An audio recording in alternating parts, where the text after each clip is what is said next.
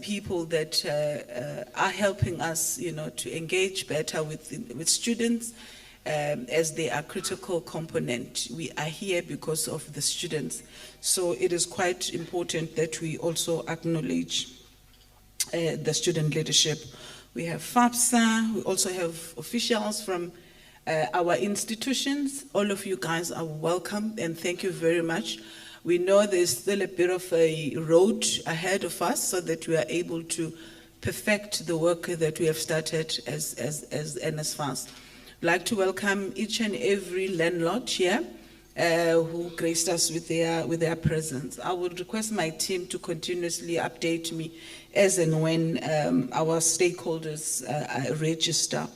Colleagues, the purpose, whilst Mr. Nomvalo as our first speaker is preparing to come up, as I indicated, is just to open up a space. We are aware, acutely aware, of the challenges that we have been faced as the organization.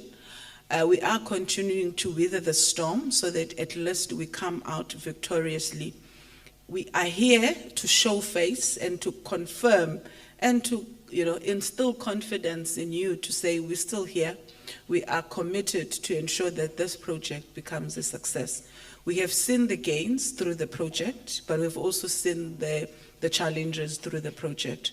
And we are here to listen and also give you feedback, but also importantly, you give us feedback so that as we start the academic year, we are aligned.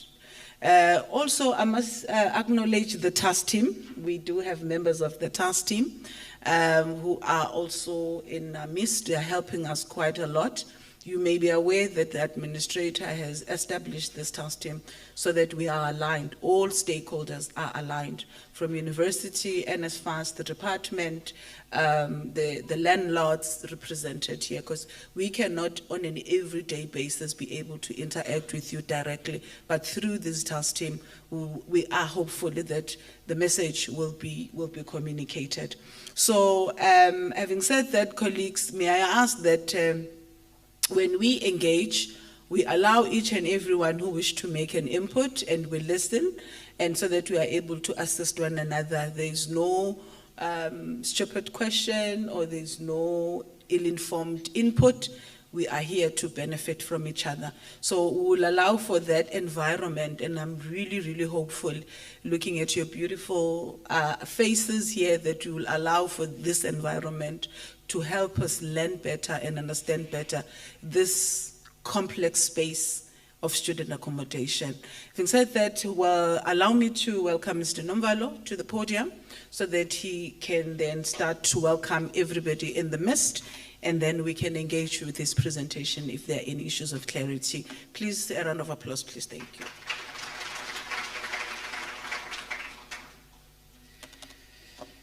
Thank you, Sibongile. And thank you for clapping, because chances are when I finish speaking, there will be very few people willing to clap. So if I get it in advance, it's helpful. This being the Women's Month and knowing the issues of gender-based violence in our country, knowing the plight of women, including some of our students that occupy accommodation, that find themselves being abused, violated, and mistreated. May we all stand and observe a moment of silence for that.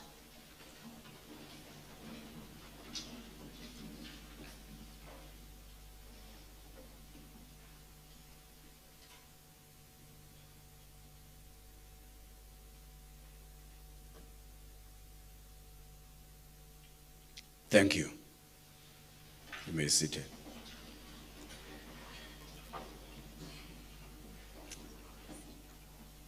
The issue of gender-based violence is a heavy subject.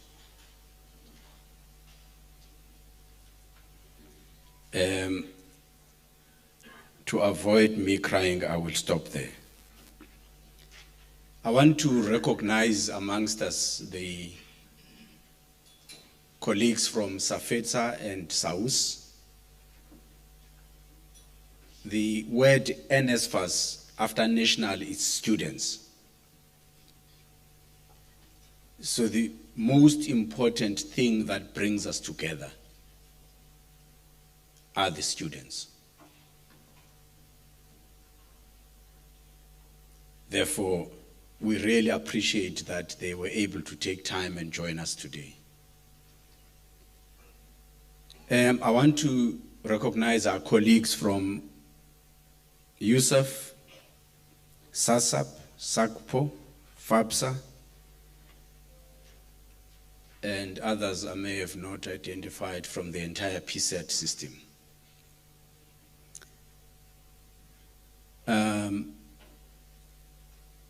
In May, we met in Pretoria. In fact, I tripped on myself yesterday when I was responding to a question. In fact, we met in Pretoria in Irene.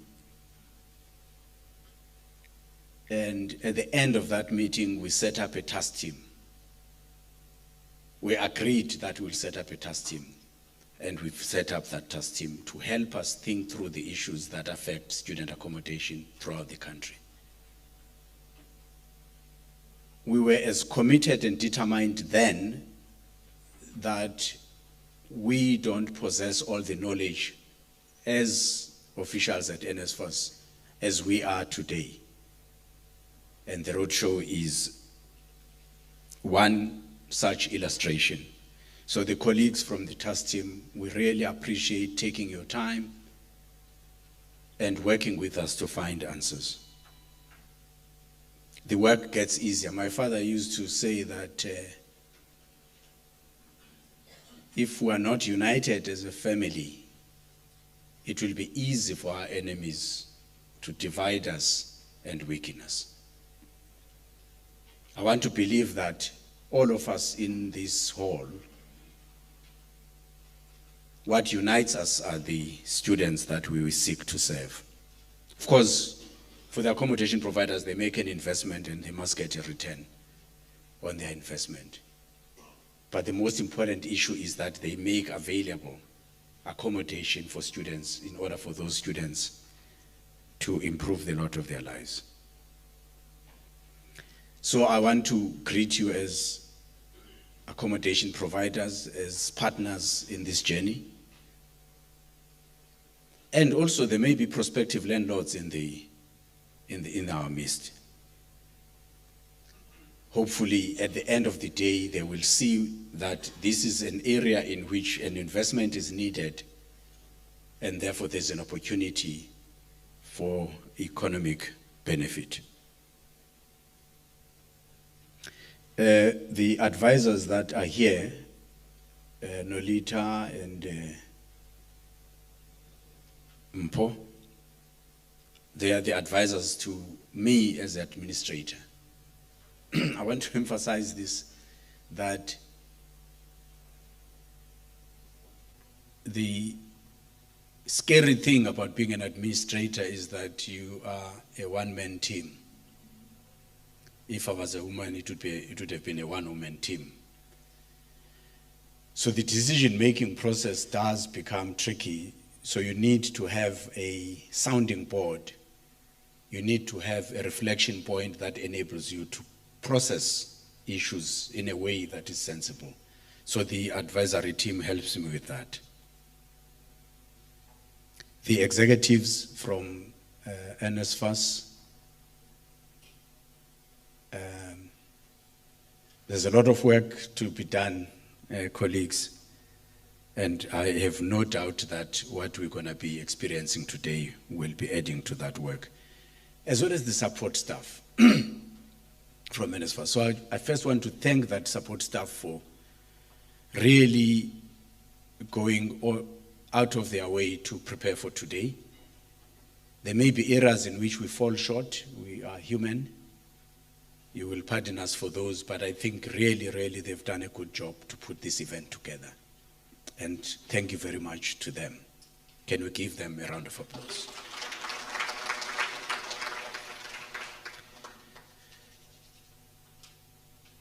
So,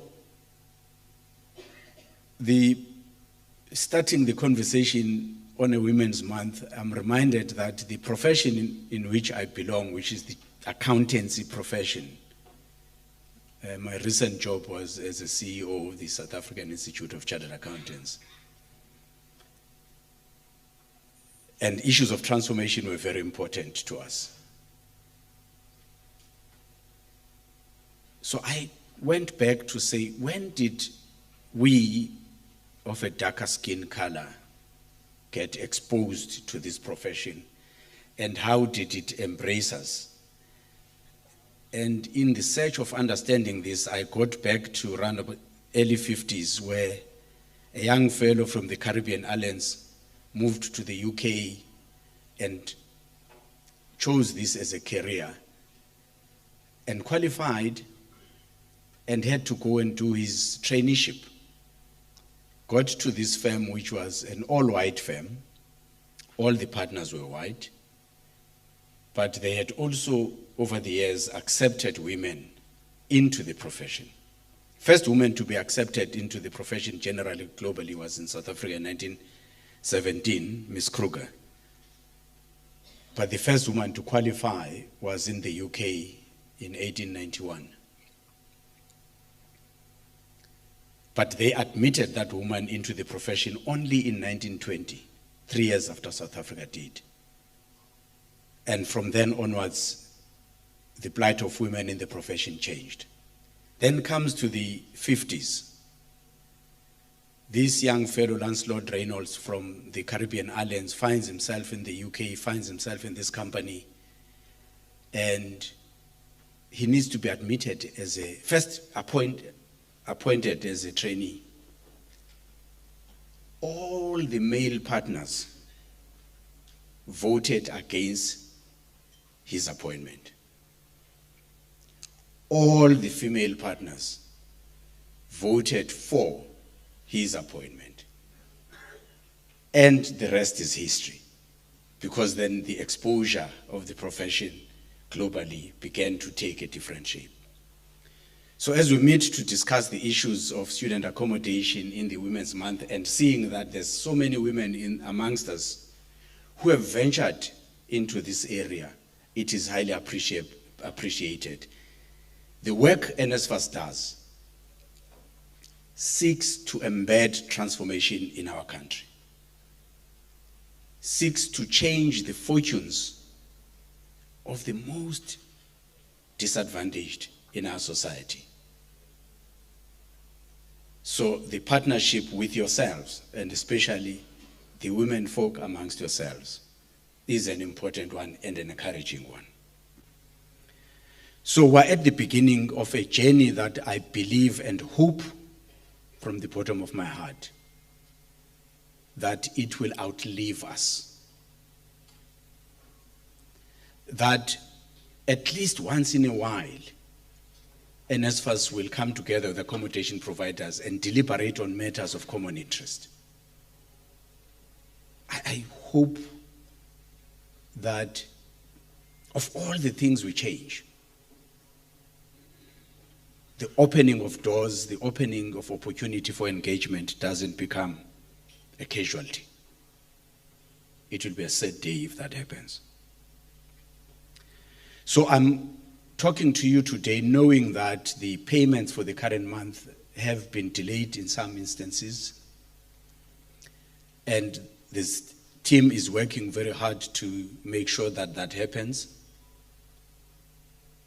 And we are committing going forward that all of the payments will be made on time. And I'll talk to some of the issues that we've been picking up over time as we're dealing with this issue.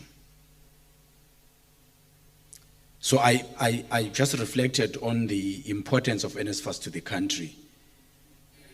And NSFAS in different forms has been in existence for at least 33 years and has benefited at least 7 million kids.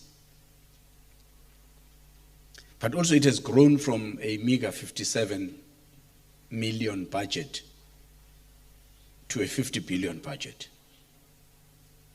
So which means we are now able to accommodate more kids from disadvantaged communities.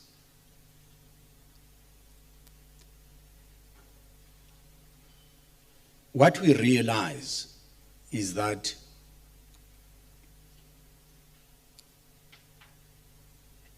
if we work well together with yourselves, create an environment in the places that you make available for our children that is conducive to learning, that will really be so instrumental in driving transformation in the country, because more kids will qualify and more kids will be able to pull their families out of the scourge of poverty.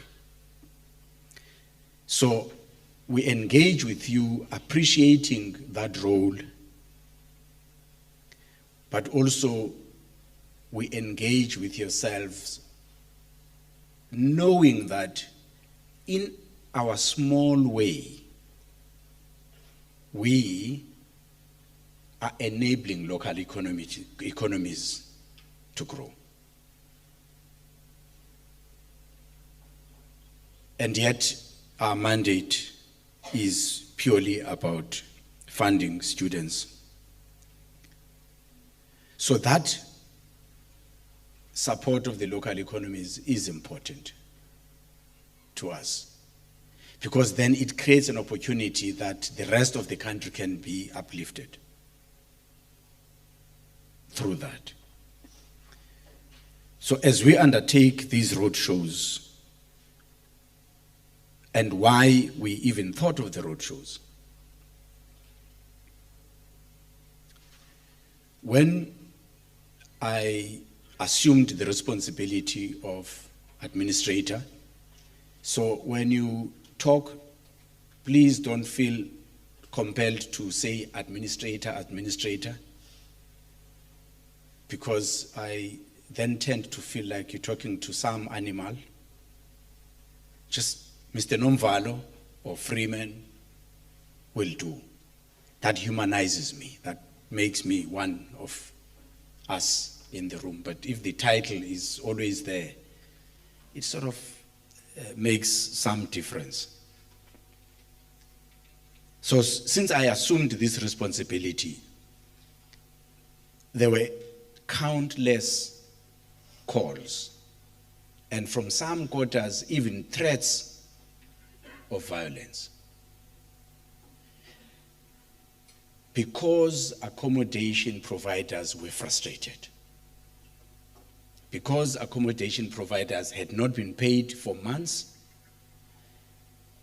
and in some instances, when then the issues get queried, the information doesn't quite tie in with the information that is at NSFAS, which adds to the further frustration, and then a person says, I have not been paid for 5 months, and the first response I'm getting is the one that says my information is inaccurate.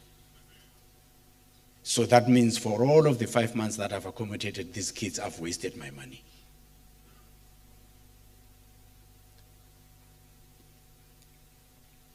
This is not a nice position to be in, no matter who you are. And it is for that reason that we felt we should come face to face with yourselves, hear you out in terms of the challenges that you face, but also hear you out in terms of what you think can be done to make our relationship work better. All of that would really help. So the pilot project that we had was implemented, and there's a lot of lessons that we've drawn from it over time. I believe strongly that whatever you do, even in the failures that we experience, we grow because we learn things not to do again. If we repeat the same mistake, then there's something wrong with us.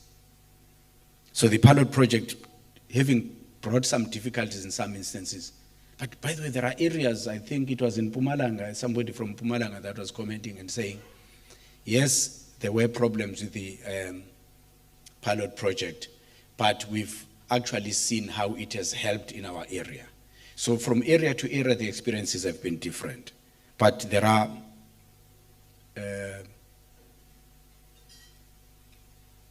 issues that we have seen where it has worked well. So we were worried about the plight of the accommodation providers, as I've already explained. But the second day in the office as administrator, I met with students, Safeza and Saus. Mhlekazi is in the room here. And he said in uncertain terms, he said, we want accommodation of high quality. He says, NSFAS, whatever you do, make sure that the accommodation that you make available to us is the accommodation that is conducive to a learning process, i.e. accommodation of high quality. But they also raised really depressing news about the security of some of the accommodations. And in some instances, regrettably, accommodation landlords who are giving a bad name to other landlords. Because I have no doubt that the majority of landlords really want the system to work. But those few then that tend to get out of line and do things in a manner that is unbecoming is really, really a tragic situation. We got a voice note yesterday that was sent to Mpo. Somebody complaining about this issue of abuse of women, a different context. But students also told us that in some instances, girl children get violated by the landlords. Now, it is really something that must never be allowed to happen. Because instead of focusing on the conversation that is positive, that helps us to find answers to this issue, we will be distracted by those. So we hope that we can work together to expose some of those unbecoming elements so that we can then focus on growing this sector properly. In 2017, the Ministry, Department of Higher Education and Training, issued a document, I don't know what it was called, but it has minimum norms and standards for student accommodation. There's some tweaks that might be done to that document. If you try and comply with that document, you are providing at least an accommodation that is said to be of the right standard, that is conducive to a learning process. I did not hear of this practice in KZN, so when I talk about it, please don't look around and say, maybe it's my neighbor here. It's not. When the accreditation process happens, apparently in some province, they take furniture from their friends who are accommodation providers who've got better furniture. They pass it because they know the accreditation official is coming on that day. They put it there, display nicely, take pictures. You leave, and the furniture leaves. So you allocate students because you believe that the accommodation is of the right quality, and the student gets there and says, no. There's something wrong with these people at NSFAS. How could they allocate me to an accommodation that looks like this? So I'm saying I honestly have not heard that practice happens in KZN. I'm not suggesting that to improve your lot, you should do the same. I'm saying that is not acceptable. We really must discourage it. So we need to comply fully with the norms and standards. And there's an issue that links very directly to this, and is the issue of what then becomes the lease premium that you pay. You get paid. While we have no intention of making anybody subsidize government, we also want to make sure that as many students as is possible find accommodation. So balancing this thing that the accommodation provider wants to get an economic return and government wants to accommodate as many students as possible puts us on a concept of affordable accommodation. So the minimum norms and standards, achieving them using the most cost-effective measures would be an absolute way to go about. So it's important that we do that. Now, the end point is a point where it's possible to streamline the payment process when we pay accommodation providers. We've experimented with the solution providers mechanism. It does have its own challenges. It does have its own benefits. So we're going to be reviewing that so that we find a mechanism that makes better sense.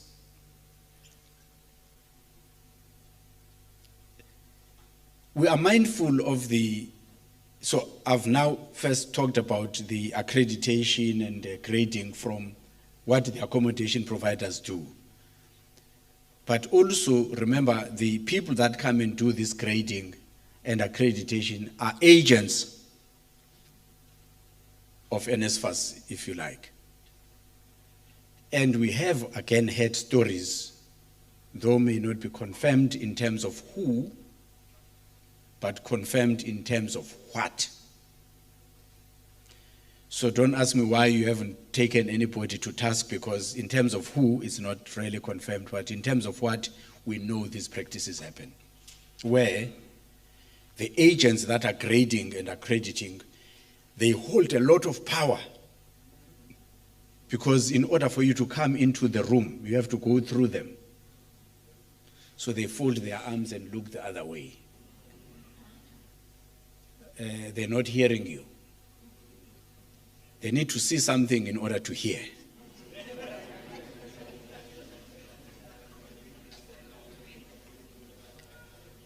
That's a practice we don't want to encourage. And that's a practice we must make sure that, in order for the system to be fair to everybody, we should expose those individuals. We should expose those individuals and actually gather evidence so that when we deal with it, we are able to link it to a specific person and deal with them.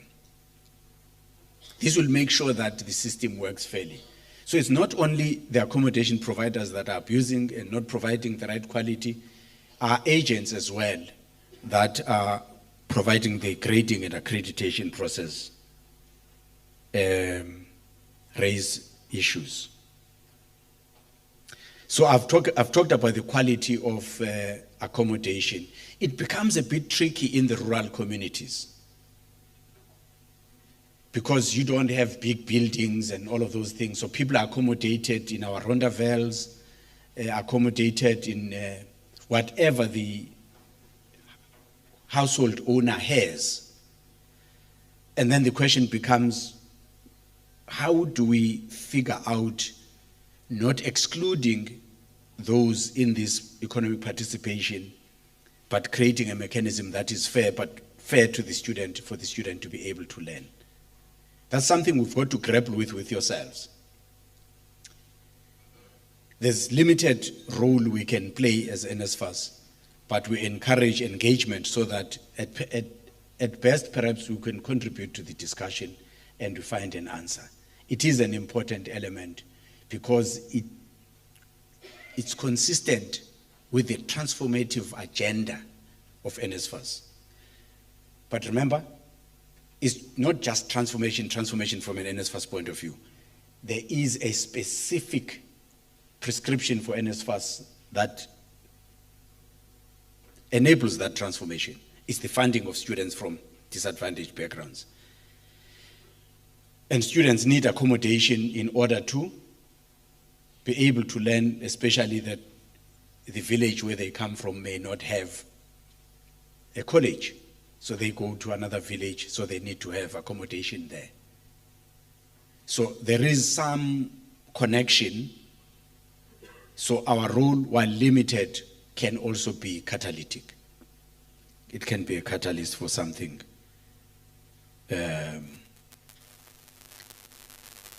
So students came to us and said some of the accommodation in rural areas and in some other parts of the country, not just rural areas, do not meet the minimum standards. And that's something we have to engage with together and figure out how do we get support. Government has got economic empowerment enabling entities like IDC, CEDA, NEF, National Empowerment Fund. These are all players that can assist in this regard. So the conversation needs to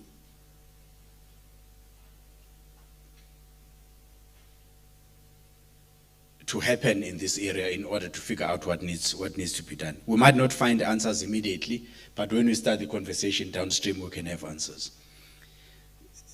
There is a part that is frustrating, especially for those private accommodation providers that provide accommodation for TVET colleges, I think, in particular. I don't think it's necessarily unique there, but it's prevalent there. Where, because of the infrastructure, we are unable to pay the accommodation provider directly just yet. So the contracting is with the student, and therefore the student receives the money and the student pays the accommodation provider. And there are some instances where the student is not disciplined enough, so the money doesn't reach the accommodation provider, and the accommodation provider wants to kick the student out, and then it creates problems. That's a problem that the student leadership has committed itself to address. But we're mindful that those things do happen, and the student leadership actually brought some of these things to our attention. So our mandate as NSFAS is to support the PSET system, post-school education and training system, in achieving its national goals set out by government. So we play an enabling role. To make that work, as NSFAS, we must, as a starting point, make sure that all legitimate payments are made in time. This end of July must be the very last month in which you receive your payments late. Because for obvious reasons, you do need to have insurance in case something happens to the children there. So you take insurance and you pay for that insurance from the premiums that you receive. If the premiums do not come in time, or the receiving of those premiums is not predictable, it creates a problem. It creates a serious problem, and there's a knock-on effect of that. Once the accommodation provider does not have all of the insurance provisions that he or she needs to have, it then affects the well-being of students in the event something happens. So it is in our interest to make sure that that payment is done on time. And as I've said, we are determined to make sure that come end of August, come end of September, come end of October, all those payments will have to be made on time. Second piece is the accreditation piece. You, as the accommodation provider, needs to know well in advance whether the property you own is of the right standard and it is accredited before the year begins. And if possible, well before that, going forward, so that you can make the adjustments that you need to make so that you can make your property available. And the dispensation of, if you were qualifying all these years and then all of a sudden you fall below that, what then becomes the mechanism to rectify that situation? Is there a notice period that is required and so on? And we need to deal with those dispensation issues. So I'm saying the accreditation for 2025 must be done and concluded before the end of December 2024. That will make sure that there's predictability, there's stability in the sector.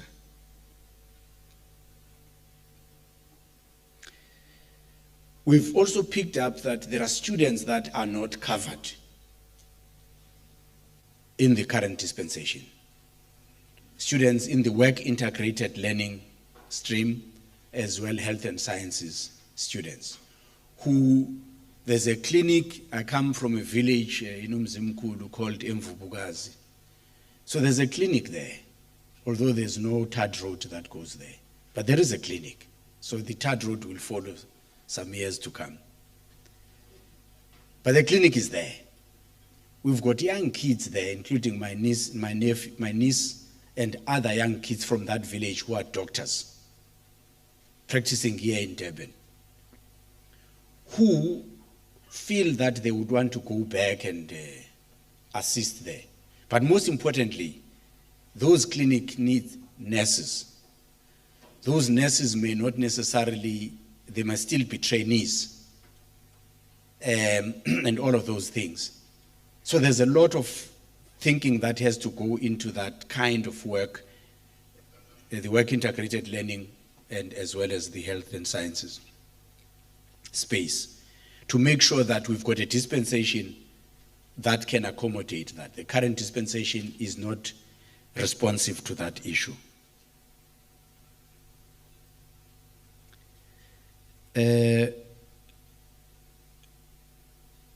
Coming back to the accreditation, there's a very interesting issue that we saw in another province where they say, look, this accommodation here is graded far better than this accommodation here. So on paper, accommodation A is a better accommodation than accommodation B. When you go and visit, accommodation B is so far better than accommodation A. So the consistency in the accreditation and grading process, you know, those guys have said they just stand at the door. They will, when they see something, they will hear.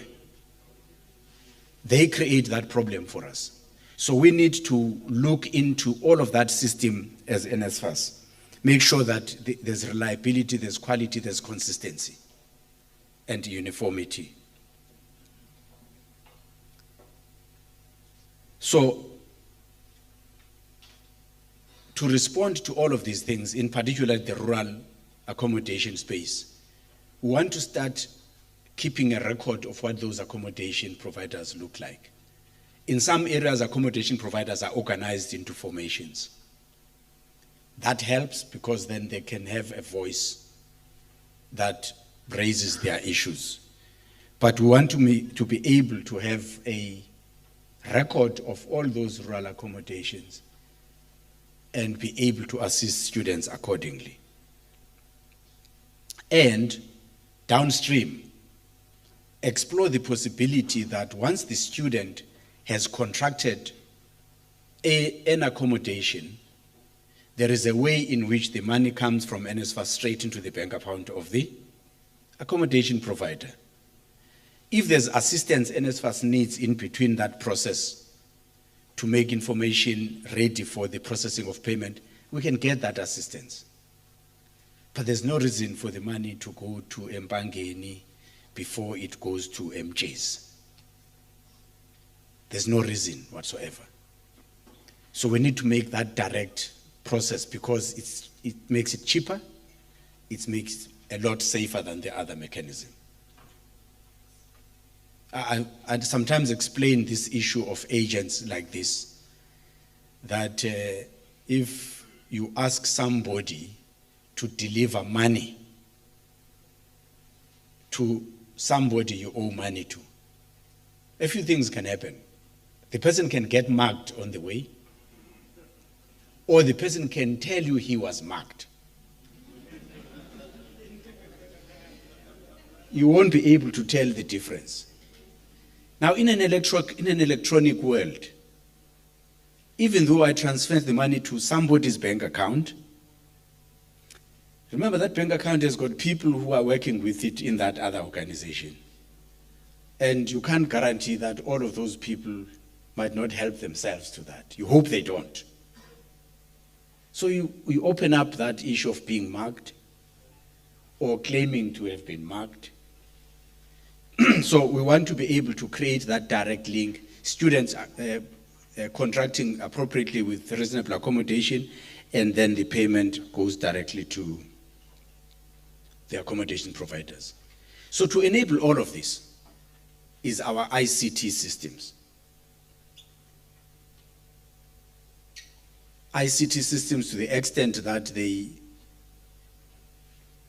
hold the information relating to accommodation that is available in a particular area, the grading of that accommodation, the rentals that are payable in that accommodation, and all of those things.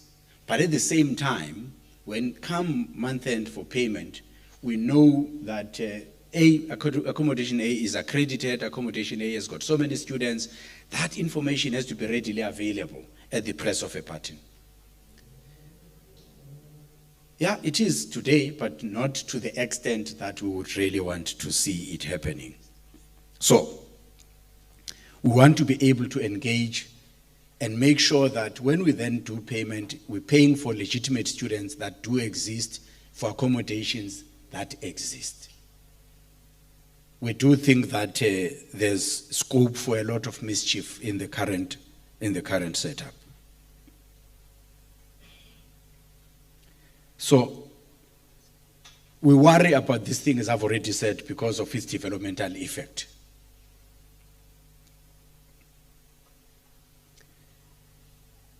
And we know that that developmental effect is both beneficial to us as NSFAS. It's beneficial to the students because then they've got a good place to stay that is conducive to learning. It's beneficial to the transformation agenda of the country. It's beneficial to yourselves as accommodation providers. We therefore decided on these roadshows as a way of creating that constructive engagement. We do acknowledge that there has been frustrations, and we want to be able to address those frustrations. Hence, I will not be the only person after the presentation is done that will be answering any questions that you have. There will be other colleagues that can provide answers.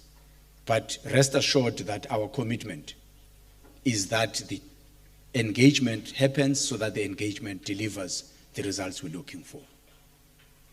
Having said that, I want to go back to where I started. Creating a platform for engagement is so critical that I hope it's the beginning of a pattern that we'll have once in a while. It doesn't have to be annual, but we can do it once every 2 years, we can do it once a year, so that we are in touch with the issues, but also as this sector evolves, there's better regulation that is enabling rather than crippling. I hope that we'll have fruitful engagements, and to the extent that some of you brought the invoices that have not been paid, there's a team that will be able to sit down with yourself and look into those issues and provide you with an answer in terms of what is the way forward. And I'm hoping that all of that will really make us to have a sector that we can be proud of. I thank you.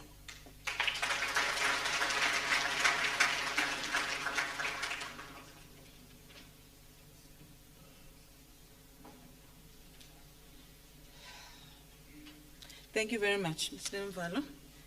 for those remarks, which now are setting the tone for the engagements and for the next presentations that we are about to receive. Colleagues, can we request that we know that you might have issues that you want to poke further in engaging with Mr. Nomvalo. He's here the entire day. He has committed to be with us so that he's able to listen and help us do better as he had committed.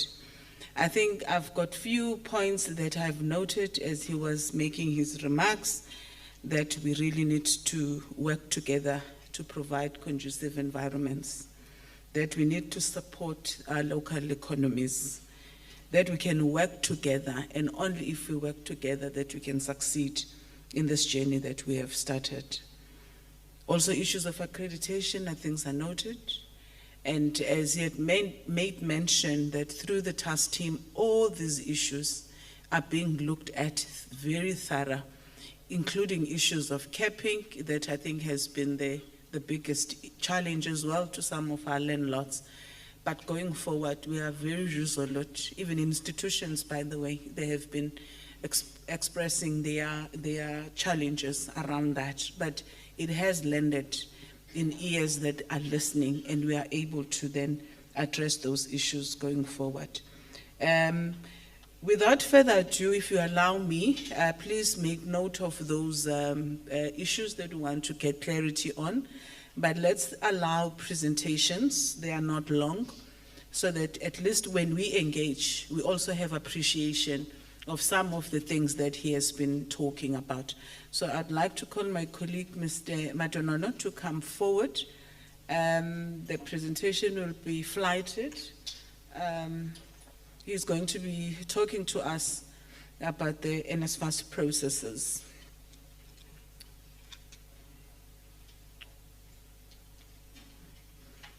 Okay, thank you.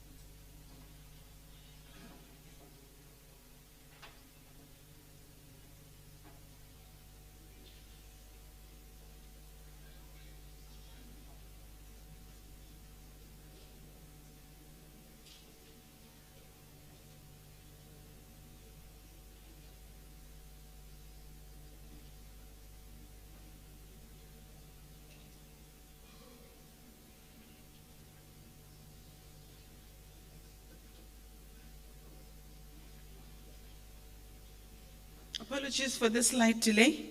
They're trying to transfer the presentation to the laptop that is already projecting here. Just give us a few minutes, sorry about that.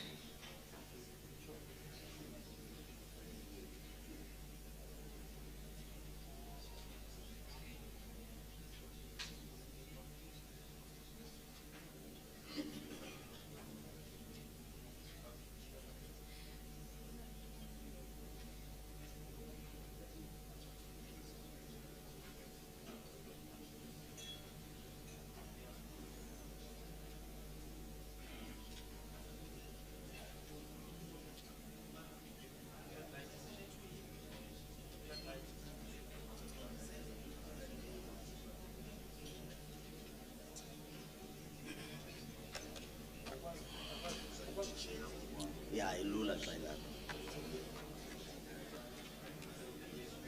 It's not a lot of information. Yeah? Let's just wait for the third one.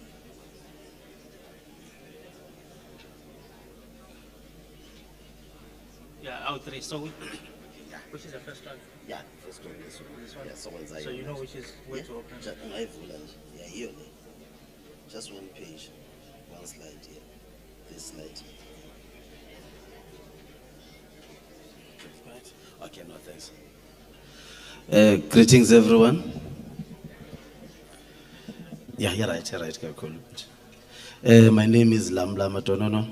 I'm coming from NSFAS under student accommodation. I'm not going to take long for this slide, which you see. It's a very important slide for all of you. And if you keep what is there and you listen what we are going to unfold within these few minutes that we are given, I think you will be in a better space to understand the NSFAS, especially when it comes to students that are visiting for your accommodation and requesting for placement. The first thing that happens in a process, we are not going to focus in the whole NSFAS process. We will try to streamline to specific student accommodation. The first thing that student does is to apply for NSFAS, and NSFAS will assess the application. Once then the application is pre-approved, which is the student is either provisionally funded or the student will then be rejected. There are instances then where a student is rejected and they will need to appeal. But our focus then will be when a student is then provisionally funded, what will then happen to that student? The student is able to see from their portal their statuses, and the institution is then sent by NSFAS a list called funding list, which informs them which students will they be able to submit to NSFAS on their claims. That is, they are claiming for students either for transport or accommodation, including tuition and other meals allowances, living allowances, and personal care. That's what they will do when they submit from the funding list. The importance then of the funding list is that if student is not part of the funding list, if student portal doesn't reflect provisionally funded for this particular year, for example, it's 2024, it might state that the student is funded for 2024. And I think that's where most of our APs will miss it when a placement was not done by NSFAS. A student will come, will show you that they are funded, and you will accept them, and then you find it later that actually the status doesn't reflect for this current year. The status belongs to a previous year. And the student never studied in the previous year. This student is not even a returning student. He's a new student to NSFAS. Last year the student didn't study. If you didn't study, you are not a returning student for that. Then the moment you apply for NSFAS, you get provisional funded, you must go to the institution to register. Only once you are registered to the institution, then the institution will send that claim of that student to NSFAS to say, we are then confirming that the student is registered with us. This is the claim. This is how much the tuition does cost for this student. This is how much our meals cost for this student. If the student is on transport, this is how much the transport cost for the student. Then for those that are accredited by NSFAS, the accommodation will be determined by the grades that you have accepted on the offer letter, to say this is the grade that you've accepted on the offer letter. Then that is what will stipulate as to how much you will receive for that student, and that is what will be claimed. Now, once the student is placed by NSFAS with the assistant in most instances of the institution, we are aware that there were instances in this year where students have placed themselves, and if they've done the placement by themselves, although it's not part of our process, NSFAS says then to institution, those students must declare to the institution to say, we come to the institution to declare where we reside, so that NSFAS can have that information and inform back the institution to say, these students actually do qualify or do not qualify for accommodation or for NSFAS funding. Those students that came to place themselves, right, to accommodation, and the ones that were placed by NSFAS with the assistance of the institution, you ensure as an AP or accommodation provider, you record them on portal, which is ZQual portal. They must be recorded on that end. And ZQual will send them to NSFAS for verification. When the verification is done, then the student is able to sign a lease agreement. It is then after that lease agreement when we can say then the student will be able, because the student has signed the lease agreement, NSFAS has done all validations, we are certain that the students will be paid, or the landlord or the AP will then be paid. But we need also to take some step back in this. When we are saying we are paying and the lease agreement you signed with the student, please make sure that if a student is a trimester student, that student qualifies for accommodation of 3 months. That is the current process as per the policy of NSFAS. If the student is a semester student, that student qualifies for 5 months. Feb, March, April, May, and June.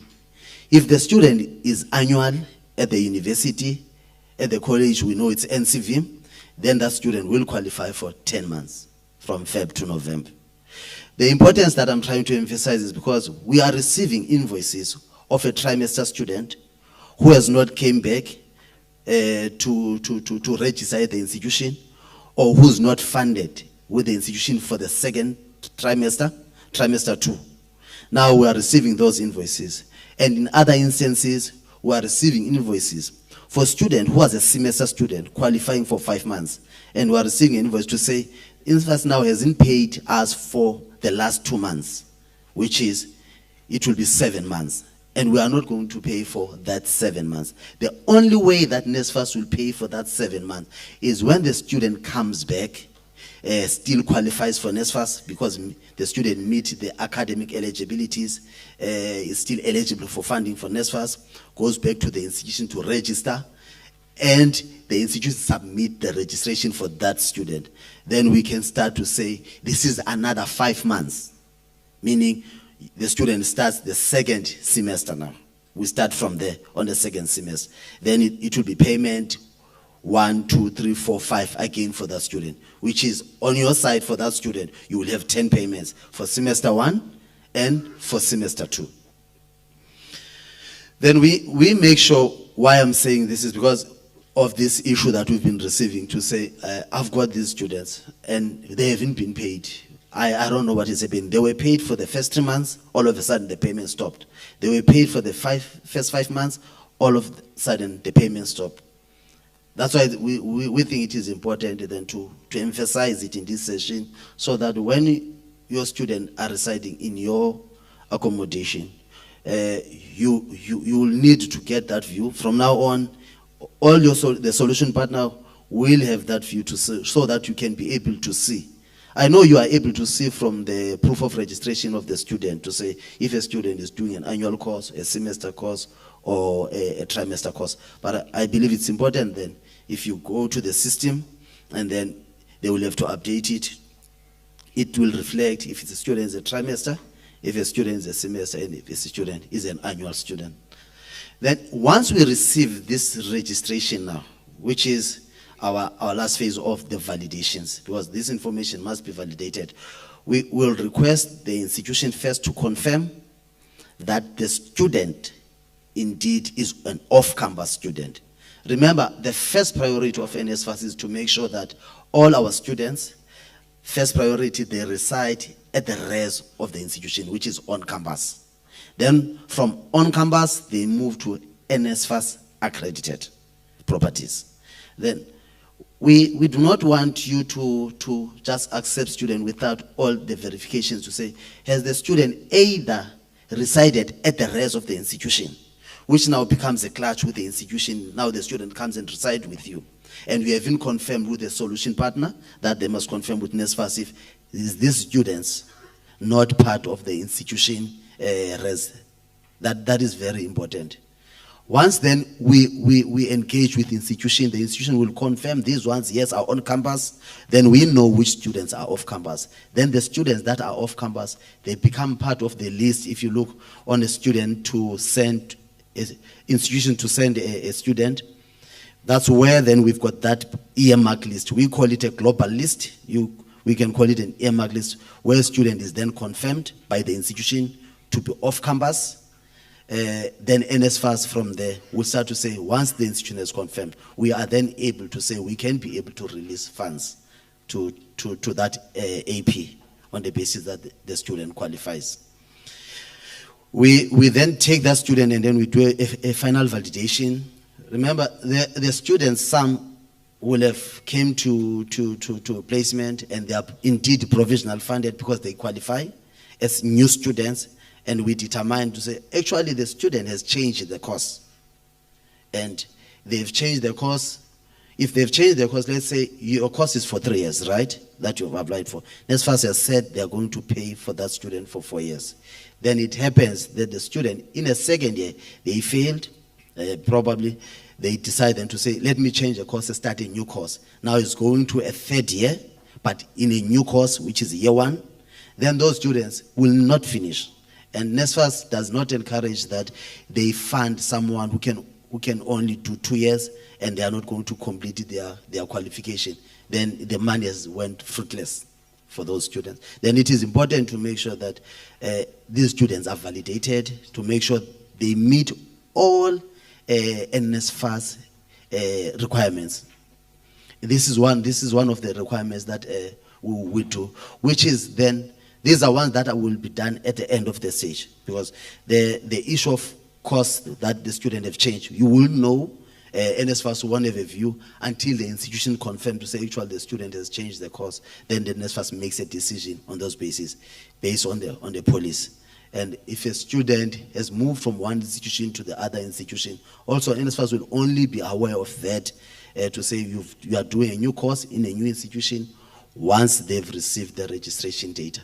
And that's why it is then important before the payment is made to ensure that NSFAS follows that process in ensuring all students that are paid, they are eligible for funding, and it is aligned with the norms and standards, it is aligned with the NSFAS policy. I think from my side, I will then, during the payment, after lunch, we'll speak about the payment with Zikwal. I will then speak and unfold the process of payment to say what is NSFAS payment process in relations. I know that you are interested in rejections, to say you've got students that are rejected. I will dwell and put some let's say detailed information to say why would then the student be rejected, especially when it comes to payment. I think that's it for now. Thanks a lot.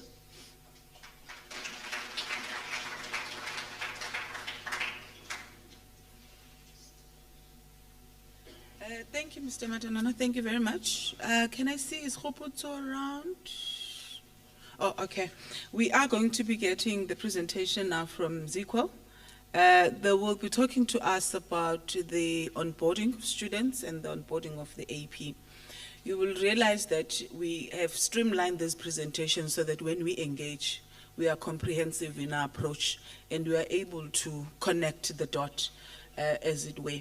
So may I ask Hopoto to come forward to then come and present on the student onboarding and AP onboarding.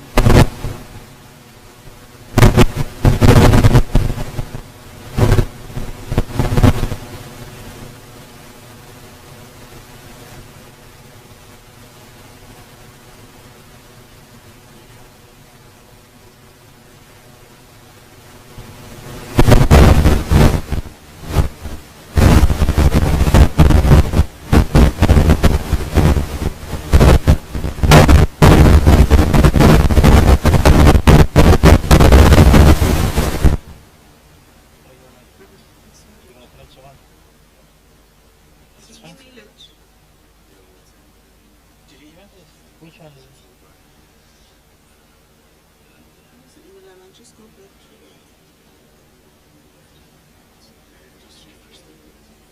to Or just email it now? Just go back to emails today. Yeah, all the three came today. I 1, don't 2, see 3. this. Okay, let's use the one. You got it?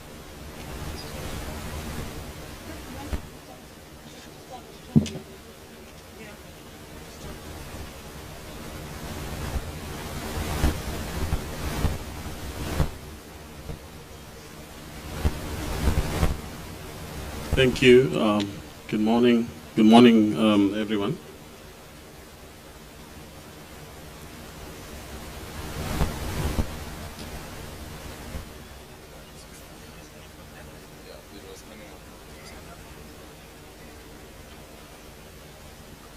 Thank you. My name is Khopotso Riba. I am with my colleague, and I'm going to be talking to you about the onboarding processes, which includes yourselves as the accommodation providers, and also extends to students, as we really heavily rely on yourselves to assist the students in your residences in onboarding them and ensuring that they are properly onboarded, leases are signed, so that ultimately we are able to then have a successful invoicing process. So firstly, I'm just going to start maybe with the presentations around the accommodation provider as yourselves, because you are then the first people to then feed into the process, where we heavily rely on your partnerships to avail your properties. And then we have a pool of accreditation partners that we will send to your properties to view and assess your properties. And then we would then extend an offer letter to yourselves again after the inspection, after a grading has occurred, which you then accept, and then your property will then be available to the student that you are targeting by means of targeting a campus. So then your students will then have the ability to view your properties and be able to apply, and you will then be able to accept them. You will be able to sign a lease electronically. On all of this is paperless end-to-end, and then that enables the invoicing of monthly rentals. So thanks a lot. I'm then just gonna go into more details around the actual presentation. So we're gonna start with how you go through the onboarding process. I'm just gonna try and run through it very quickly, and then have my colleague Sianda, who can then take you through the actual clicking of the system very quickly, because there's been a lot of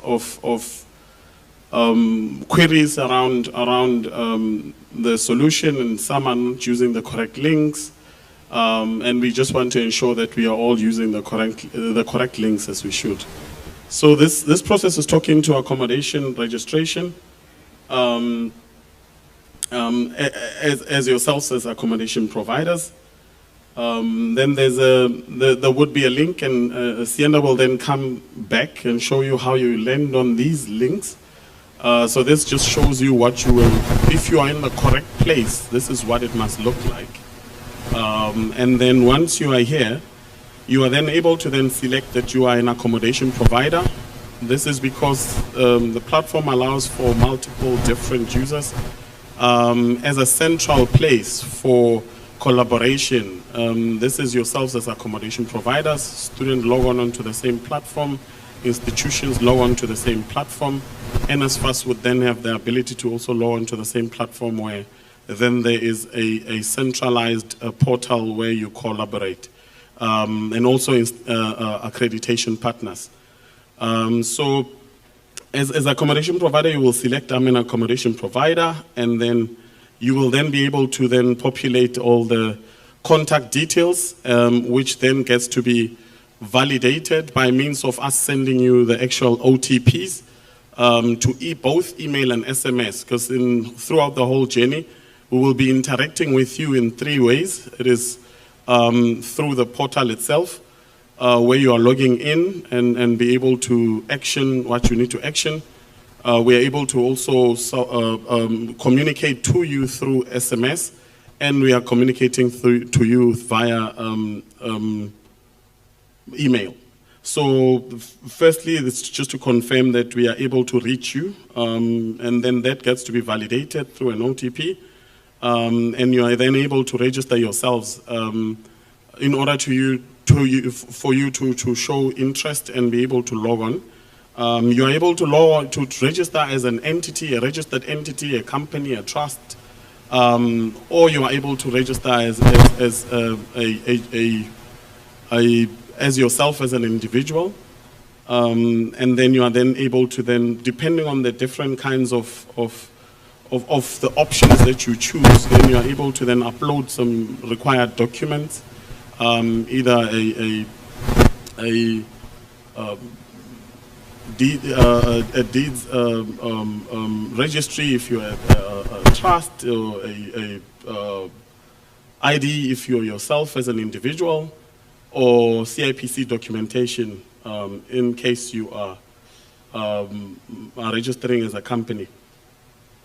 So we're then able to then take up also your banking details, because that's where we'll be making payments ultimately at the end. So you are also able to, or required to, upload a bank letter. And then once you've done that registration, we then send you an email which then tells you about the whole process, tells you what is expected of you. Before you come in and register a property, we also have some attachments there, which includes the norms and standards, where you are then able to look at what is required and expected of your property before you can then able to come back to the platform and add a property. So this can then, you can then read through those documentation, understand what is required, and if there's any alterations that you need to make, you then can make those alterations even before you add on a property onto your profile. Once then you come back into the platform, you are able to then read through some terms of use of the portal itself, are able to accept those, and this will then give you access to your main dashboard, which is how you are, whatever functionality that you need, we try and make it as easy as you have it in the front, in front of you, where all actions are accessible through this one dashboard. You will notice that there's a continuation of enhancements on the platform. There's availing of new functionality as we go. And this is in relation also to the lessons learned that we have through the pilot process, and then it will always be the way you access the new functionality. So when you go for adding a property, then you will just go into my properties, and then you are able to then add a new property. And adding a new property, you then have to add all the details around the property that you're adding. You can always add multiple properties. It is unlimited currently because we're looking to raise as many beds as we need. And then you're able to then populate all the all the bed information, the size of your property, all the kinds of property details that you have. These are room makeups, where you're saying I've got 10 single rooms, I've got 20 double rooms, and then I've got 10 triple rooms. And these are actually targeting females, these are unisex, these are targeting males, and you can say how many of your beds can actually also accommodate disabled people, and then we then able to then use that information in allocating students later on. And then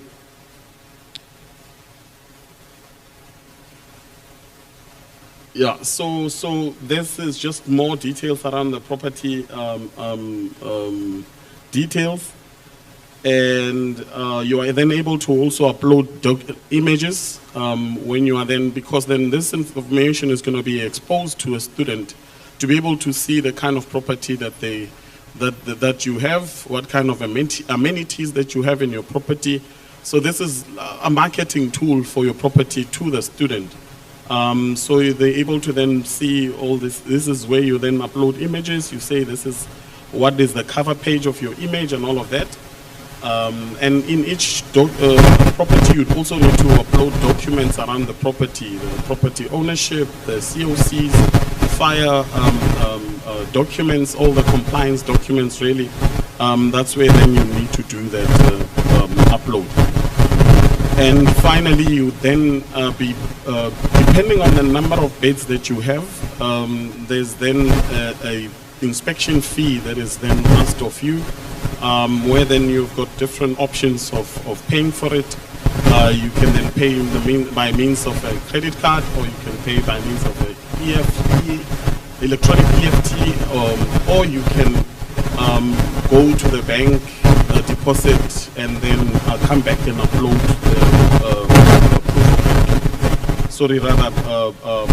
proof of payment. So once that is done, you are you've completed your onboarding process.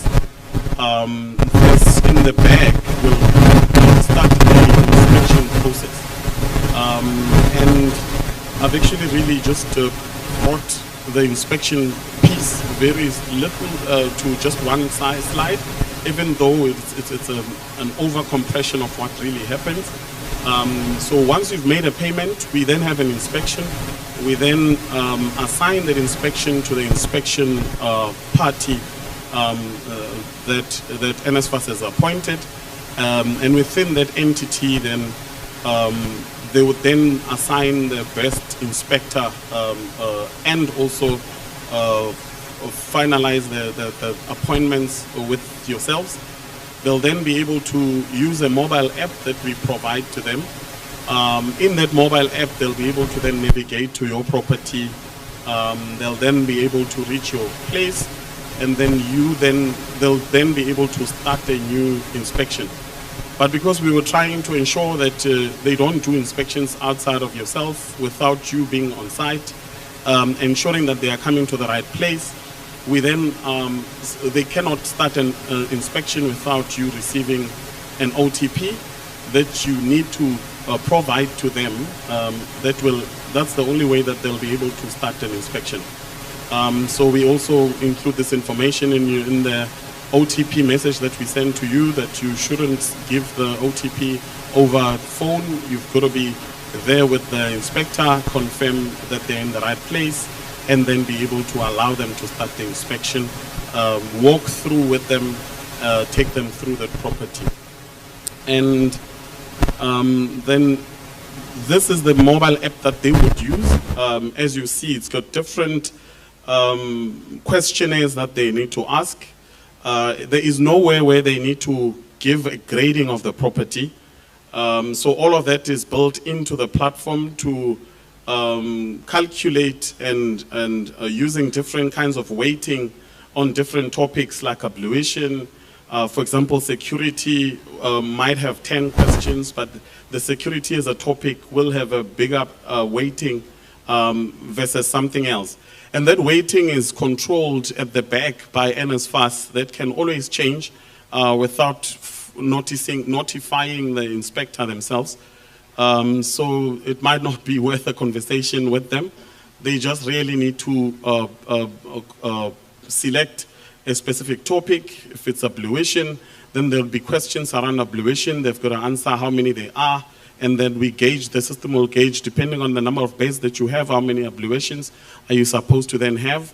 And then they are able to then rate from 0 to 5 the quality of that ablution. And all of that is then calculated at the back and then will suggest a grading. But that grading is not visible at this point when they are in your facility. It's not visible to yourselves, and it's not visible to themselves as well, because it's really nothing but just a suggestive grading. So once they leave the property, so no accommodation accreditation agent should or can be able to communicate a grading with yourselves at the facility, and they should not be able to guarantee a grading. Because that's some of the items of the queries that we received was that an accreditor promised a specific grading and then you received a specific grading. And I just want to make sure that you then are well aware of the whole process, that all they need to do is to give their rating, and then they've got to support their rating with either a video or an image, and they can also be able to then put in their comments.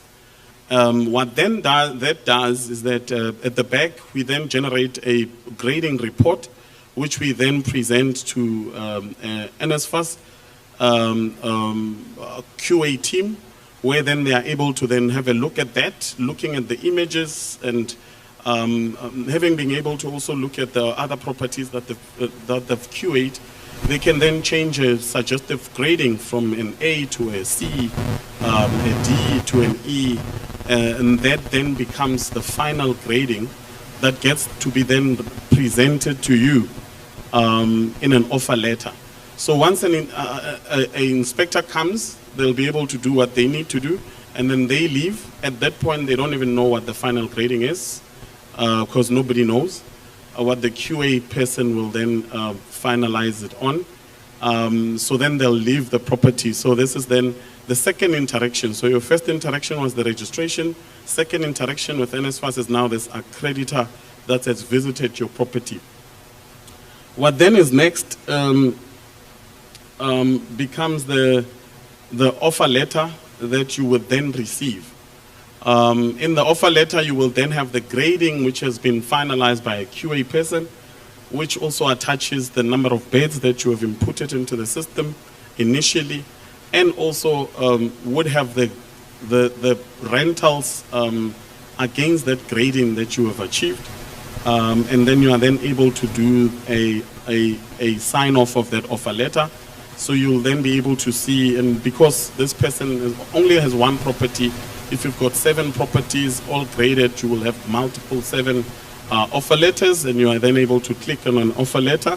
You are then able to then look at a e-document like that, where then you are able to then accept the offer letter or reject it with a comment, and then once you've accepted it, you then have the ability to e-sign it, and all this is paperless. Then that becomes your grading. By signing this offer letter, you have now enabled your property to be visible to a student.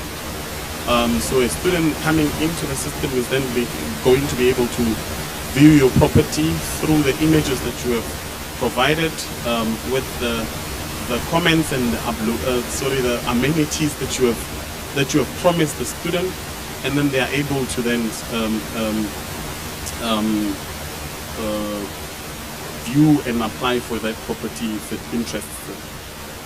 So I'm going to show this. This is a student process. I'm showing it because mainly you are the people closest to the students when they need to, when you need to onboard new students. Like now you're going to be taking new T3s, and then you'll then be able to help them through this process. They'll go to the same link that you have shown to them, and for accessibility as well, because we also are trying to cater to everyone. So we've also providing, so there's 2 kinds of links which will take you to the same place. There is a there's a NSFAS.nodata.io link, where the link does not require the students or anybody to have data on their mobile phones.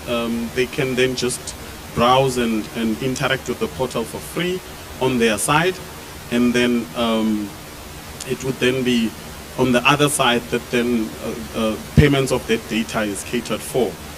So there's the portal providers then ensure that students can access it without any data required, and then they can then be billed in reverse for that. So if students don't have data for any reason, they can still be able to access this portal, and they can access it on their mobile phones. They can access it from their laptops, if any, and with or without data, they'll then be able to interact with the portal. So students then are able to go to the same place and then select themselves as students. They'll then be able to, there's 2 ways where we do onboarding, where institutions provide to us students, and then they say these are the students to be onboarded on specific properties. And in that case, the students will then be able to receive an email with temporary password and all of that. And then students will then be able to log on.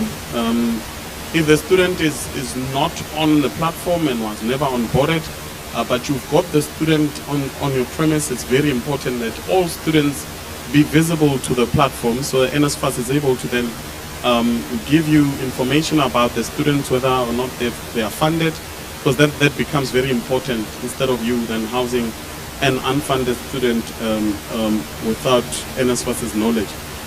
Then the student is able to still update their details or register themselves, and then be able to then also accept the terms and conditions, and then they'll access the similar portal as yourself. And this is also, we're building on new functionality to try and cap some of the items raised by Mr. Nomvalo, where properties are not as they looked when inspections happened. So we're trying to also include something called check-in, where a student will then be able to say, I'm checking into this property, and the similar process that was done by an accreditor, a student will be able to do, to say this is the conditions that I'm living in, before they are even able to sign a lease, and they are able to then grade you, and then we can then avail that data really as solution providers back to NSFAS to say this is what the inspections grading is, but looking at the satisfaction of the students and the grading according to the students, this is what it is, and then decision making can then be on the NSFAS side what then happens. But all of this is to try and ensure that we are giving a suitable accommodation to the student, giving them the environment which is conducive for learning, and ensuring that it is safe. So a student will log on for the first time, and then they are able to then see all properties. Your properties can look like this. It's quite important to give your property a property name that is unique, and that you know. You can always encourage your students to go search. So we find that a lot of accommodation providers, especially in the rural places, really just put an address, and it's quite difficult for yourself to market your own property by a student having to search through an address. If you give it a Ndlovu residence, and then you ask them to search for Ndlovu residence, and then they are able to then search for that and be able to see the property, encourage them to do that.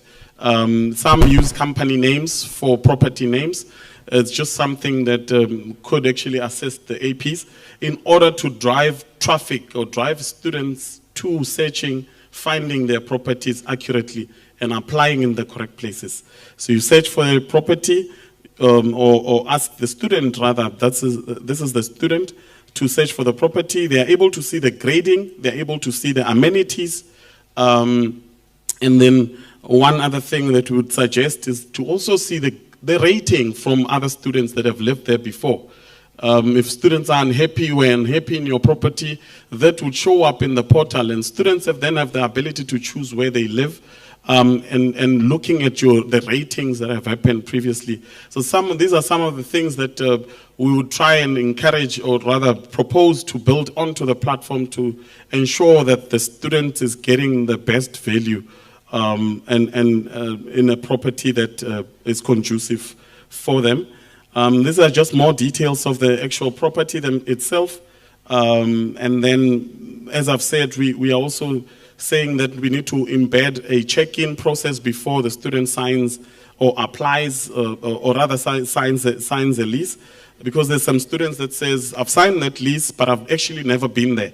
And those are some of the things we're trying to cap, to say, because we're trying to make it so convenient by making it paperless, but then it's opening up students to signing leases in places they've never actually been.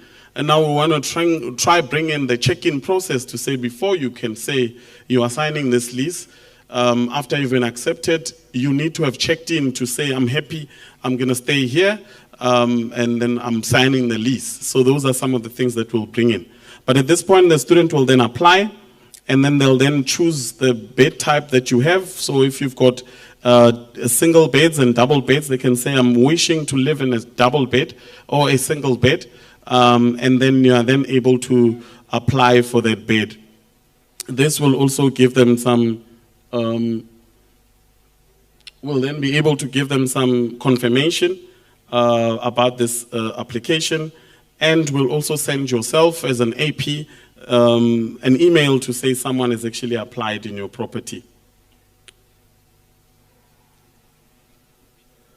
So now, for yourself as an AP, you need to log on to the system and be able to then access applications, accommodation applications there. This is where you monitor if anybody wants to come live in your property. Over and above waiting for an email, you can go into the portal to see if there's anyone that's applying to live in your property. You would have some stats at the top, and then you would have a listing of all the applications, of all the pending applications. There's some lessons learned there as well, where if you are unverified, we were not able to allow you to accept. But then with interactions with the APs, it was then raised to say, let's allow, and that's what we're going to enable, to allow an AP to still accept the student. But then they'll see that the person is unverified. You will still accept the student, and to say the student lives in my property. The student will be able to live in your property as you are taking those students currently, because we had issues where students would then revoke after they've stayed in your property. But then we're curbing that through an enhancements that came from APs that have suggested that, and that made sense. So an AP also will then view the applications by students, accept those students into specific beds, into specific rooms, and then can say, oopsie, you wanted to live in a single, but I don't have anymore. I'm going to put you in a sharing 3 beds. And then you then accept that student. And then this would be the AP that would then need to sign a lease agreement with the student. So this is the AP side, where an AP signs the lease agreement. So now you as an AP have signed and have accepted and signed the lease. What then the student gets is an email and an SMS to say you've been accepted in that property, sign the lease. And this is where then we are saying, before the student just receives it and clicks and signs the lease, we're going to ask the student, oopsie, you need to go to the property, view the property, check into the property. If you are happy, then you sign the lease. To ensure that students don't sign leases where they've never actually stayed, and then they are staying in one AP's property, but they've signed in another AP's property, and the one they live in doesn't get paid. And we're actually paying the one that they've signed a lease with. And we're trying to curb those kind of issues. And this is coming from experiences learned and of also user behavior.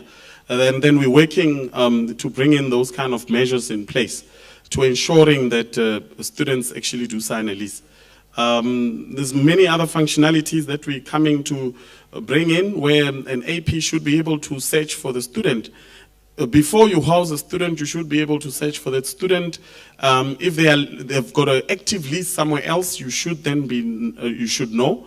And then you need to tell them, if you don't, if they've been staying there, then they've got to serve a notice and vacate the premise before they can then apply to you. If they've never stayed there, then you assist them to logging a case onto the platform and be able to, then because at the back of it is that we've got a contact center that takes calls and supports accommodation providers, students, institutions. And then we are then able to take you through that whole process of cancelling a lease. If the person has never stayed there, the AP confirms they've never stayed there, then we can then cancel the lease. We work on some redirecting of the funds that have previously been paid to the previous AP. But we're going into, and we will be going into some more enhancements to try and protect yourselves as APs against the abuse by some of the students that are taking advantage of the process, or some APs that are now collecting rentals on students that you are housing.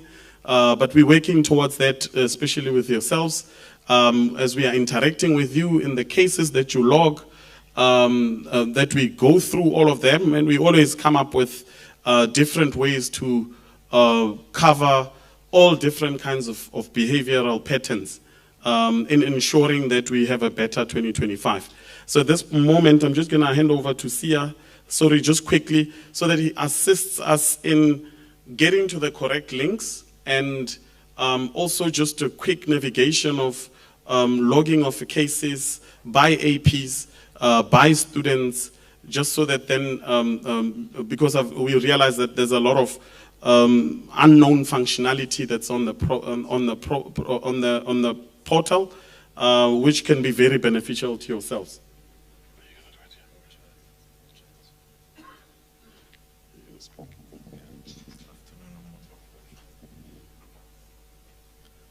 So good morning, everyone. I am Sianda Sicha, and I'll be taking you just through a brief navigation of how to get to the right place. So I'm just going to, apologies, this is not my laptop, so I'll try, yeah. So as an accommodation provider, you'll navigate to the NSFAS website. So I'll go to nsfas.org.za.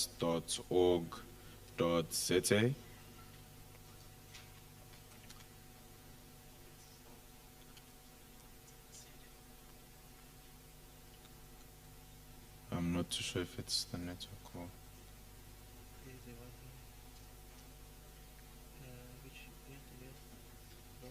Yeah.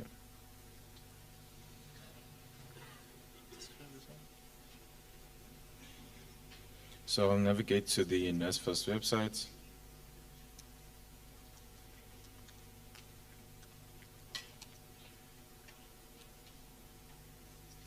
It's still there. Let me see. Okay. No, it's fine. Oh, it's not showing. Oh, okay. Just duplicate it.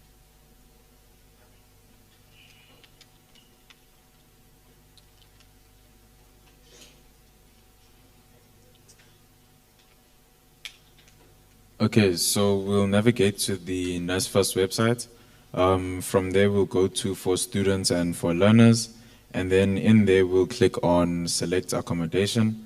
Once you click on select accommodation, you'll navigate to click here, which would take you to the off-take agreement. I'm just going to copy the link.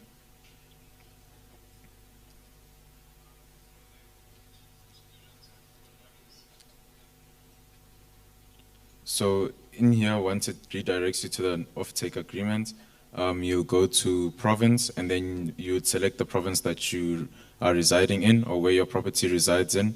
So I'll go to KwaZulu-Natal, and then from there I'll select an institution. So this is the institution which you as an accommodation provider are targeting and where you would like to house your specific property. So I'm just going to click on Majuba College. From there, we'll click on register or click on sign in if you already have a profile. Once you're here, you'll see then navigates you to this specific screen. From there, you can click on I am an accommodation provider, and then you can proceed to either register, which would then take you through the registration process, or you can then proceed to log in. So I'm going to log in as an accommodation provider.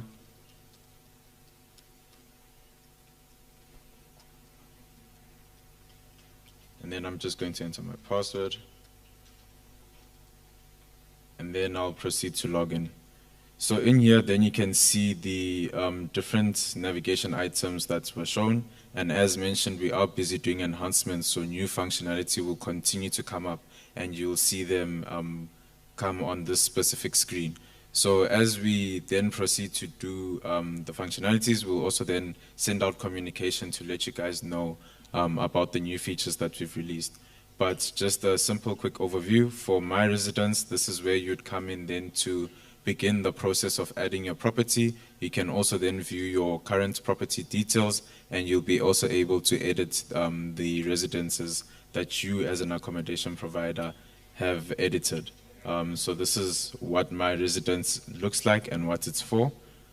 Underneath property management, this screen is going to change to accommodation applications. So this is where you'll be able to view your applications, sign your lease agreements, and so forth. And then under offer letters, this is where you are able to view your offer letters, view the ones that are pending acceptance, that have been approved, and the ones that you can then proceed to sign your lease, the offer letter for. Under my invoices, this is where the billing is done. So currently you'll see how much has been paid to date, how much has been paid this month, and then we've also got a view for your invoice reports where you can download your remittance documents to see what you are paid for on a specific invoice.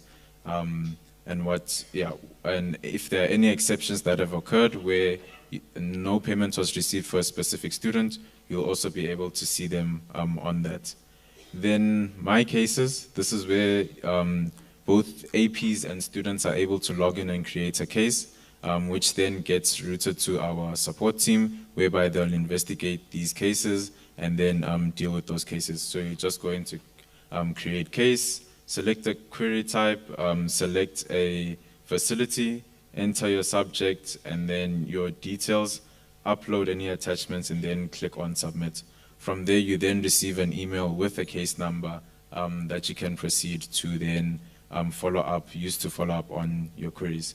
And then obviously your profile details that you can then proceed to update. Then we also have a feature here for WhatsApp assistance. If you need help to reach our support team, you can click on the link over here and it will direct you to the WhatsApp line that we have available, where we're assisting to solve queries on a daily basis. And that's just a brief navigation of the system. Thank you very much.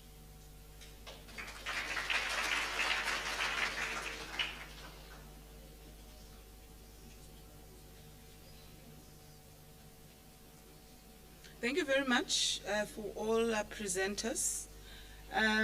We are going to have lunch at 1, so it gives us a bit of time about an hour to engage on all 3 presentations that have been made, from the opening remarks of the administrator, Mr. Nomvalo, and the presentation from NSFAS processes, and as well as the processes on the onboarding, both of the AP and as well as the student.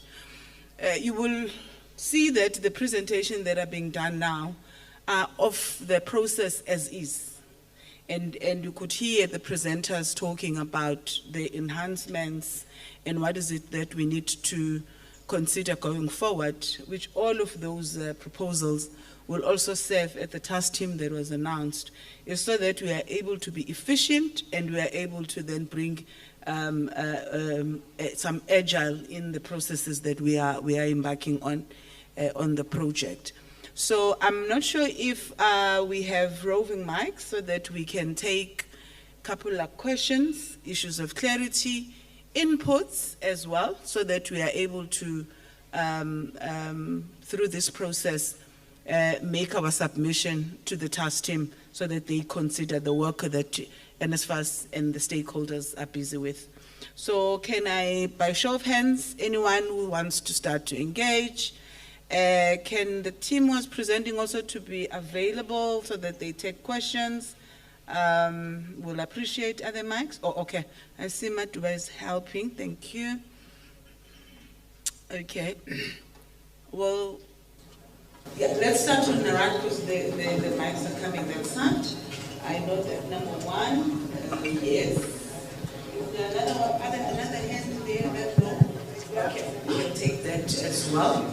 And we'll move towards. Yeah, let's see how we do with time. But lunch is 1, but we're still going to engage further even when we come back from lunch. You don't have to be worried. Let me allow you, sir, to come through and then. Good afternoon, Mam Ngcobe. Mam Ngcobe, from my side, Julian King here from SAPSA. From my side, I think it would be on the conversation around the payment cycles in the TVET space. I have a number of landlords in the KZN space that have taken a decision this year to assist the TVET spaces with accommodation. And it comes surprising then in this meeting how the payment cycles work in the TVET spaces. I, for one, as you know, a accommodation provider, but also as a task team member, it becomes my first time hearing of how that process works. And so I think, you know, just to the NSFAS executive, that is one of the pain points that will now affect landlords, because the decision to house these students in February was on the premise that the lease agreements that were signed by both the students and the accommodation providers was for the full 10 months from February to November. And at no stage did the system or the institution or NSFAS provide a mechanism to alert landlords that, A, you have 20 students that will not be paid come March, for example, or another 20 students that will not be paid come June, for example. And what this does, it then creates an issue of confidence in the space, because you're going to find a number of accommodation providers now running from the TVET spaces back to the university space now, because the university spaces run for the full 10 months.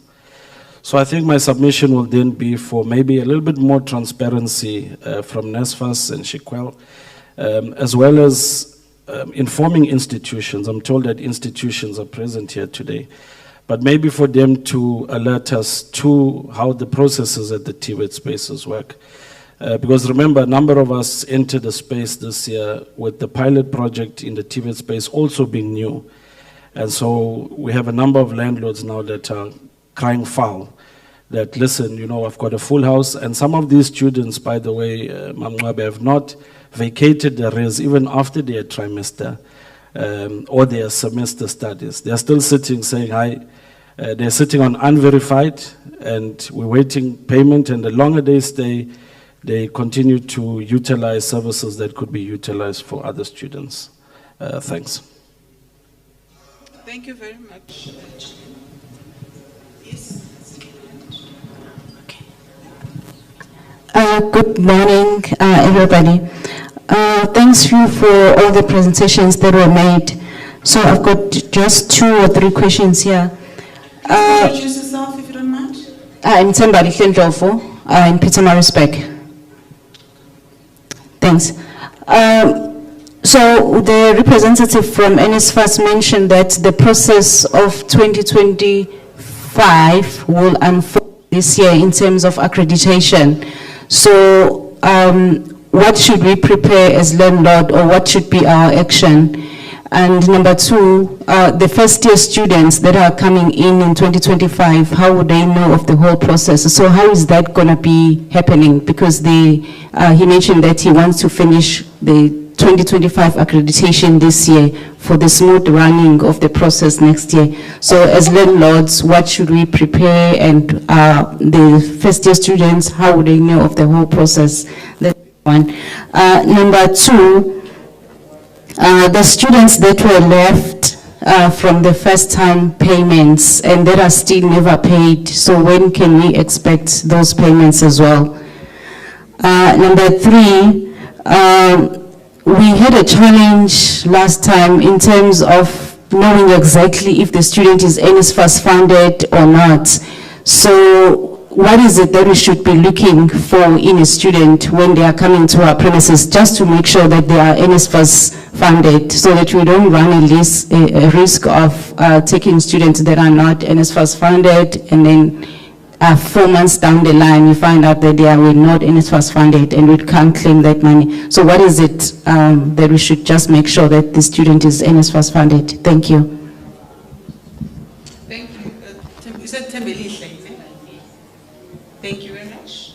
There was the head. Oh, okay. I note you. Hello. Okay. This is Mark from Hlelo Properties. Firstly, I want to echo what Julian King was saying about the communication regarding TVET colleges. There's a lot of us who've been found left in the middle of nowhere, not knowing what's happening, which then leads to my question. as to, or rather my suggestion as to, is it not possible to make it a lot easier for landlords to switch between institutions? If I had registered my building for this institution and now I see that this institution, there's nothing going on there, whereas there are still students requiring accommodation at another institution, can we not have maybe an option on the portal to switch the preferred institution, because you find that we are central to quite a number of institutions. That thing of limiting to one, it takes a lot of time to have to switch between the two. And the second question is regarding accreditation. I know that we said we're looking to get things ready for 2025, but now when accreditation lasts for 3 years, if I register now my property and then I get a 3-year accreditation, how will that affect me on the, when it's 2.5 years or 2.5 years down the line? Will I be able to get students for the whole year, or will I be given an opportunity to renew before the accreditation lapses? Thanks, Mark. Sanbona, I'd like to thank NSFAS for this engagement platform. It's very difficult to get hold of you guys at times, and I'm happy that this time around we're able to share our views with you. My name is Umthunzi Nyite, a Durban and Pietermaritzburg landlord. First question, I have 2 questions and a suggestion. First question is that what happens to the university contracts? And then a follow-up question on that, because some contracts are ending at the universities. So will that fall under the pilot as well? And how, if that is the case, and then how will NSFAS, I'll give an example with KZN. KZN has 4 major universities, and I'm not sure if the number of FETs. With these 4 universities, DUT, UKZN, MUT, and UniZulu, we have approximately 50,000 students that need accommodation amongst these universities. And we've seen challenges with NSFAS. Last number I heard with the pilots in KZN was around about 2,000. Maybe it has gone up. Now we've seen challenges with, call it less than 10,000 students. Now, would like to know, what is the intentions of NSFAS? Is it to take all NSFAS funded students from universities and seek accommodation for them? Or is the pilot working on basis of, because there's been a lot of rumors on the streets, and I'm glad we're getting to clarify this. Will NSFAS be working on basis of, normally a university will go out for tender around June, July, and then they are seeking 1,000 beds, for instance, and the university only achieves 700 out of that 1,000. Then the 300 will be, then the university will go to another RFQ that is called private accommodation.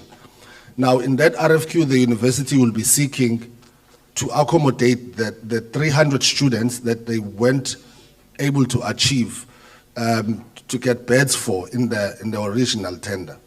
Now, is NSFAS working on the 300 that the university cannot get beds for, or the NSFAS is working on the total number of beds that are needed for that particular university?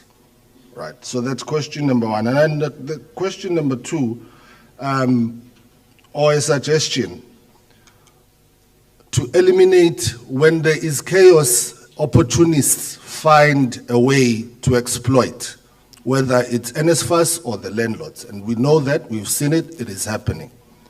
Now, I would suggest that NSFAS set up offices in the various universities they've identified for the pilot. In those offices, NSFAS then works hand in hand with the housing officials in that university, so that there is a much more smoother transition, because eventually NSFAS will probably take over, but we do not see that happening smoothly if there are still challenges of administration. But to cut the administration issues, I'd suggest that NSFAS sets up offices in the universities that they've identified.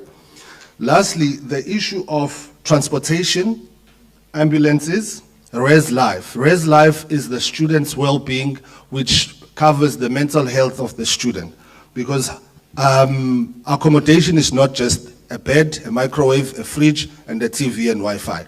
We need to be cognizant of the fact that we are dealing with students who are coming from disadvantaged backgrounds where they do not have access to mental health facilities. Now, with universities, we're getting paid X amount, and then the rest of the money goes to those services, which is buses, safe buses, which is ambulances. If a student is sick in my residence, I call the university RA, which is the residence advisor who's always on the ground. They call the emergency services to come and pick up the student. Currently, with the NSFAS pilot, which is one of the challenges that I think NSFAS is facing, those facilities are not there. The landlord is left to go and find transport. Now you're dealing with transport taxi people with their routes. It's becoming dangerous. You're dealing with ambulances. There is, challenges with that. So how can we make this work in the long run for the black child so that we service our number one client, which is the student? Lastly, how many beds did you achieve this year in KZN, and how many do you need for 2025 going forward? And are you still going to be using the same inspectors that were used this year? And I'm sure we all understand why that question is asked. Thank you very much. Thank you, Tumzi. Thank you for that. I think that's, let's just get some responses and some reflection on the points and the inputs that have been made so far. We will, just a minute, sir.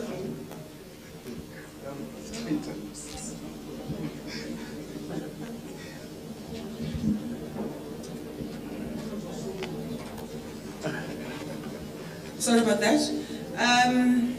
No, I note your head. We just need to respond to these questions first and just, also offer our inputs or insights before we continue with another round of questions.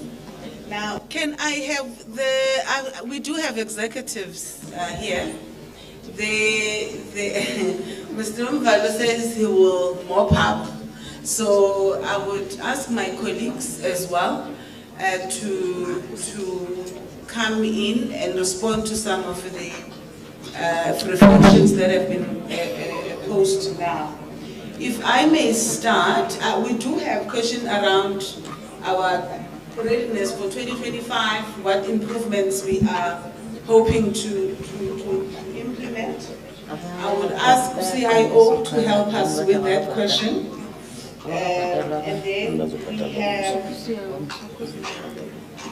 Lamla, we have issues of TVET cycles, but I think, Julian, it was more of a point of concern that we need to look at very closely, because I think it's quite correct that many of our landlords have been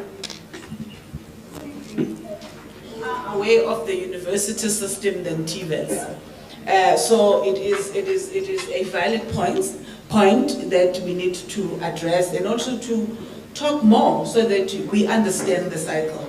We also understand that even through the system, probably we could have made it easier so that when a landlord takes a student, you know that you are taking whether an annual student or a trimester student or a semester student, because that has different cycles and it speaks to the amounts of the money that you'll be receiving. By the way, sorry, I should have indicated that we are streaming live.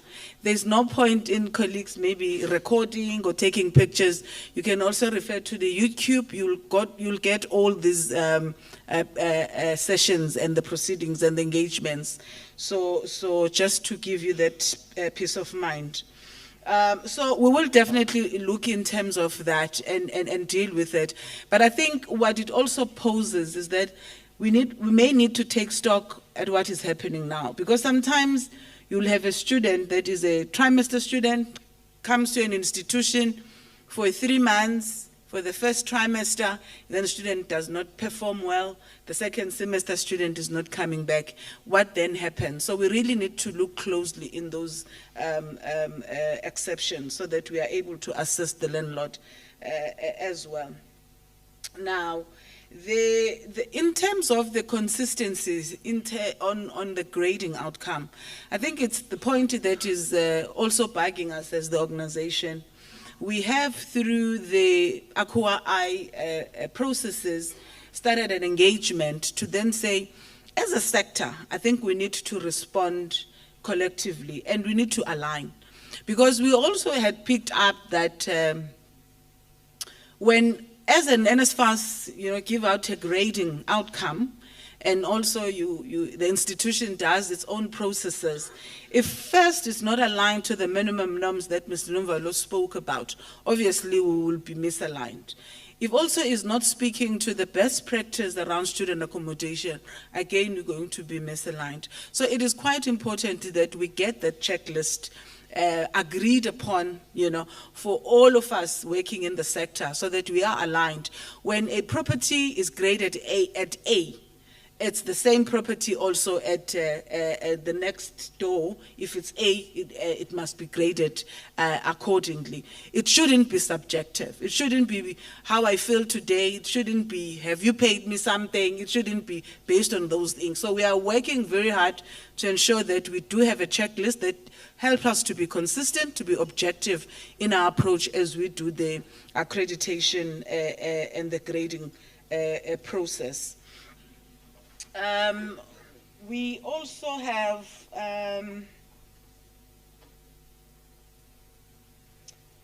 trying to look at my points.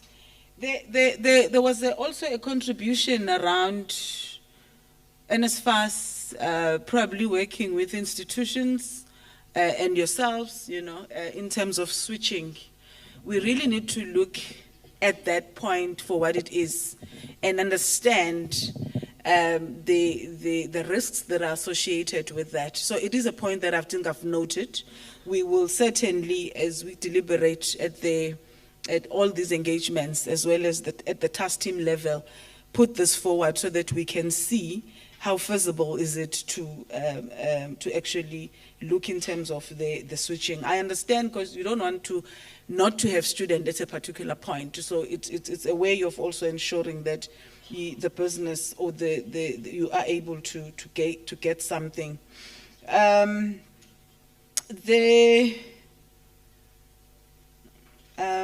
gonna jump on some of the questions because my colleagues will also come in and assist.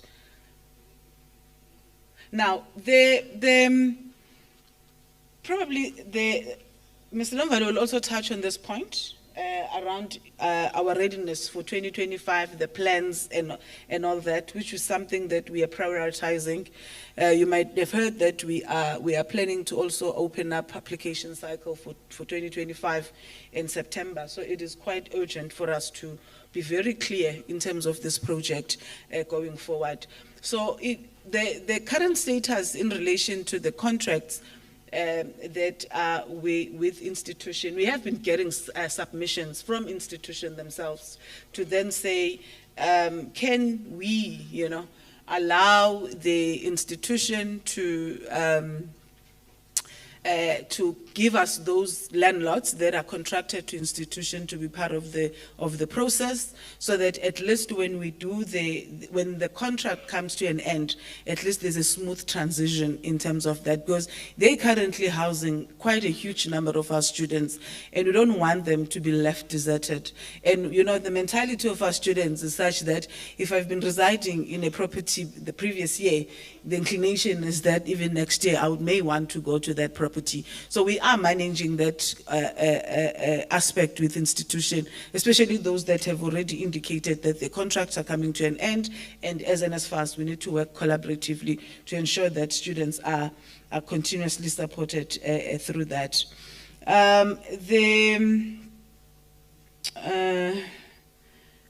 Sometimes I don't even see my handwriting now.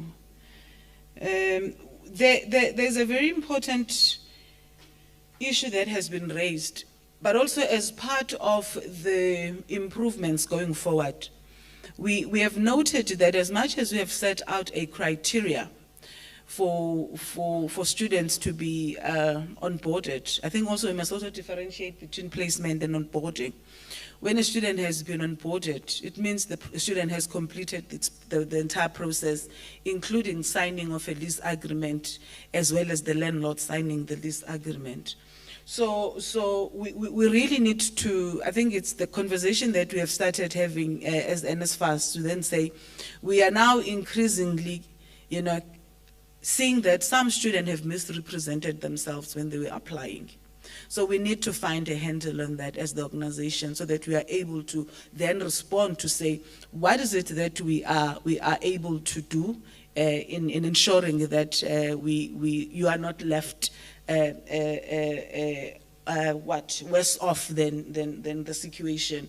We are aware that there are certain visibility that you would prefer to have on the portal so that you also, when you take a student knowingly that that's a funded student. Currently, you don't have such site, and those are the improvements that we are also bringing to ensure that we don't, at the point of payment, we start to have this back and forth. All these things must happen and be concluded at an application process. Student must be funded, student must be registered at an institution, and all these verification checks that are required are done before a student actually is onboarded into your property. So those are some of the improvements that we are working towards. Hence, I wanted the CIO, I don't see him, is he not back, to talk to the API improvement, or he's in the meeting, but when he comes back, I'm sure he will come and amplify the point that I've just made. Look, the point that you've just raised, I think part of our intention with the pilot is so that we understand. We know institutions have been doing this for quite some time, and our understanding was that when you offer accommodation, you just offer accommodation. Now, in this journey, we have now realized that it's broader than accommodation. There are certain wraparound supports that are quite important for a student to succeed in these studies. So it's something that we are acutely aware of, and it's something that we are really paying attention to. Issues of transport, issues of health and safety, rest life, and all that. So we are very mindful of that. And I think with the policy that we're busy with, which we're also going to be sharing with yourselves for your own input, you can then be able to make input in relation to that. But it's something that the organization has really accepted to be the case. It's just that it has been applied differently in different institutions. Some are using the very same money to cover those wraparound support. Whether NSFAS will continue in that road, or we will have a new money, as it were, to be able to support students. It's a call that the administrator and the team and the organization at large will have to then pronounce on. But we are committed that after the conference in October, all these issues and how we are intending to improve the system, to ensure that the provision of student accommodation is as comprehensive and as fair to students, to the landlord, and to all stakeholders as possible, those decisions would be taken at that conference. The exact number of beds, I cannot say I know the numbers and what is still the demand. We do have the stats, we can share them. But with just generally with the pilot having these 17 universities and 23 TVET colleges, we are sitting at close to 191,000 beds that are available. So we are doing well. So it's a question of now analyzing with the demand that has been put out there in terms of how are we doing in that space. But however, I think the critical point to that as well is whether there's accommodation are conducive or are not, because often we also get those complaints to say the accommodation that we have accredited, some of the accommodation that we have accredited, they don't actually meet the minimum norms and standard of the sector. So, Lamla, do you want to come talk to issues of cycles? I'm trying to, okay, Mpo as well. Can I have a mic? Oh, you've got it. Okay, you will come after Mpo. It's fine.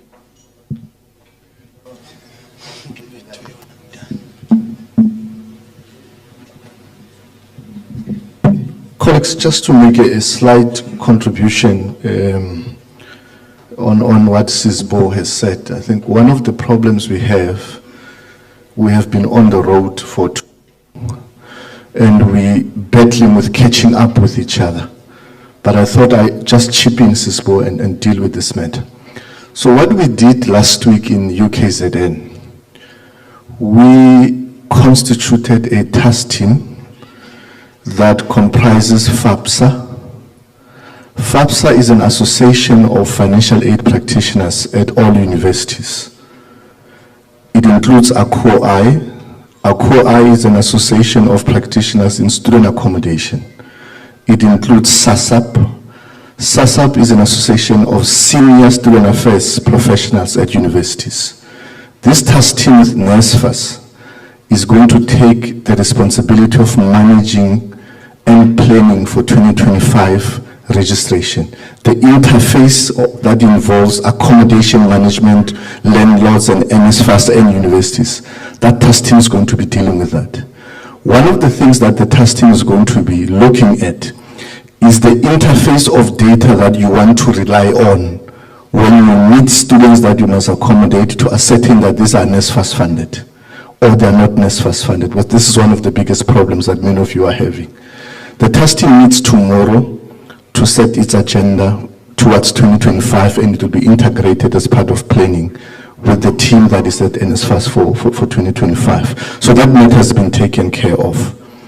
The other issue, the Dean of Students at UKZN informed the administrator that contracts are coming to an end, and he wants NSFAS to come to UKZN to have a conversation with UKZN about planning for 2025. So he's going to be announcing and engaging with our accommodation unit to meet with UKZN in time to finalize so that they can communicate or initiate their processes towards 2025. This discussion must still be in August because that's the commitment that he made in SASAP. So those two things, we are on them. Thanks. Maybe if you just on the regionalization, is it, I don't know whether I call it that, but accessibility of NSFAS, if you can just touch on that. So what the administrator has done, and you will see it in the statement that he issued yesterday, we are commissioning a study on accessibility of NSFAS. We don't know what model is going to take, whether it's going to be regionalization or a different footprint. But in essence, what we want to do is to have all the biggest regions in the country having access to NSFAS. We may start having offices in KZN, offices in Cape Town, offices in the Free State, depending on what the model says. We want to look at the affordability, the size and shape of the model that we can take so that in all the regions, you have access to NSFAS. The team that we are appointing is starting at the end of August, is going to be consulting with student accommodation task team, universities, TVETs, SAWUS, SAVETA, everybody in the PSET system. So many of you who belongs in the NSFAS task team will know, because the work of the task team is already commenced and we're intending to finish the first contribution on policy by end of August. So at the end of August, we'll also announce the terms of reference of that task team through the student accommodation task team that we have, and we can then communicate to all of you that are part of the task team according to regions.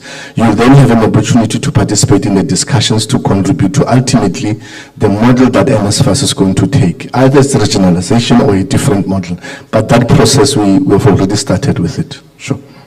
Thank you very much.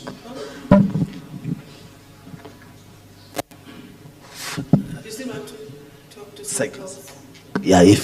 Yeah, now I can talk to cycles if there are some concerns in relation to.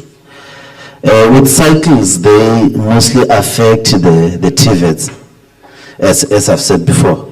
It's important for the, which is accommodation providers, to have that view. We've noted that, and we're working with Zikwan, in this case, and other solution partners. Moving forward, you should be able to see, for students that NSFAS has a registration, what type of cycle are they in? Are they in semester, are they in trimester, or are they in annual? Where it will be no status or no cycle, then you will know that the student has not yet submitted, or NSFAS has not yet received the registration data from the institution for those students. It doesn't mean that they are not provisionally funded. If their status is showing provisional funded, yes, they are provisional funded, but only NSFAS can be able to provide the cycle when the student has registered at the institution, because the cycle is aligned with your registration as a student. Once you register as the institution, then NSFAS will be able to have the cycle, and it is only received through the claim, that cycle. That is the importance of it, and then you'll be able to see it. I've said it's trimester. We've got trimester 1, we've got trimester 2, we've got trimester 3 in AM for nature students. Those are the engineering students. We've got semester 1, we've got semester 2, those are for business students. We've got annual students, which are NCV, which is from level 2 to level 4. Yeah. Those students who are doing a year courses. You just need to take note of that, and I think that's enough. Thanks. No, thank you. Can we continue with another round, and then we go for still time for lunch? I am indicate if the lunch is ready, please. I don't see Aya, wherever you're seated. Can we? We're here. We will come back, colleagues. Matua? Hi. Continue with the hands then.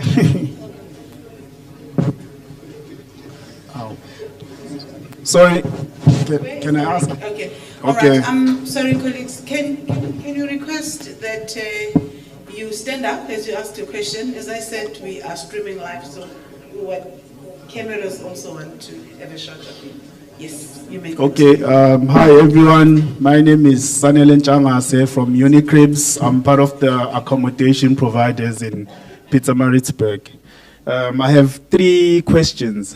The first one, most important one, most of us haven't been paid for August. We haven't been paid for August, and we wanted clarity on when we'll be paid for August. And my second question is, we are generally not happy with communication coming from NSFAS office. We don't receive formal communication when there will be things like roadshows or conferences, or when there will be a delay in terms of payments. So a lot of us, most of the landlords are in the dark in terms of when payments will be coming in, or when conferences or where conferences will be held.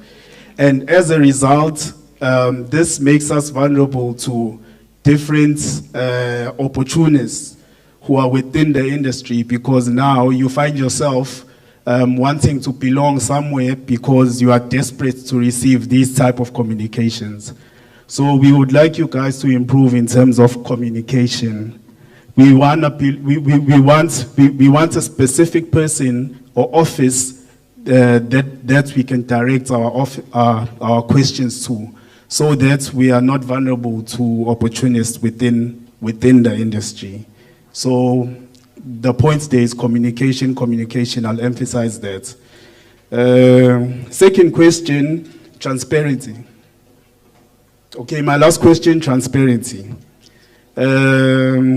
So before the pilot project, most of us were happy that NSFAS is coming up with a system that will remove the red tape that we were experiencing at the universities, because It was very hard to get on the database. Also, there was a lot of politics involved with that system. So we were happy when you came up with the pilot project. And then when the pilot project came up, there was a new red tape now called the verification process. So a lot of landlords are concerned with the verification process. As I'm standing here, there's many of us with students that are still not verified. And our biggest concern now is that going into 2025, what happens if we face the same problem that we faced this year? Because I think we're downplaying the damage that was done by the delayed payments that happened at the beginning of the year. We are not talking a lot about that delay. A lot of us are a bit calm and happy now because we ended up receiving our payments, but we don't want to face the same problem next year. So can there be transparency in terms of timelines that, okay, verification process will take this long, so once a student has onboarding on your accommodation, do expect a process of about a week or two, so that before a student is verified. So, yes, points to take away is communication and transparency. That's all we need. And umbuzo wokugcina sis imali ingena nini August, please. Bekuwumbuzo wokuqala sekugcina futhi. Thanks Anele. Where are we with our hands? We here. I did not see your hand, my love. It was up. It has been. It was up. Yes, it has been up. I've noted you.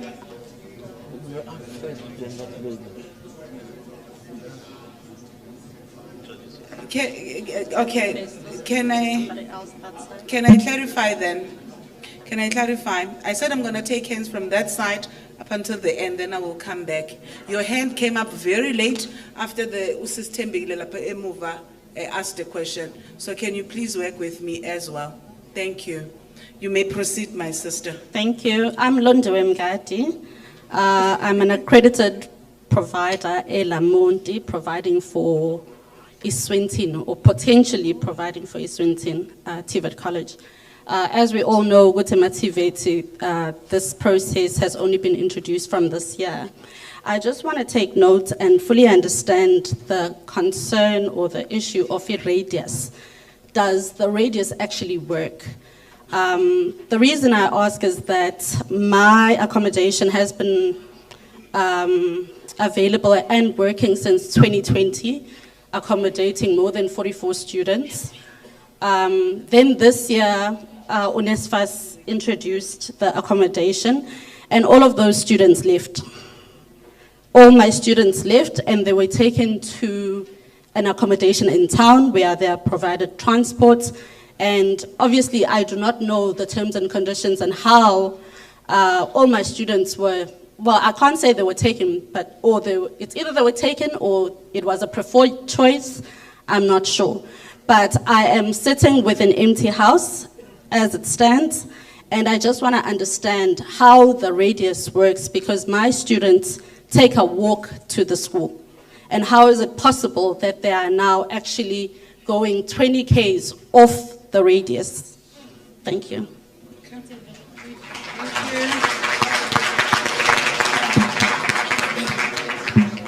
But nani niyaphawuchana lana nithatha ama students ngapha niwalethe ngapha niwasuse ngapha niwalethe ngapha ningayibhekisi kumina kuphela. This question is for all of us. It's quite serious, to be quite honest. It is serious. We will look in terms of that. I noted you, Puti. Oh, we've got a mic. Okay, Christine, you're not helping me here. Okay, that's fine. Puti, you may proceed. And then we'll put you with the gray jacket. And then... greetings to everyone. Yes, greetings to everyone. My name is Zakele from Kukwini Properties, all the way from Newcastle.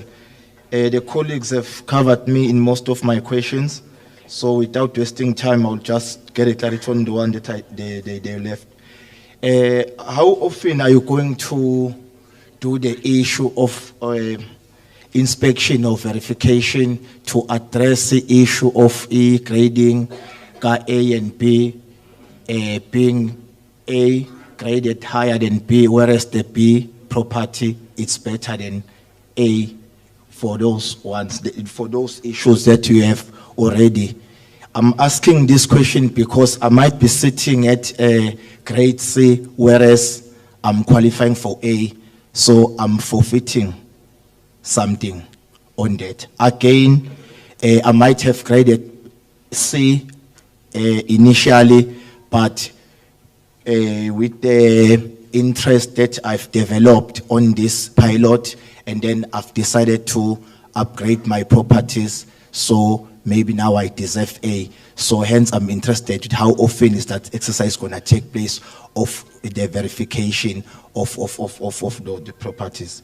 Number 2 will be the comment or suggestion around the abuse of students at the RES, where we accommodate them.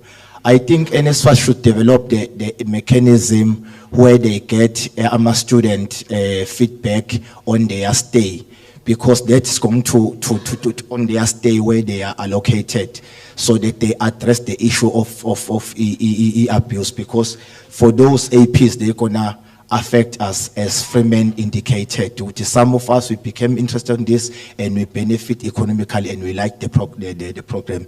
So we think NSFAS ngatenga enhance a system so that they get a feedback from a student on their stay, so that they address, and also try to avoid those APs that they stay in the same property with the students. That causes a problem. I've seen it where I'm coming from, where the landlord is also inside the property where the student stays. It happens that. The last but not least, okay, that one was covered. Thanks. Thank you, Zakel. Oputila, I'm coming, my love. I just need to take 5 hands. We then respond, then we'll do another round, colleagues. Don't have to worry about time. We are here the entire day. Greetings, Mam Nwabe and team, Baba Nomvalo as well. Maybe please listen to him. I hope we're not going to be repeating questions, colleagues. I think those that have been captured, let's just acknowledge, and allow new questions as well. You may proceed, but... Muzi from ASAP. It's an association for student accommodation providers. In the last, or in a briefing session, I think it was the first briefing session that you held, you indicated that, if I quote you verbatim, you would recognize the associations however they were formed. That's the word, those are the words that you've used. So I'd like to know how the associations are then going to be factored in to this process, so that there is communication that meaningfully engages with the associations that have been formed. I note that the first speaker that spoke, or the first person that spoke as well, comes from a particular association when he introduced himself. Second question is with regards to the coordination task team that has been composed. I just wanted to check what the process was for the task team to be composed. What is their scope of work? What is their term of office? And what it is that they do, and who do they report to? So in case members that are part of the task team do not get any joy from those that are coordinating the task team, they can then be able to take the matter up further. It's just a matter of transparency.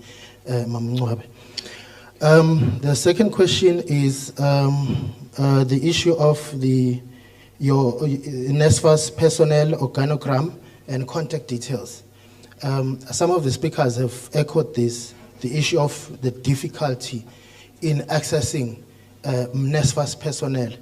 So I'm asking I'm rather suggesting if it won't be better if you had on your website the members, then the reporting channels, so that we know that if Umam Mncwabe, as the member of the executive, enganginikeza joy, then I go to such and such a person, and those kind of things. So from the bottom up, basically, it will assist us a lot with contact details and emails of those particular people. So it will make the process much easier. Another question is the issue of metro rating versus the non-metro rating. What I would like to know is what informed those particular ratings. We know that they are they are in our agreements, acceptance letters, but we're not really sure how it is calculated. We're just thinking that if you look at, if it's a matter of the property prices in non-metro areas, I don't know, our research, little research that we've done, have shown that properties in both these areas aren't really that much different. And again, if you look at the property rates that are being paid, so we're looking at the expenses now that each of these accommodation providers have to pay for. Then you have to also consider the issue of rates, electricity, and all those things, factor those. So if it's pretty much the same, then shouldn't we then be getting pretty much the same rate? Okay, and the last question from me is the issue of student rating. Students have, according to the presentation now, would have an opportunity to now rate the accommodation that they have stayed in. And what if then the accommodation provider would like to dispute that particular rating from a student based on you know and understand the reasons and the dynamics that take place there. So is that process going to be rolled over now? Are we ready for the process moving forward, or is it a process that can be rated and so if students could only be given maybe at this point an opportunity to review, or make suggestions rather to the accommodation provider, and perhaps which will also be seen by NSFAS. Maybe if you could start there before we start putting stars, which might have implications that we are not necessarily ready for at this point. Thank you very much. Thanks, Putmuzi. I will take one hand here, Upudi, and then we will try and respond. And then we'll go to the next. Okay, thank you, Sisi. My name is Amgosnati Mbambo from Umlazi. So I would like to thank Mr. Nomvalo for giving us that assignment, especially when he say he's talking about transformation. So I'm having a slight problem here. When I'm reading on the document which was given out on the policy for minimum and norms and standard for 2015, they say if there is a new if you are still going to build a new residence, so we must submit the plan, and here it has to be approved. But now I can't find where do we submit it, but they said to the department. So where do we submit those plans? And also the second one, it's about that 20-kilometer radius. That 20-kilometer radius is talking about, it means that those institutions which are in a township, in our residential area. And also the problem now we are having, when we are going to be building those residential area, those student residents, they ask us, we have to go to the municipality. The municipality has got its own bylaws. They don't want to give us, they said it's not a business area. So what do we do in that case? Because they said if you're going to build the student accommodation, it means that you are in a business now. So the last one, it's about if the NSFAS, if NSFAS can be able to give us a letter, like a letter of intent, let's say to go to the financial institutions. If let's say let's say if they agree with our designs and plans that which will accommodate the students, so that we can be able to go for ourselves to get the finances to start those buildings. Thank you. All right, thank you, Gusnat. We've got 5 questions. May I ask my colleagues to rescue me? Issues of policy, Mavi, the capping, issues of payment, usanele uyibuze ekuqaleni wayiphinde wayibuze ekugcineni. When are they going to be paid for August? Errol, our COO, will respond to that. Abudimpo, issues of task team, please help me with those ones as well. And where does the task team reports to as well?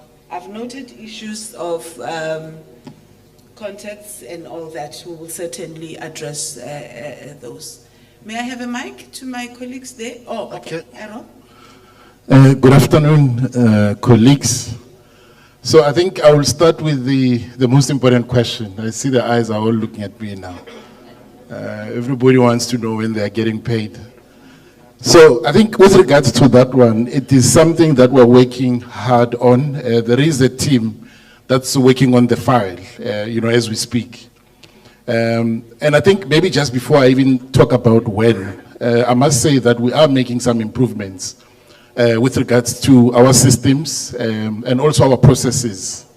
And this is to ensure that we have got a clear schedule, which will have a cutoff date. So what we want to make sure is that there will be a cutoff date, which everybody must know about. That I'm going to give an example, let's say on the 7th of each month, you must have submitted your invoice. And then from that date onwards, you know that you've got 7 days, and then after 7 days, you receive your payment. Of course, there's a lot of work. There are a number of challenges that we're working on, but it's something that we seek to ensure that it happens, in the near future. But coming back to the main question, so from tomorrow, we will be making payments. As I've indicated, that there's a team that's currently working on a file at finance. It is being prioritized. And we're well aware that you have not been paid. So yeah, that will be implemented. I hope I'm able to answer the first and the last question. Thank you. You have provoked them. Why did you have to ask that? I don't know. Is there a follow-up? Because I hear a lot of no's this side. Just one brave soul. Excuse me, sir. Thank you so much. I'm Lungile Lutsuli. From Pietermaritzburg, an accommodation provider, also part of ASAP, an association of students accommodation providers. So I hope it was a mistake that you said we submit invoices and within 7 days there should be payments. That has not been the process. That's just a point of clarity from our side. Also, it's very linked. The verification of students is very closely linked to the invoices. What is the reason why the students, one, are not verified to date that have been staying in our properties? They've provided us proof of accommodation. They've provided us proof of income. Some have even sent us bank statements to show that they are receiving other allowances. So just an additional question that I wanted to ask, what does it mean if a student is provisionally funded?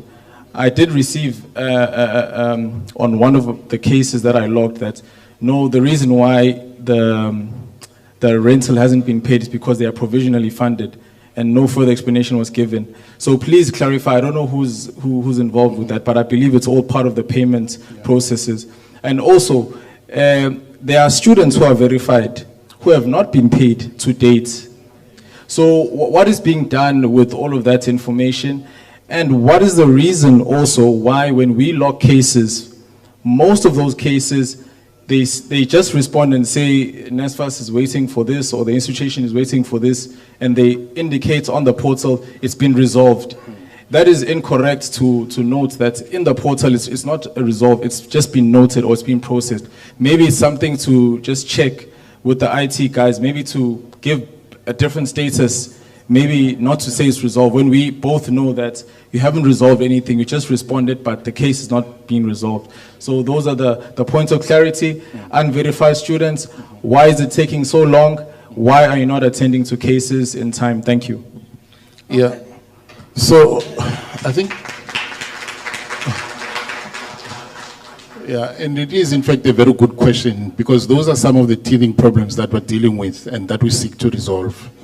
And I think the point I made earlier on was to say, yes, it's not that we're saying this is the current system, but we want to improve the system to make sure that it works well, taking into account what you have just raised. Because that's where, we get to experience challenges and delays which are unnecessary.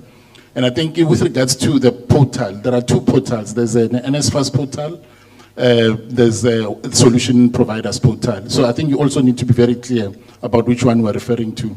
But the point that I want to make is that, yes, if a student needs to be provisionally funded, but they also need to be claimed by an institution. So there must be registration data for that student, which is important. And that's what we seek to get.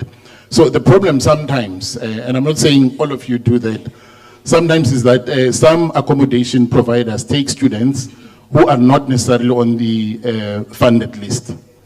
And that creates problems. And that is something which then needs to be verified. Because from where I'm sitting, I need to make sure that, I become responsible for, I match, in fact, every rand to every ID number that I'm paying. So that I don't attract unnecessary audit queries. And we make sure that there are no overpayments. And these are some of the things that we pick up. And that is why you find that the verification process becomes very laborious. So we need to do a thorough job. But as I've indicated, that it's something that we're working on and we're trying to improve that. And what will assist, it will be a schedule. Which I think will then clear, because it will give everybody that comfort. It will allay your fears. In that in the future you'll know that once you've submitted your invoices, how long will it then take for you to be paid? Thanks, CEO. I wanted to rescue there to say we are going to be discussing payment and the disbursement in our next engagement. So can we just put a pause on that so that first understand the process and then you can then engage with something that you have now full appreciation of. Of course, I think as CEO is saying, there are certain improvements that we are looking at, but we will certainly come back as part of planning for 2025. Can I then, because our lunch is at 1, I will ask my colleagues to just quickly respond to the questions that have been raised. When we come back, then we're going to continue with the questions, and then we start again another round. We will give you ample time. Vuyo, on issues of capping, the metro versus non-metro, I'm sure you've noted some of the questions, as you may proceed. Okay, thanks. Maybe just to clarify, NSFAS has a two-stage funding process. To your point of being provisionally funded. When a student comes into the NSFAS system, we assess them on their financial eligibility or their academic eligibility. Once we have approved and we are satisfied that they meet those requirements, we then term it provisionally funded. What that means is that the student qualifies for NSFAS funding. It does not mean that the student is funded by NSFAS. I think that's the first point. Now, once that student qualifies for NSFAS funding, we then receive registration claims from an institution. Remember, NSFAS funds certain qualifications, which are approved qualifications. For instance, you might get a situation where maybe I was doing first year last year as a student, and I'm repeating this year. Because NSFAS funds you for articulation purposes, we will not fund you if you are repeating. Or an example, you were doing third year, you change your course and you go and start first year in a different course, we will not fund you as NSFAS. You qualify in terms of the financial muscle, meaning that you are below the threshold, but you do not qualify for funding because you've changed course. And that is the two-step process when it comes to our funding. For your purposes, it is only when NSFAS has confirmed that funding to say, yes, you qualify for eligibility, you are doing the right course that is funded by NSFAS, you are articulating in the correct pathway, then we confirm you as funded by NSFAS, and that is when and only then we can expect the next step, which is the payment step. I think the biggest challenge which we've noted as a concern from your side is to say there isn't always that visibility. And probably on our side is how do we close the gap between us us indicating that you qualify versus us confirming that indeed you are funded. And I think it's part of the work that we'll be doing with the task team that Mr. Diaho was talking about. From a policy perspective, we've actually done 2 research studies that we've looked at with the IFC, where we looked at the trends in the various cities, looking obviously in terms of the municipalities. And there is a difference between the costs, the land cost, the municipal cost, and the operating cost between your rural areas and also between your metros. And part of the reasoning that came on our side was to look at the correlation in terms of the claim trends. We look at the land cost, the operational cost in terms of housing that is available in a particular district. And we could see the correlation that when it comes to metros, there is a high cost driver versus your non-metro areas. And it was on that basis that we then did the differentiation, because there was a close correlation, not only in terms of that data, but also in terms of the claim trends that we have seen. Also, part of the challenge that we were trying to deal with, you would note that before we introduced the cap, people were not even using that capped amount to begin with. So when we started introducing the cap, we saw instances where people were just increasing from their lower rate to the higher rate because they were trying to look at the maximum amount. So we had to look at a mechanism of how do we regulate that. We are now conducting a further study around the cap for 2025 purposes to look at the current data that we now have, what is the permissible increase, and how do we look at the differentiation across the SPED because of what we've seen. But I just want to indicate that there's been a lot of data work, there's been a lot of research that has gone into, and we've seen the correlation between the metro and the non-metro in terms of the capping that we have put in place. Again, Usis Mwangile did indicate that we are now drafting the policy on student accommodation that will be brought in for review purposes. But I also think it's important that from a government perspective, we need to pay what is reasonable from an NSFAS perspective that will be able to cover as many students as possible based on what is the reasonable cost. This might not necessarily align to a person who's providing the Rolls Royce in terms of accommodation, but we also need to look at what are the principles that are guiding us in terms of the reasonable accommodation that NSFAS is willing to provide for their students. And that is the balancing act that we have to do from a policy perspective. Thanks. Thanks, Ms. V. Thank you. Mr. Diego? You can assist us on issues of the task team.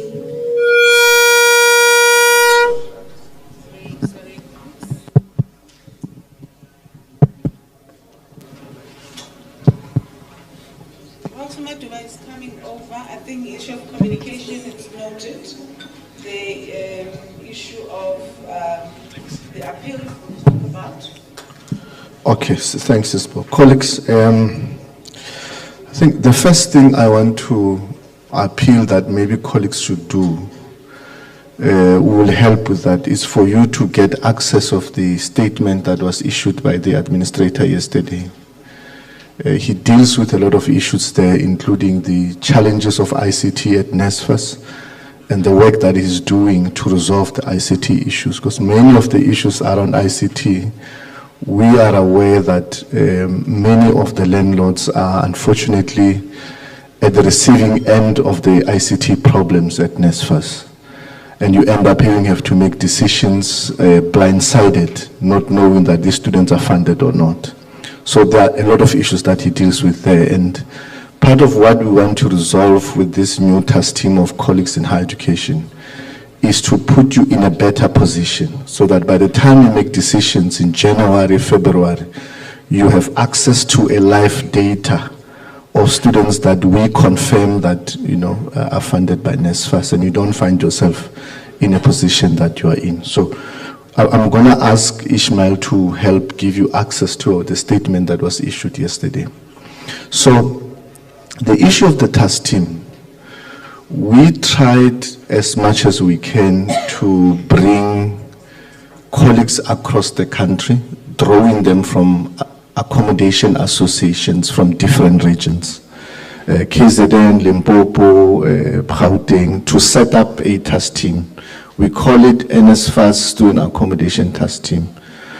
We are also mindful that the task team may not be fully representative of other regions across the country, because we had to move with speed looking at the timelines that we have and the planning we have to do for 2025. So the task team is assigned the responsibility to support NSFAS in the policy development process and preparation for 2025. Okay, so we're going to be giving you access to the meetings of the task team so that you have an opportunity to also participate in the discussions, and you have access to the recommendations that the task team has made already to NSFAS. Those regions that we have not included, especially from associations, please do make me aware, then we can bring you on board. We just recently included Mpumalanga, one association in Mpumalanga, which was also left behind. Then we can bring you into the discussion of the task team. The task team now has established 2 subcommittees. One subcommittee deals with accreditation process, which the administrator has spoken to. It also deals with grading as part of the review of accreditation and grading process. So those subcommittees are meeting in August, and the members of the task team are helping NSFAS to review the accreditation instrument. Colleagues from ACOI that are here are also helping us to rethink the model of accreditation that we're currently using in the system to look at an alternative way of accrediting institutions. The last part of the work that the task team is looking at is to look at capping that has been introduced, specifically around operating cost of buildings that have been in existence and new investment properties, to look at what is a reasonable, acceptable standard of a rate for NSFAS. And colleagues must also remember that NSFAS is interested in accommodation that is decent and affordable. We're not looking for a hotel type of accommodation. We're funding a certain category of students. So we're looking at those 2 streams. And then the task team, the subcommittees will then make a recommendation to NSFAS towards the end of August. Will then take up those recommendations. The administrator has made a commitment that in November, we will have a national conference on student accommodation, which will be consolidating all contributions into policies that are going to impact the planning for 2025. So I know the comms team is picking up registration there. We'll pick up the database of all the participants across the regions, and we'll set up a platform to communicate with all of you about the developments with respect to issues of accommodation. Though in that way, we can keep each other informed about the decisions that NSFAS is making. I hope that helps, Babatul. All right, thanks. Thank you, Mr. Diego. Colleagues, allow me to break this conversation so that we can have lunch. We are also against time that side, but here we're still good. We'll come back and continue with our engagement. The statement, as Mr. Mpo is talking about, will be made available. We do have all your contacts on the system, so we will be sharing that statement. You don't have to worry about that. Thank you. I think let's adjourn for an hour. We're coming back at 2 to continue with our session. Thank you very much.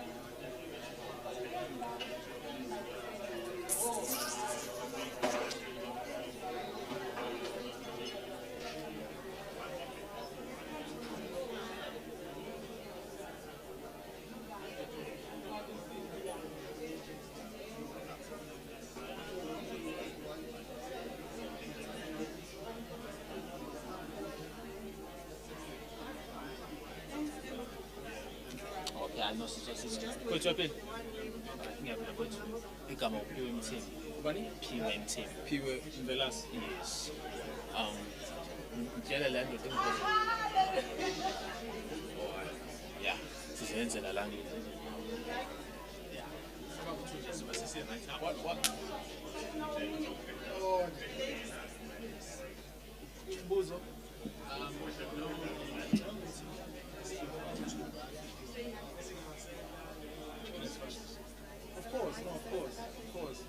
Of course, I mean, this entire thing, it's appreciated.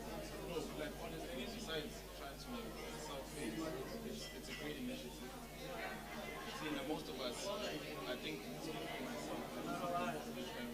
so being part of it is helping me, my family, and it's a beautiful testimony of what's happening. So, don't worry about it. We're just here to fix his name and take it to something.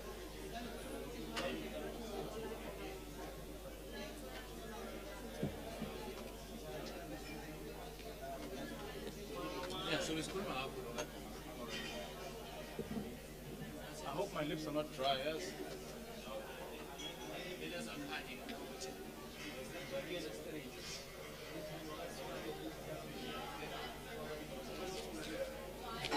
Also editor.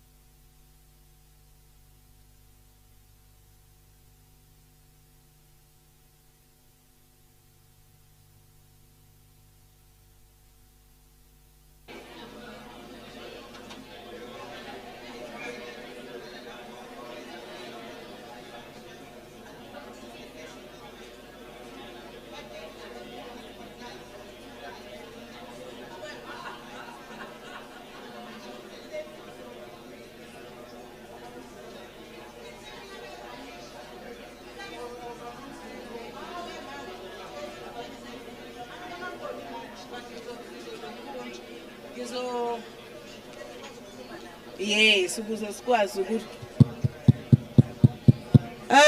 I think we are past our time now. We were supposed to have started at 2. We still have a couple of hands to note. I've asked my team, can my team help me rally those that are still outside so that we can begin?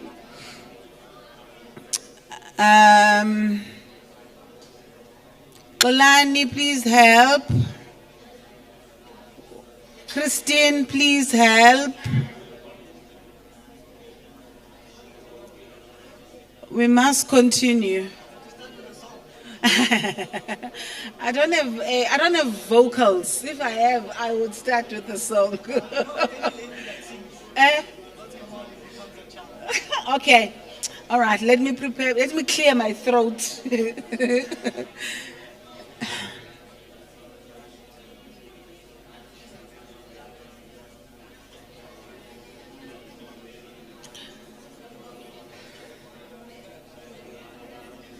I love you, Lord, for your mercy never fails me. All my days I've been held in your hands. From the moment that I lay down till I lay my head. It's a concert. I will sing of the goodness of God. Come join. 'Cause all my life you have been faithful.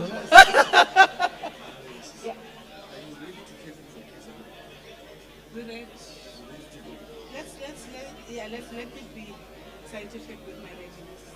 Yeah. But we're very good. But we need to read the gene then so that we prepare the transfer. Okay. All right. Oh, I like the attention. I am no longer singing. I think we can continue with the hands. What? Zodwa? Zodwa, you are signaling.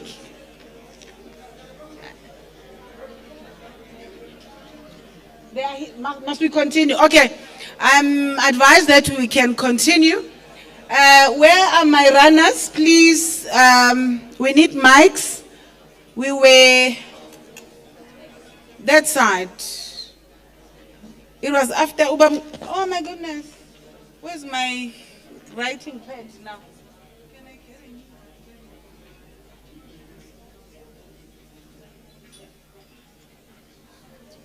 I don't have mics much. Who has the mic? Where is the mic? Guys, can you please help us? Christine, just check the mic there. Oh, okay. Thank you.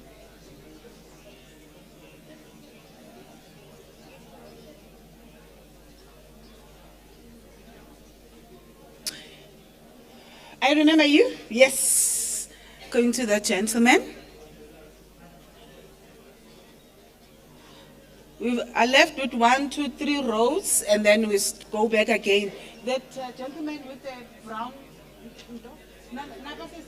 Yeah, that one. Okay, can we all settle then so that we can proceed? I hope my colleagues are here to also help me once more. Another hands, can I see another hands that side so that we hand over the mics? Okay, you may proceed, sir. Christine? There's another hand at the back. Good afternoon. There we go.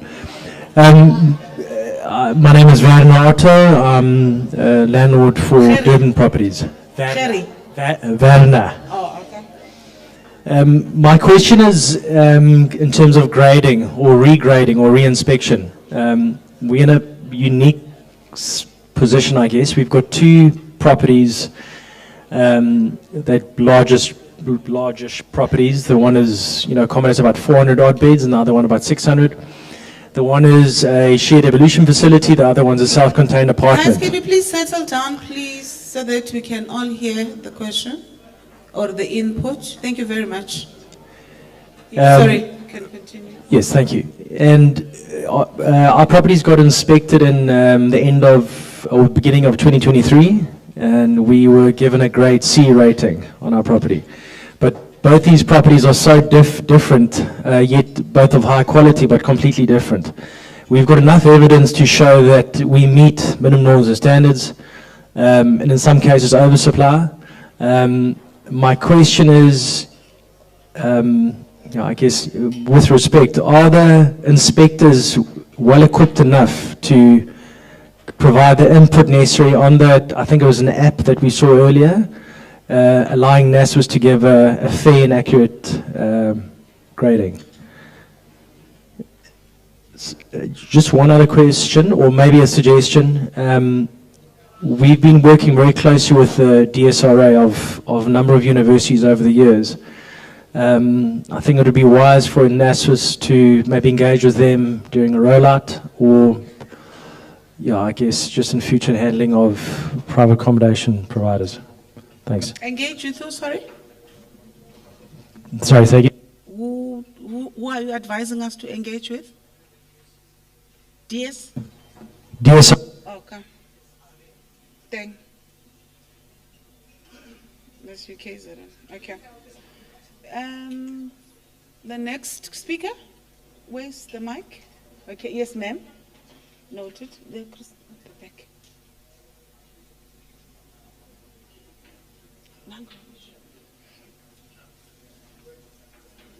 You may proceed, ma'am.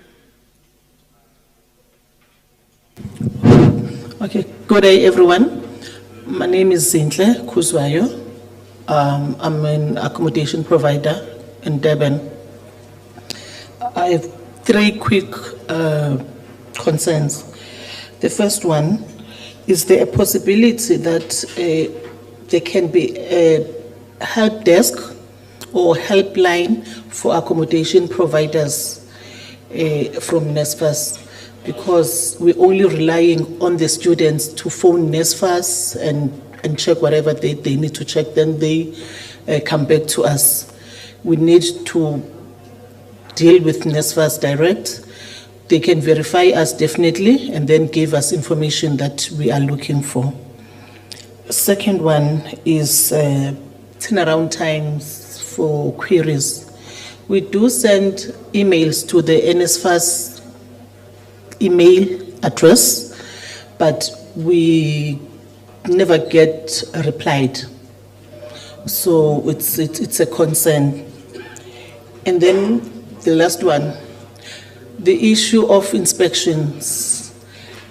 There is no set checklist that we are sent prior to the inspections.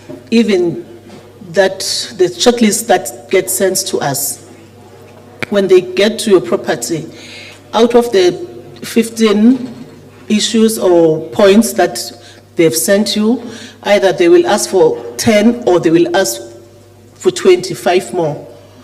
And it's not consistent. What has been requested or what are the requirements at my property, my neighbor or my friend do not get asked or ask for the same requirements. So there should be a set checklist that we should all have. Thank you. Thank you, Mrs. Zintle. Yes, ma'am. Yes, you may proceed. Oh.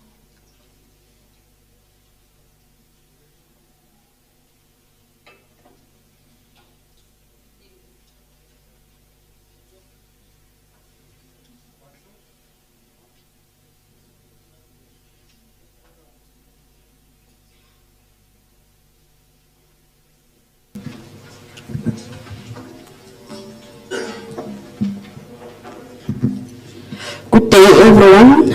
My name is Lihle Zwane. I'm from Durban University of Technology. I'm an administration officer responsible for student placements. I would like to get clarity regarding 2025 application for students. Are students going to apply directly to NSFAS, or they will continue to apply to the university? Because previously they used to apply to us as officials, and then we send a list to the AP providers. And the second question is regarding the issue of cancellations and transfers, because we've had quite a few students this year who are not happy with the conditions of the accommodation providers, and they're requesting to transfer to other residences. So do you have that option of, when the student is not happy, transfer to the other accommodation, or they register for the whole year or the whole semester?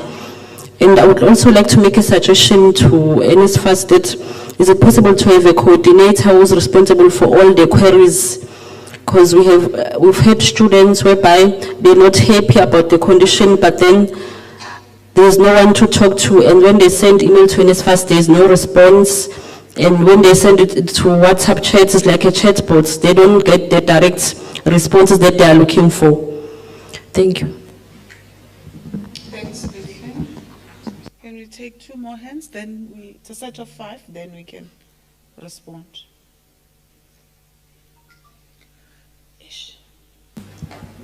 Yebo. Sinibingelele ekhaya sonke. Ngizocela ukukhuluma ulimi lwebele.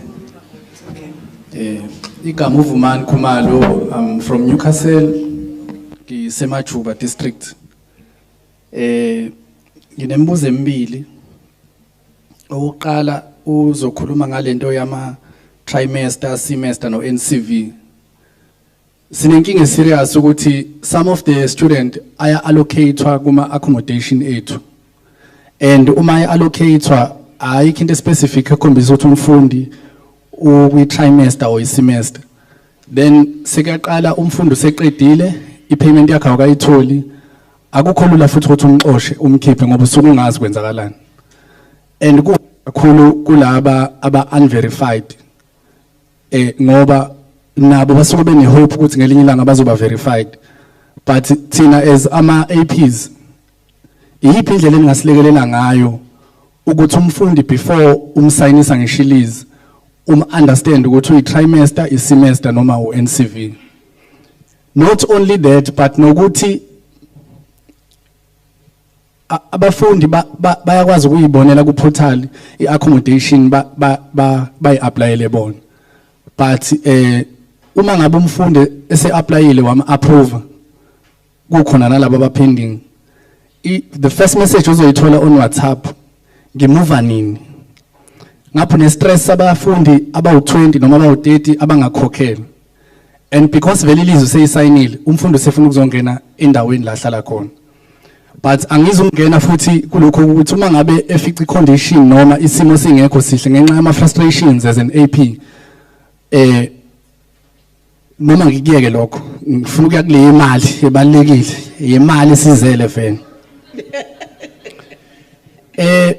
kwi issue yemali ama student, mina nama student awu 56, but kulama student awu 56 uthola ukuthi every month ukhokhelwa only 10, sometimes nje nike nisithande ke nisiphe nje 3500 owodwa kwenye inyanga manje nisithande kahle.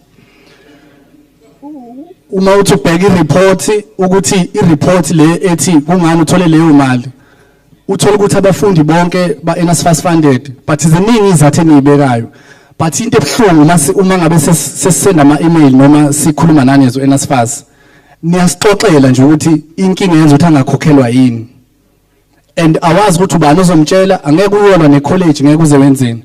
Besicela nisilungisele kuleyo issue ukuthi every time masibuza yini inkinga yenza ukuthi umfundi angakhokheli, silungiseleni with a solution. Ningasixoxela ukuthi o dispersed nani vele kunyasikwazi nkosami sihlalele emakhaya thina. Ngicela futhi nakule ukuthi abafundi laba ba verified and unverified, kanti ubani overifyayo ngoba uye college uthukuthele ufune ngisho ukuvala amagate lapho usufuna imali yakho, only to find out ukuthi college izokukhombisa ukuthi thina verified kithi, kodwa ngale ke NSFAS akekho verified. Mawusifona ke NSFAS akukhombisa uNSFAS uthi college ayithumele, kodwa nje kuhlezi kuyinkomba ni college ikhomba NSFAS ukhomba college, kanti kahle kahle uNSFAS phakathi kwenu ubani umuntu okufanele sidile nayo. Bese okugcina ke sengihlala phansi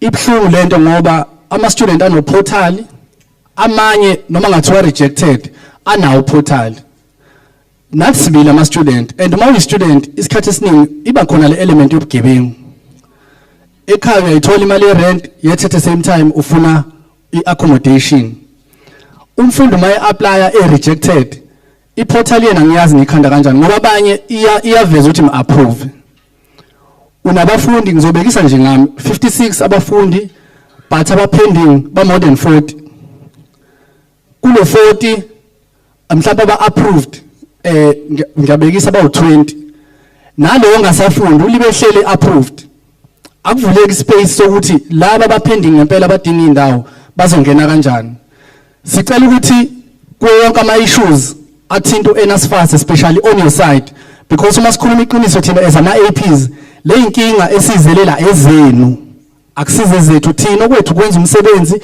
sinike iquality yeservice enidingayo ekugcineni kosuku nisikhokhela imali yethu njengoba sisuke siyifakile uma siqala sizosebenza but ama-issues njengoba nwabala ukuthi ukuverifya nani awenu as a young people eSouth Africa sinenkinga ukuthi everywhere la kuno government khona uma kunenkinga yokuthi kunemali kuhlezi kuyi-system i-down i-up iyale ikuphi but kuzoze kube nini uyophela manje unyaka iy'nkinga zingasolveki but sithanda ukudlulisa ukubonga kakhulu ku-administrator because ever since efikile siwubonile umehluko siyamlandelela kakhulu siyacela u-administrator asiqinise isandla kubasebenzi bakwa-NSFAS because some of them sizokhuluma nje sibe neqiniso abasuka ngale kwakhe engakabi khona bane-arrogance and uma ngabe bezoza kithi as ama-APs sometimes nama-inspect beza as if kuzisilwane kumuntu kanti kufanele sibe ne-relationship la singaboni khona sikwazi ukuthi silungisane but now uma kuzo NSFAS mina ngibona i-enemy uzungazi noma imali yakho uma usuyifuna kahle uyifune kuye lozayo siyacela u-administrator asiqinise isandla ekutheni u-NSFAS ngempela makusetshenziswana abangahlezi besincikisela ngokuthi uma unenkinga sizokuphutha umsebenzi makunjani because thina siyakwazi ukubekezela ama-payment singawatholi kuze kulunge sicela ukuthi administrator in terms of ama-payment lawa esisuke sifona khona bayaceleza kwethu ukuthi kube nendlela yokufona but ayisilekeleli siyafona njalo you can't even terminate i-contract yomfundi uyayi-terminate noma uyi-terminate but kwi-system yelibe hleli nje ewumfundi wakho ngiyabonga kakhulu. One last comment that side, a fifth question or clarity, then we take responses.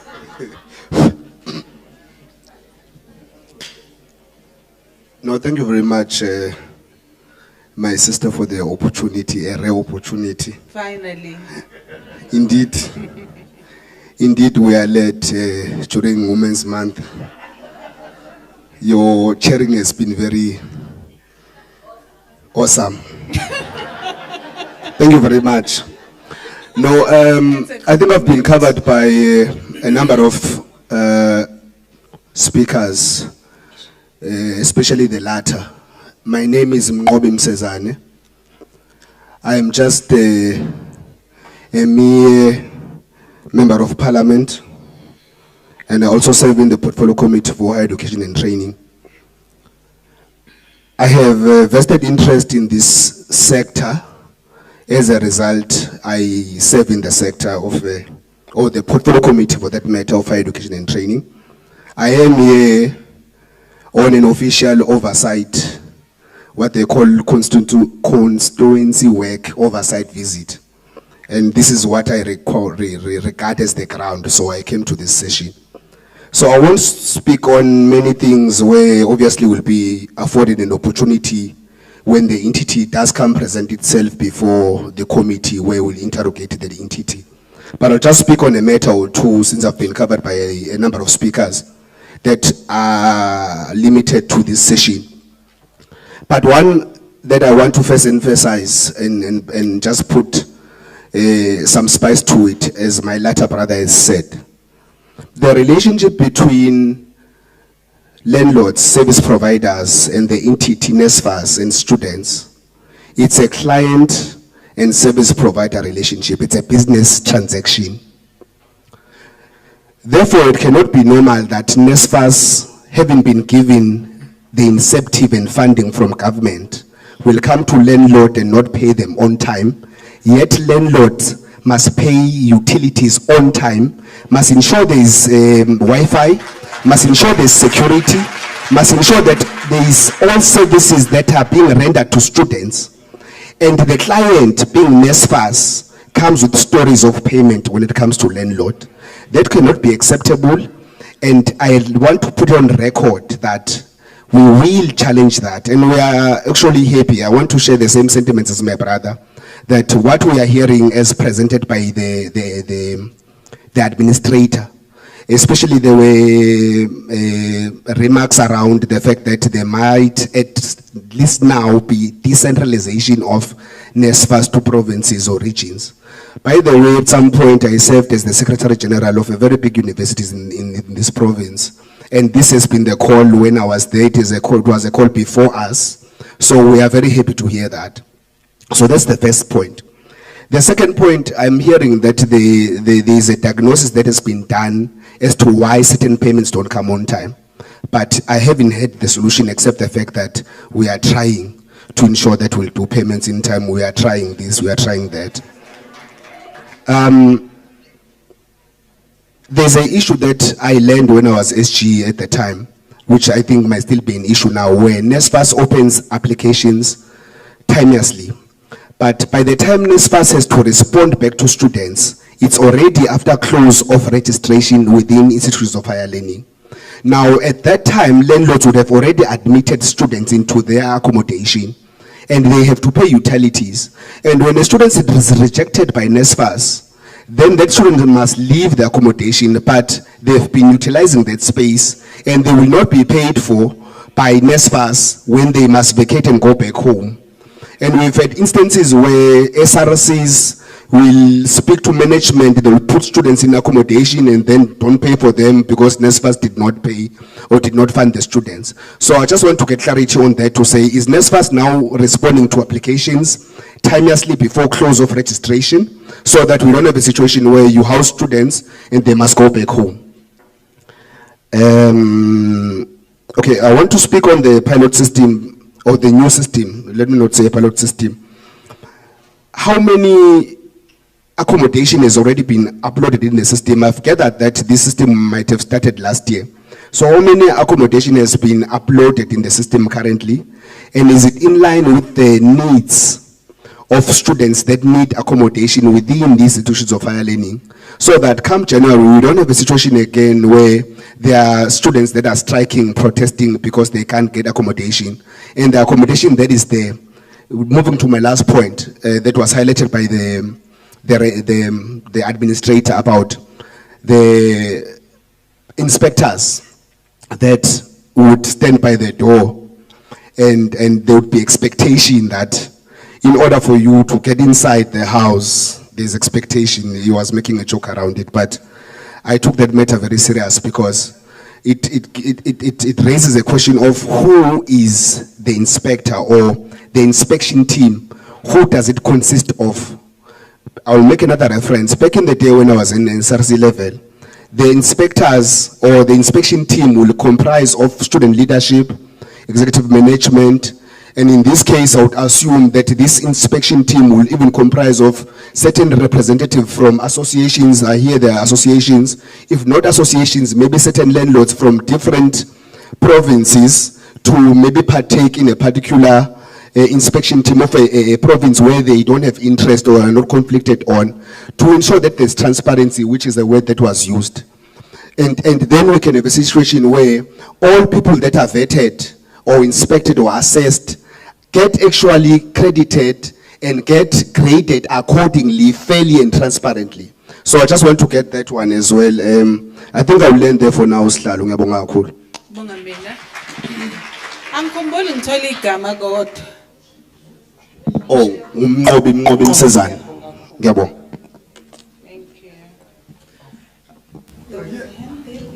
Thank you. And respond to the questions that have been raised just now. Thank you. Thank you. My name is Nati Khena. I'm also an accommodation provider around here in Durban. I'm not going to repeat some of the things Msezana has covered me. Thank you very much, my brother, on some of the things that you have mentioned. But I'd like to just summarize some of them by saying NSFAS needs to improve on process management. It seemed to be non-existent. And your capacity on people that are dealing with the issues that we are faced with. I mean, look at the room as we speak now. If you've got only 1 or 2 people that have to be called whenever there is a problem, just look at this room and tell me if they will ever be able to touch sites. They will never be able to cope. So I'm appealing to NSFAS to look at their capacity to manage this big animal that they are managing and have capacity. And not just capacity, but the right capacity to manage it. But the other point that I want to raise, there seems to be a misalignment on the start date of the colleges and the time that we get paid for. The colleges will say we're paying, in fact, NSFAS, not colleges. They'll say we pay you for T1, we pay you February, March, April. That's your first trimester. But the students start their syllabus, their lectures on the 15th of January. So there's 15 days that NSFAS is not paying us for. Again, T2, you get paid for June, July, August. But the students started lectures on the 15th of May. So by the time you end up, you have close to 10.5 to 11 months, but you are getting paid for 9 months. It's like we are now subsidizing. I'm a student, no more subsidize NSFAS. When you ask some of the officials, the NSFAS, but the police. Now, why is the policy not aligned to the semesters or trimesters of the college? I really think that needs to be addressed. We might, we might understand that there will be 1 or 2 queries about certain students. But when you've got 40% of your students not being paid, and you have been paying all the facilities, they've been using all the facilities. If it was for a month, maybe you miss a month, you can understand. T2 has not been paid, which is June, July, August. Has not been paid. And you get told proudly, no, don't worry, we haven't paid T2.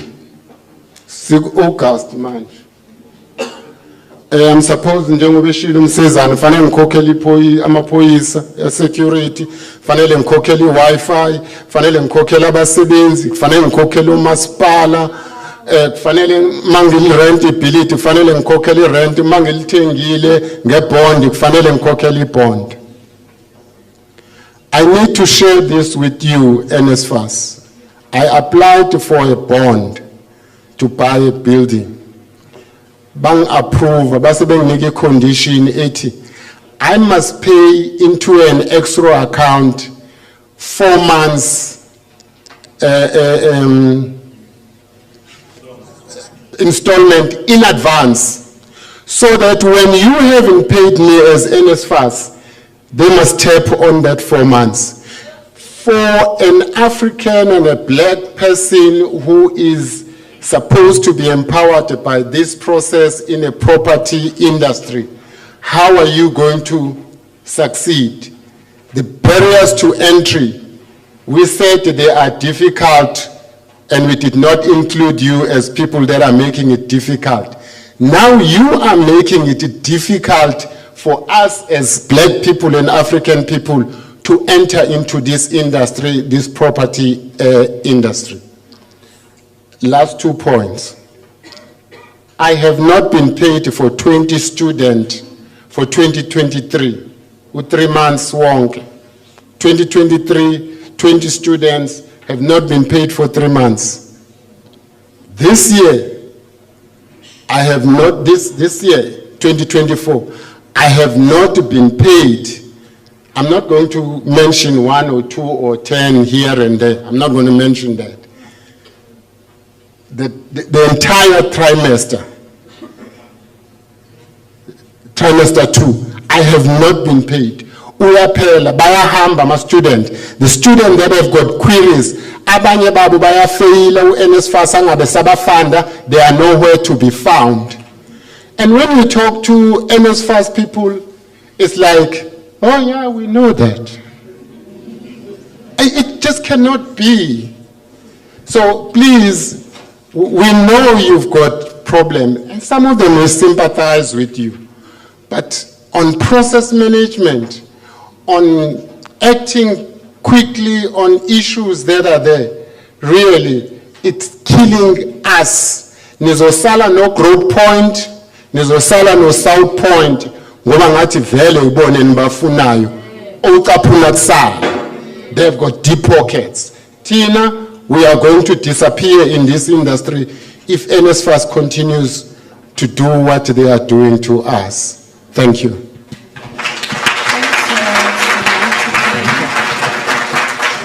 All right, we are going to be responding or even trying to explain some of the issues and clarity that have been raised. But we also appreciate the points that have been put forward. I think we will leave certain items for Mr. Nomvalo to close with, like issues of capacity and the work that we have embarked on to ensure that there is capacity in the organization.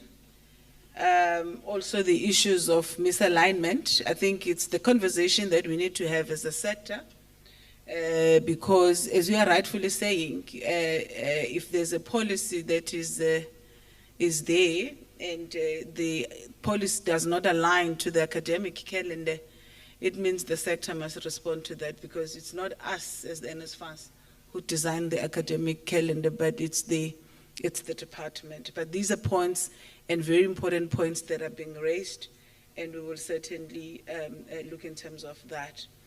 Can I, Mr. COO, do you want to pick issues that you relate to your space?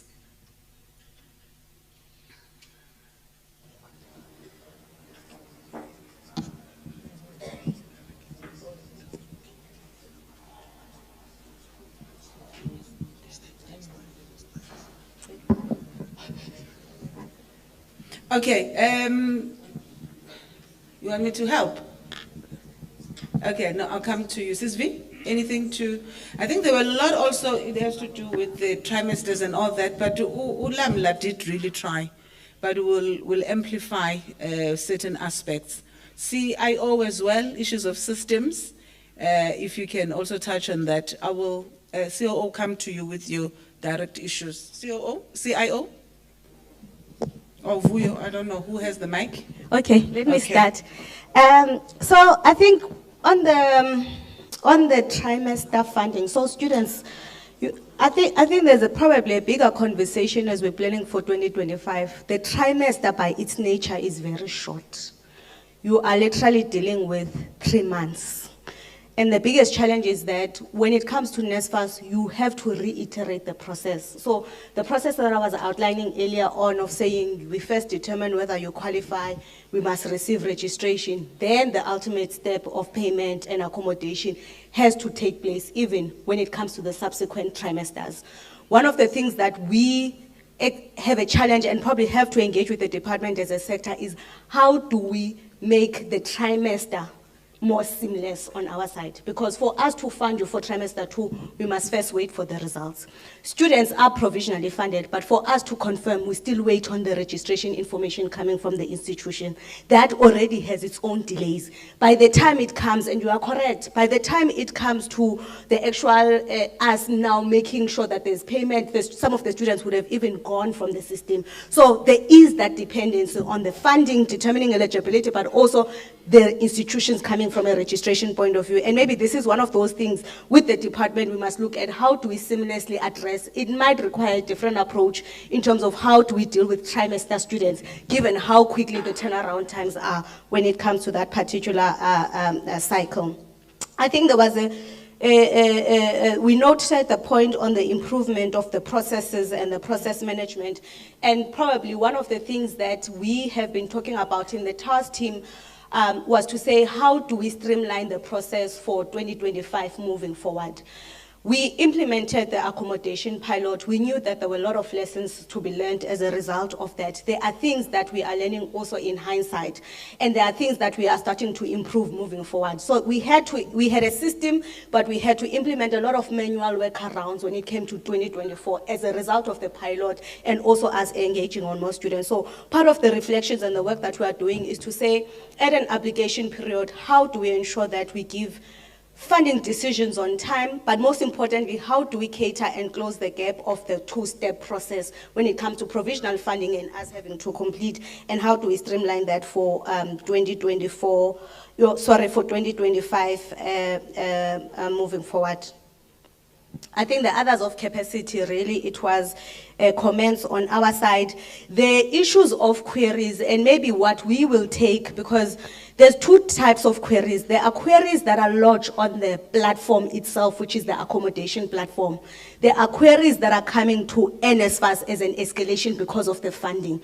What we will have to work on moving forward is how do we streamline the query process such that as the users, you don't get to experience that it's a query at a platform level and now it has to be attended to at NSFAS. How do we integrate the funding statuses versus the query where you are affected at the tail end? And I think it's also one of the things that we'll integrate on our side in terms of how do we streamline the query handling processes, because it's one part for a student to be funded, it's another for a student to be placed, and sometimes there's interchanges between the two.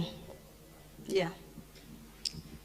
Errol, on the application and the finalization of the funding statuses.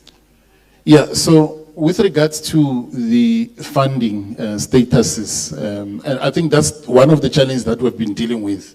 But going forward, that is what we want to do. That's what we want to change. We want to have funding decisions as early as possible. Because once we have that, then it has got a trickle-down effect on even how we go about doing payments in the end. So it is quite important, and that's one of the things that we're looking at, that we need to be able to ensure that we are able to make those funding decisions as early as possible.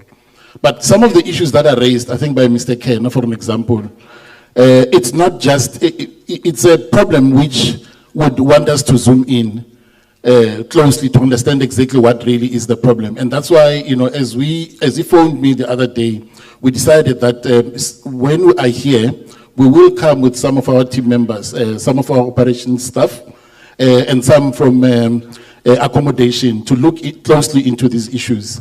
And then we can do that after this meeting, just so we understand the problem better. Because the way I understand it is that you've got recommendations as well, on some of the things that you would want us to improve. So we are here, we are willing to listen, and we'll be taking those forward to make sure that we improve as far as possible to address most of these challenges. And as I've indicated, that what we want to do is to improve on the processes and to improve on the systems so that we minimize these problems as much as possible. Thanks. Thank you. Tilly, do you want to add on that, on the funding, the completion of that, so that we give hope to the sector? Is Tilly around? Okay, thanks. Oh, there he is. Is there a mic that side? Colleagues, I think we need to be mindful of the fact that we still have one presentation to go. I don't know if we need that. Last question. I see hands. I just want us to be at one with the proposal. Afternoon, colleagues.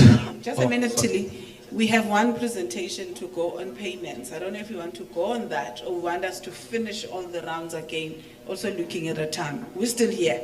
We can be here until 12. It's up to you. We are not pressed for any flight. Okay. All right, Tilly, you may proceed. Yeah. We'll take the last round and then we go to the presentation, then we will move towards finding solutions now going forward. Thank you. Thanks, Chair. Yeah, you know, with the current challenges, yes, we do have challenges when it comes to applications awaiting evaluation. But what we are doing as NSFAS to try and better the situation, one, we have already started with preparing for the 2025 academic year applications. And the reason why we started this early is just to make sure that comes end of December, we are then in a position to be able to confirm funding statuses for all the students so that when they register, then they will know whether they are funded or not. And still on that, what is also important, and listening to some of the speakers here, I'm picking up that it looks to me like there are colleagues who will then go and allow students to move into their accommodation, one, without confirming the funding, whether the student is funded. My advice to you is that it is important that you confirm the funding. That is one.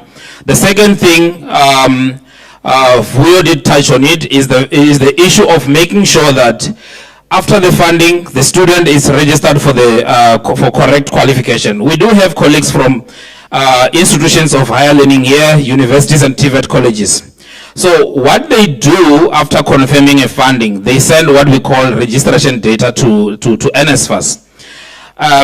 Where you find that the student indeed is funded as per the funded list. However, one, it's registered for qualification. It's always advisable for you to also somehow find a way to work with the university to check whether these students are registered for funded qualifications, because where students are funded and they end up registering for qualifications that are not approved for funding, NSFAS, it will be a challenge for NSFAS to pay you guys. So please, it's advisable you confirm the funding, you confirm registration. With the registration, you can even ask them to give you a proof of registration. And with a proof of registration, it also addresses the question that was raised earlier on regarding the cycles, annuals, semesters, and trimesters. If they come to you with a proof of reg, you know they are registered for a trimester, they are registered for a semester, they are registered for annual. And then from there, we need to also find a way to work with institutions to confirm if indeed they are registered for funded qualifications, to avoid situations where after 2-3 months, that's when you realize there's a need for students to receive a payment, and then you then learn that yes, they are appearing on the funded list, but they are not registered for funded qualification. So I think that's my input, Chairperson, just to assist in some of these challenges. Thanks. Okay. Just maybe in one sentence to talk to issues of inspection so that I can take one, then we go to the next presentation. NSFAS embarked on a process to call for inspectors that are reputable and that have been doing this work for many years. We went through the supply chain process and then we appointed to those those accrediting agents. Now there are questions whether they're reputable, whether they are, they know what they do, or they just chance us. And who are these inspectors? We can make that information available so that you know, but also even on the portals, that information is available. So we believe that they ought to be professional in their conduct as they do work. But however, as we have acknowledged earlier, we did receive a couple of concerns in terms of how they work with yourselves. And we took those very seriously. Even through our forensic unit, the matters are being handled at that level. That's how serious we take these matters. So it is in our belief that we had appointed reputable, and we know that at some point they were also concerned that even those professional companies that we have appointed, they then send people that probably are not professional in their conduct when they then engage with yourselves. So it's also upon us to make sure that we hold them accountable to the service level agreement that we have signed with them. So we do take note very seriously, but it has been our belief that they are professional because they are reputable, and by the way that they've submitted all the proposals and the background check that we have conducted did suggest that they are professional. However, we are not blind, and we are hearing the concerns that we have been raising. We did raise with them at some point. They equally raised the very same problem to say, when you get there and the landlord feels that his or her property is not up to scratch, the landlord is offering something. So that's a two-way exercise. So I don't know, the bribe B or a bribe bar or whatever, something like that. But this takes two to tango. So in a long and short is that we are looking into it. We are quite concerned. It's not only about that. Even the properties themselves, whether they are in good condition or not. So that exercise is quite important. Hence, at NSFAS level, we're trying as best as we can. Part of the capacity is to ensure that there's quality and monitoring and evaluation on a continuous basis of these properties, so that at least we keep them up to the standard as per the policy. So I thought, let me just on inspectors just respond in that manner. Hope it will cover the questions that have been raised around the work and the conduct, and whether these land inspectors do have checklists. Yes, they do, which is aligned to the minimum norms as we have explained. They are available, the minimum norms, and because it's a public document, it's very clear. So we can even make that available so that you can have access to those to that document as well. I would Vumani request that we do have a team that is looking into specific cases. You've mentioned that you haven't been paid for some of the students and you don't know, and issues of verification. We've got all the team, from those that must do verification, those that must make sure that invoices are aligned. So they will also will make them visible to all of you guys who have specific queries, because I cannot respond standing here on the specific issues why you are not paid. But I think the general point you are raising is on issues of verification and the timing of the verification that must happen in the system, which are the things that we are improving on going forward, because this verification calls on all of us, NSFAS, the institution, and the student, to make sure that we do it, and we do it on time before payments are an issue. We are now going to, I said I'm going to take one, and then we will go to the presentation, and probably after the presentation and many questions also be clarified on payments and the process that you need to follow. And then if you allow me, because I think we've got this venue up until, I don't know, I'll check with my team, and then we can have Mr. Nomvalo as well coming up to close the session. But we're not going to close after the presentation. We'll give an opportunity again to okay.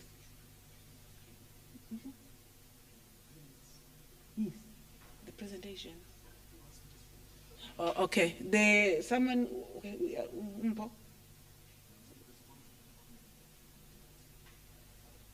payment that are outstanding. The 2023. Yeah. Okay. No, we did respond to that. Oh, okay. Sorry, colleagues. I'm also being guided by my seniors here as well. So Mishmael want to take an issue of communication and ensuring that we improve on that. I think it has been a point that has been raised as well. Uvuya did touch on the issues of queries and all that. There is an email address again from the administrator as well. It will be made available for colleagues who still have queries. we are trying to align. I know there have been several email addresses for the organization, but as it relates to this project, we'll again share that email address so that you are able to follow through the queries that you're submitting. Because I'm sure by being frustrated, you end up sending to different email addresses. So we'll be able to provide you with the correct or the direct email address that deals with issues of accommodation. Yeah, Ish, you can come in. Okay. No, thank you very much, Smo, and good afternoon to the colleagues. I think just two questions relating to the question that my sister asked here from I think we are from one of the institutions, either the Investor or College. DUT, we are finalizing the 2025 application process, and we will make further announcement very soon in terms of all those processes. But the guarantee is that come the 1st of September, we will open the 2025 application season. So we will communicate as we do to institutions via circulars, via letters to VCs and the registrars and to the principals of colleges as well in terms of the processes. And that information will be sent as well to all the stakeholders within the sector as soon as they are finalized. There are new innovations that NSFAS has embarked on, and it will be announced at that particular time. In terms of the communications channels that we have made available to yourselves, we will ping that email address, and would honestly like to apologize if ever we have not been able to respond to each and every query that has been asked. The commitment is that we have made additional capacity available to deal with the queries that have been coming. But we must indicate that because of the nature of the organization we have and the challenges there too in the sector, not only yourselves are using that email. Now we have to separate inquiries that comes directly from yourselves, the ones that comes from students as well, because they are also using that very same platform which is meant for yourselves. So we now have additional capacity, and then we will try and respond to each and every one of those. Again, we are trying to find other innovative ways to engage with yourselves as we do with institutions, because with institutions what we do, we'll send bulk circulars, we'll send WhatsApps and so on and so forth if they are urgent matters. So we are going to look at how can we enhance the communication between APs and NSFAS, especially on bulk messages that needs to be sent. Unfortunately, for issues that relate to your specific circumstances, case management has to be involved. We need to investigate some of those issues. Our finance departments needs to be involved for us to be able to respond. So that might take a bit longer than generic questions that relates to processes. So we are going to really find a mechanism to improve on those personal inquiries that we have about your payments, and in relation to the students and other processes. But I think you would have seen that the presentations that were made earlier this morning, that talks to processes. Those are some of the mechanisms that already we are bringing to yourselves, that please comply to those, because data gets fed into those systems, and it becomes very easy for us to identify you and your property, as it has been advised by colleagues that a name helps. The numbers that you are accommodating, accreditation processes, grading systems, those are mechanisms that also speaks to the overall management of information between ourselves and yourselves. So it will assist if you comply on the other side, and we commit that when you engage, we'll then respond. Yeah, I think I'll leave it at that in terms of the communication measures. Through the branch itself, accommodation, we will engage with yourselves, and as we improve on the mechanisms for us to get in touch with yourselves. Thank you. Thank you. Is there another hand there? Okay, yes. No, before you put, there's someone before you. I'm going to take one, please, colleagues. I have the mic. Yes, I have the mic, ma'am. Who has the mic now? Yes, I have the mic. Oh gosh, there are too many mics. I have the mic. Thank you very I have much. the Thank you very much, Chair. Usiphelele mavundla lo. Ngizocela ukumix language. Khulume yakithi. Phinde ngintshontshe neyo ndlebe ekhanya ilanga. To NSFAS team. Guys, this is my plea. You are professionals. You have been hired by this institution because of your qualifications, your experience, which was relevant to you being employed in the institution. So NSFAS must not come here and fool us. NSFAS is a proper institution. It has got CFOs, got CEO, we've got managers, we've got people who are in charge of communications.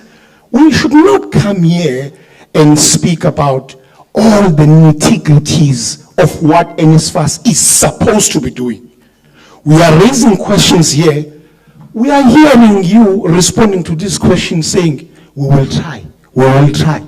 It means for the past, the whole year, it's one and the same problem. And the question is, that I'm going to pose to the CEO, what are you doing if in the department people are not performing? You've got someone who is hired to focus mainly on communication. You can't tell me that there will be different managers in the communication space. No. We are going to appoint a person that needs to account what is happening with communication from the students. He needs to report to the CEO and say, CEO, this is the problem. Because NSFAS have got proper systems in place, even if it's not perfect. But the system that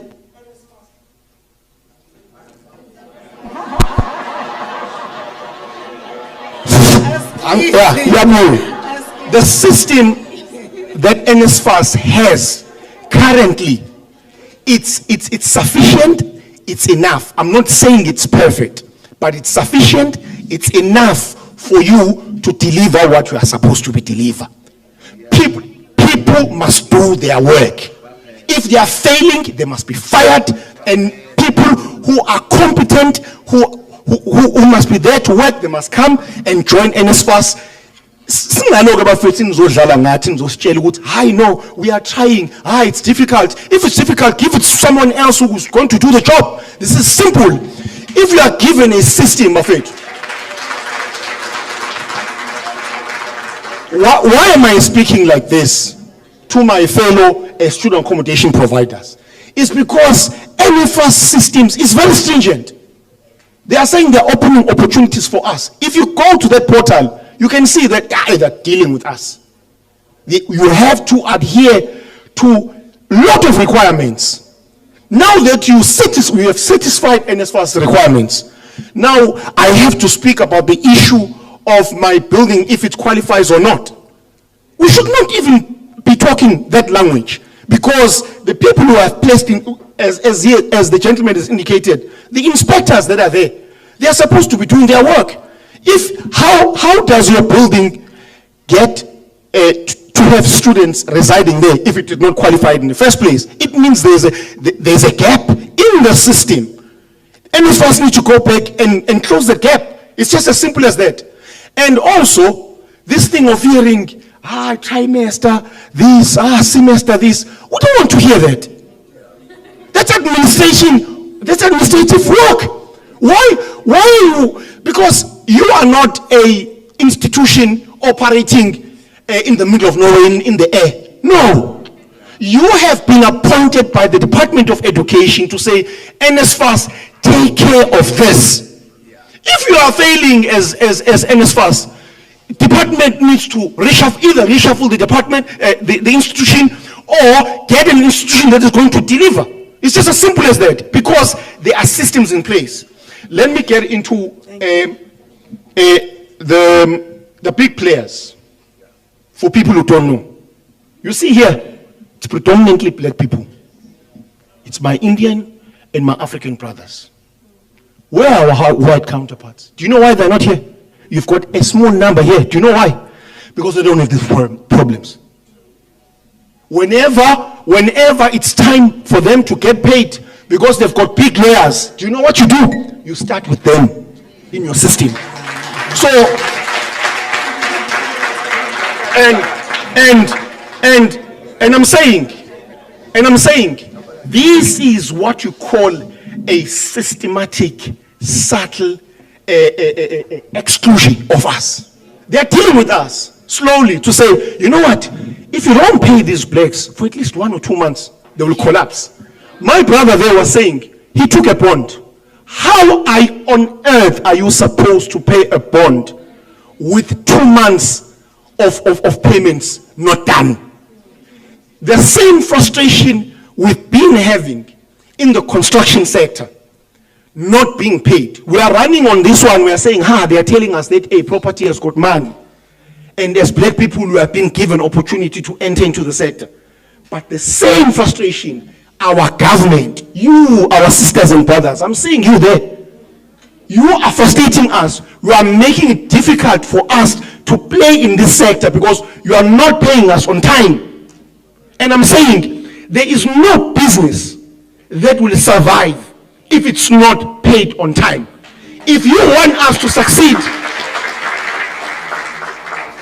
if you want us to succeed, pay us on time. You have a system. If I've got 20 students, pay me according to what is on the system. If I do not have 20 students, I've got 15, I've got 15 and I should be paid for 15. The other one, it should not be a discussion. Lastly, the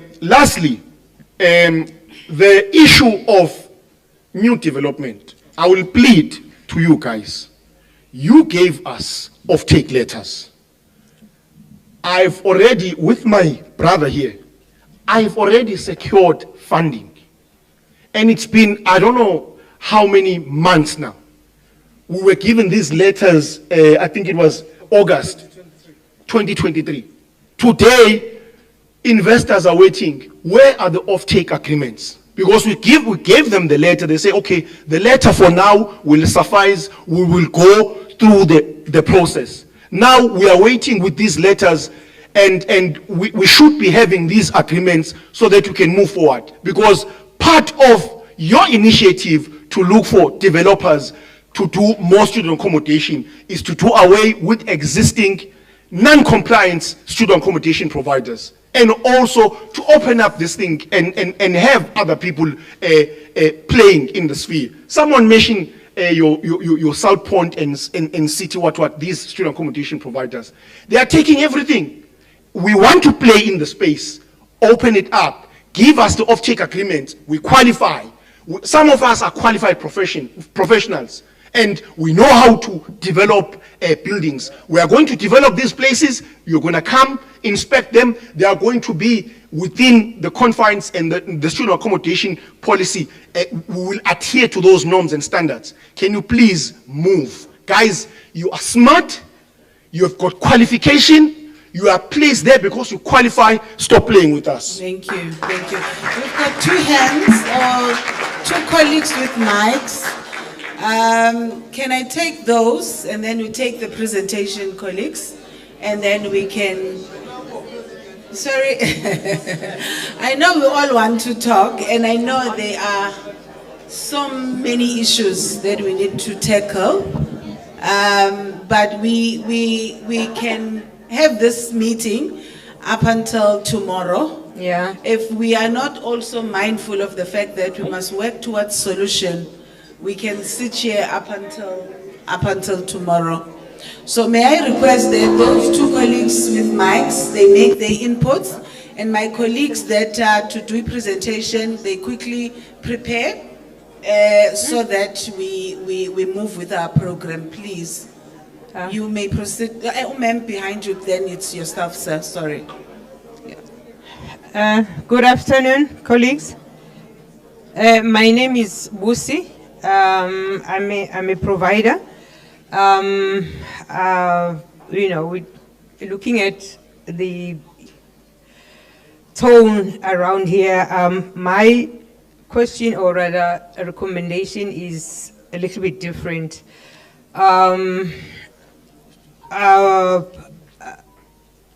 Let's say I have a scenario here. You want to purchase a property, and you approach one of the big financial institutions like Itala or SIFA, NEF. The requirements that that is needed is for you to bring a business plan and 5-year financial projections, and which you do supply. But their concern, which they take as a risk, is what if NSFAS does not renew?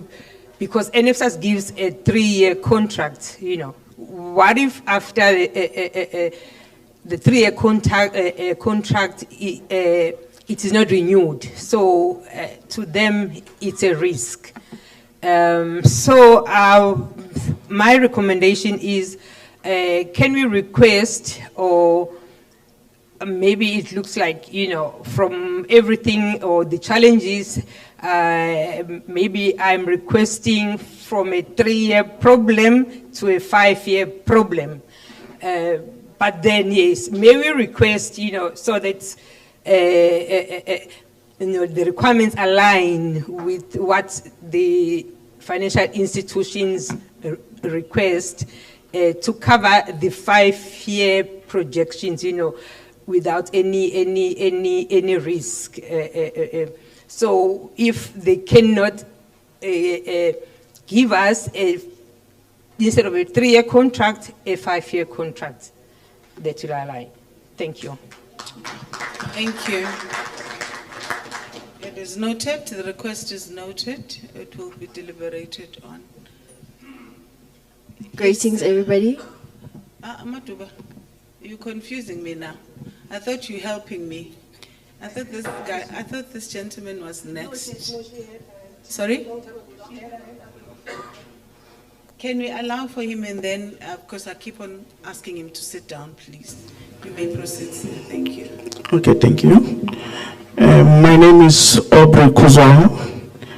I'm an accommodation provider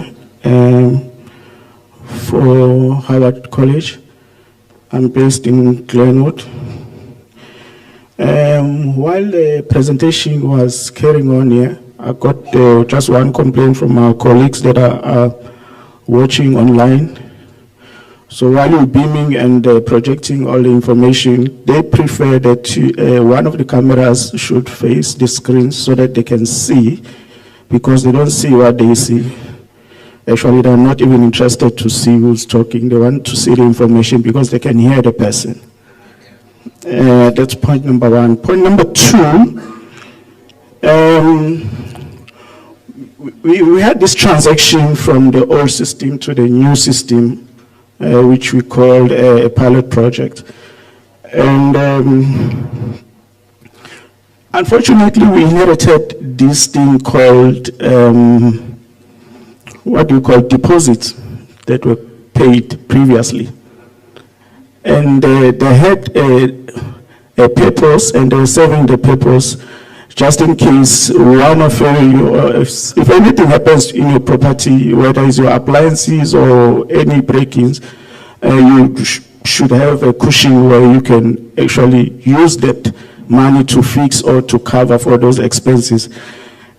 So as we transact to the new system, we seem to have forgotten about it, and it haunts us as service providers.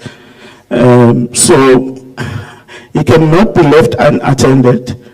As much as NSFAS has raised the amount that they are paying us to cater for a lot of things, but we're still having issues where students, they just break almost everything and you don't know where to go. We need to know whether are we continuing with that deposit, because under normal circumstances, you cannot rent a place and not pay a deposit. For a normal rental, you should pay a deposit to whoever is providing that service. I'm not sure if NSFAS is looking at maybe having a sort of money allocated for that space. Okay, my last point, this point has been raised in a number of ways regarding the grading. I've got two almost identical properties. I understand that we had teething problems when we started the pilot project, but one was assessed a week later, and the one that was assessed first was graded B, and the one that was assessed later was graded A. Reason being that we learned from the first one what we need to correct, because we didn't have this information as to what we need to, because at the end of the day, I cannot imagine where you get a grade less just because you didn't have a fire extinguisher. I can quickly go to the shop and buy it. So when somebody come and assess my property, needs to tell me where I fell short. We don't get that report. At least we must have a report to say, you got B, if you wanted to get A, this is A, B, C, D, and E that you should have met. You fall short on this thing. And at least give us a period, or maybe even a week. Some of the things we can do in a day or a week, because I don't believe that NSFAS is in a sort of a mission to downgrade our grades. If they are in a mission to keep us there because they want us to provide the best accommodation for the students, they should offer us an opportunity to do that. We cannot wait for the whole year to move from one grade to the other. Because you need to know, if you get a D, what did I do wrong? What can I do to get to a C, to a B, or to an A? That was my last point. Thank you. Thank you very much. Thank you. Yes, you may come say. Greetings, greetings everybody. Maybe firstly, if Hope's manager is here, Hope from Ezekiel, I would just like to say thank you to her and for her outstanding performance, where especially us in Maritzburg is concerned. Finally. So thank you. On a more serious note, I'm Saneli's neighbor, the left-hand side of Saneli's house in Maritzburg. It was my first time this year being introduced to the system where we had to register with NSFAS. As your colleagues have highlighted, the students would just renting from us directly. So upon reaching frustrations, after having it paid a couple of $1,000 for an inspection to be done at the house, I flew to Cape Town. To my dismay, I met none of the officials from the office. I unfortunately had to book the next day, hopefully, so somebody could see me. The next day, not even the lady who was helping at reception was able to assist me. One of my frustrations that led to me going to Cape Town, besides feeling like I had paid money into I don't know if some of us know the triple M scam. I felt I had paid money into a scam that wasn't going to pay me. I came back and luckily, NSFAS, I think 5 months into our agreements with them, finally paid. Upon that payment, which was some of the reasons that I left for Cape Town, was because the bond had lost its patience with me not paying. Municipality had now started cutting services, which meant I had to enter into illegal connections in order to keep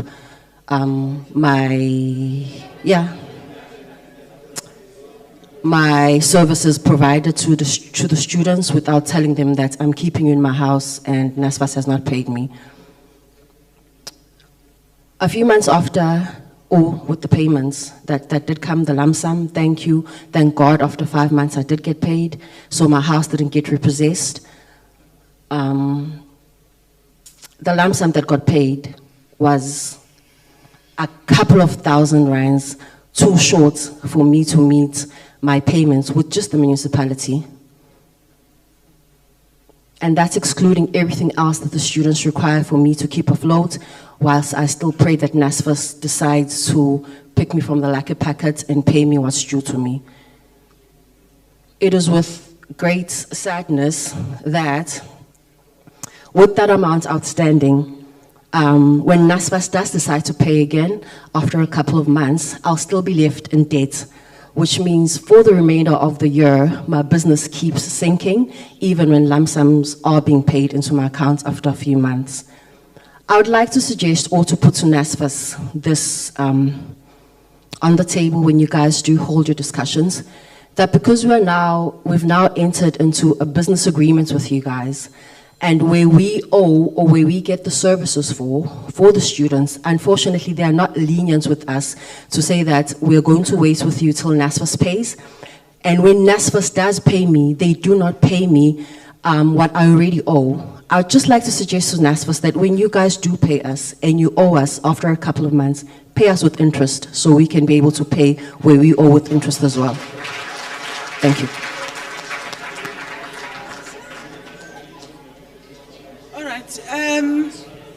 Thank you, Hope, for that. I think it resonated with some of the colleagues who have went through the same experience. I'm going to take one hand now. The gentleman has been patient with me. As an elderly person in the room, I felt obliged to. Yes, sir, let me hand over to you before we take the next presentation. Thank you. Is your mic on?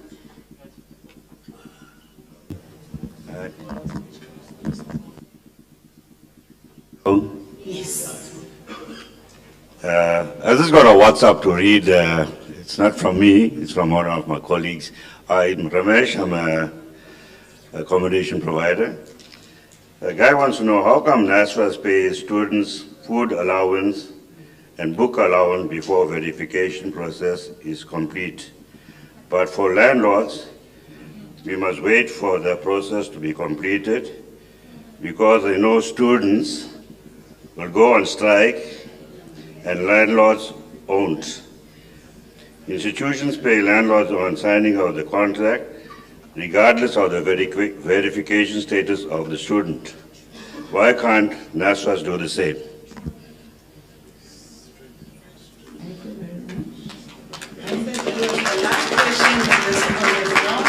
May I have the presentation? Then we will respond to all the questions that have been raised and make reflections to some of the inputs that have been made. So thank you very much.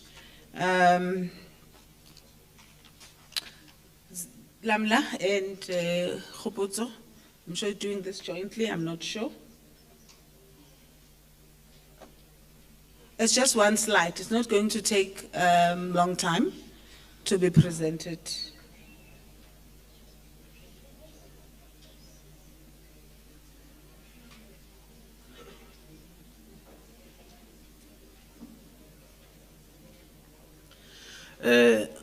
Greetings again. We are not going to be long with this presentation, especially with the concerns that were raised, which touch with the process that we are going to stipulate today. What is important that we just need to ensure is that with the process that we're trying to unfold, it is then to make sure that at the end of the day, we stick into the policy and into the norms and standards. And that's why we want to emphasize into this process, how it works, so that we are all aligned to it. We will start, remember the last presentation that I did, I ended up to say the registration has now been validated, right? And the invoice is now received in this state. When we then, NSFAS, as solution partners, which is ZIQUAL, they submit their payment file to NSFAS. You need to know what then happens. They need to ensure that all students have signed the lease agreements, which is a legal obligation. If a student hasn't signed the lease agreement, we are not going to release the payment. That is within the policy. We need to make sure that all students have signed. You might have students residing in your property for 5 months, but if that student hasn't signed the lease agreement, there's no payment that will be released for those students until they signed a lease agreement. That's one of the importances. When you ensure that you capture your students and they reside in your place, you need to make sure that the full onboarding is performed correctly. And one of the things that you will need then to do, because that's what we do on our side, they will send that payment file. The payment file that they are speaking to, it's an invoice. That invoice is in Excel worksheet. We extract it from their system, which is the ZIQUAL system, which consists of different columns on that data, and all columns that are there are very important for validation. When we receive that file for review, which we called it an invoice from our side, which is then the information that a student provided to you, and it also aligned with the gradings that you accepted from the offer. The first thing we will do is to make sure that we validate the data for completeness issues. One, we've identified that it happens at some instances that IDs are incorrectly captured, right? And we need to ensure that we validate with them to say, please engage with your AP to make sure that these IDs are corrected. And there are instances where we could see that the student grades then do not align. We also ensure that we communicate to them to make sure that the grades align. And there are exceptions on NSFAS that NSFAS identified. As I'll mention some of the few that will lead not a payment to be successful. One that is critical currently is that, which I've mentioned, there's what we call an N+. An N+, if you go to the DHET policy, you will identify it. It's part of the reasons why NSFAS must have at least an N+1 for a student to be funded. Once a student exceeds the N+ rule, then NSFAS is no longer going to be able to fund that student. And NSFAS has a right to determine, to say, should we then offer you the bursary currently?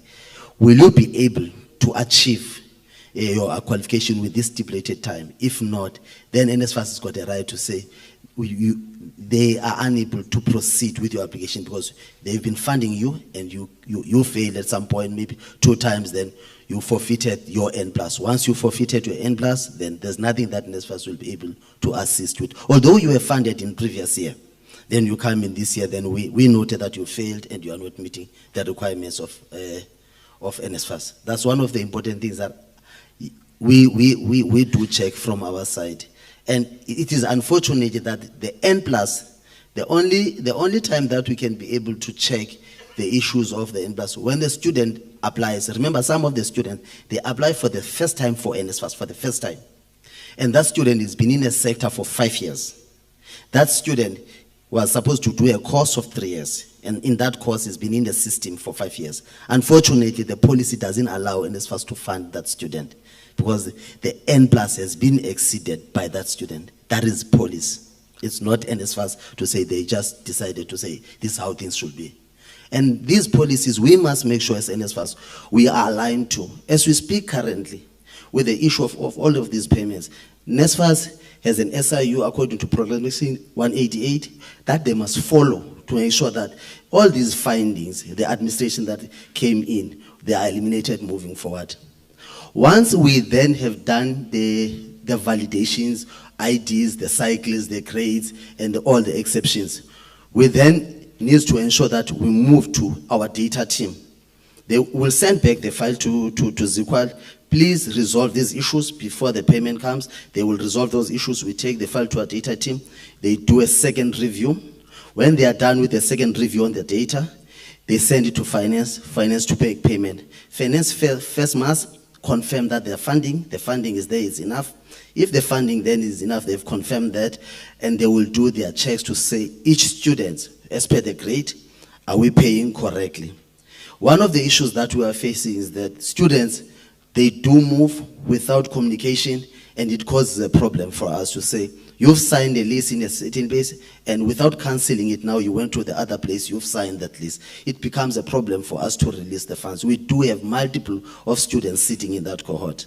And we plead with the landlord to say, once a student informs you that I'm from that property, I want to move to your property, please make sure you follow a proper channel so that you not get to be disadvantaged of your funds that you should be receiving. Then, when we've done with that, finance has made the payment, probably let's say the file consisted when we received from ZQual of 10,000 students. Now, when the payment goes, it goes with 8,000 students. The 8,000 students will be the ones that NSFAS is satisfied to say they meet all the requirements of the payment. And we must be honest to remember that when the placement took place, it was not only done by NSFAS. There are instances where you pick up that when you ask to say, but who did the placement? Because if NSFAS was part of the placement, they would have guided the solution, the landlord or the institution was going to be able to guide the landlord. And that's what we always say, to say, please ensure that you get that guidance in the two, and inform the institution and make sure that the solution partner is aware, so that all your students that you cater, they are validated or they are verified by NSFAS. And we do have APs in each and every province. There are APs that when we make payment, all of their students are paid, because when they started the process, they make sure that all their students, they were confirmed. Once they are confirmed, they are validated, and their monies they've received. We do have such of the APs. And then we do have to say, once that file goes out, you will notice there will be exceptions. In that exceptions, I've seen also in their report, it will state what type of exception is that. And I want to say to you, if there's exception, it's not understandable, please inquire with them.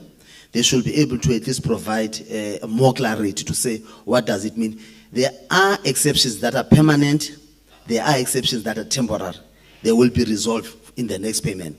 Some, they are permanent. There's nothing that NSFAS can do. For example, if a student cancelled the studies, that exception is permanent. The student decided to drop out, and the institution submit. Let's say the student comes in Feb, reside in your place, go and register at the institution, and then once they've done the two, they are settled, they are sorted. They go in the next month, let's say in March, they do a deregistration. Then come following month in April, the list is sent to NSFAS. This student has deregistered. NSFAS has no right to pay the student that has deregistered, because that student is no longer considered as NSFAS student at all. The student is deregistered. And we know that some of the students might not even share that information. And when some they do deregister, they don't even deregister, they just drop out from the institution. Institution will pick up as time goes to say, actually, that student has dropped out. And when we receive that information, we ensure that we stop all payments from tuition, living allowance, accommodation. All allowances must be stopped, because you are no longer part of NSFAS beneficiaries. Because we've got two, it's NSFAS applicant, those that are not funded by NSFAS, and it's NSFAS beneficiaries, those that are NSFAS funded. Then we just need to make sure that we move along with those that are NSFAS beneficiaries. Then the report that I'm saying, it will consist of the 10,000 students, for example, that were provided with each reason per student.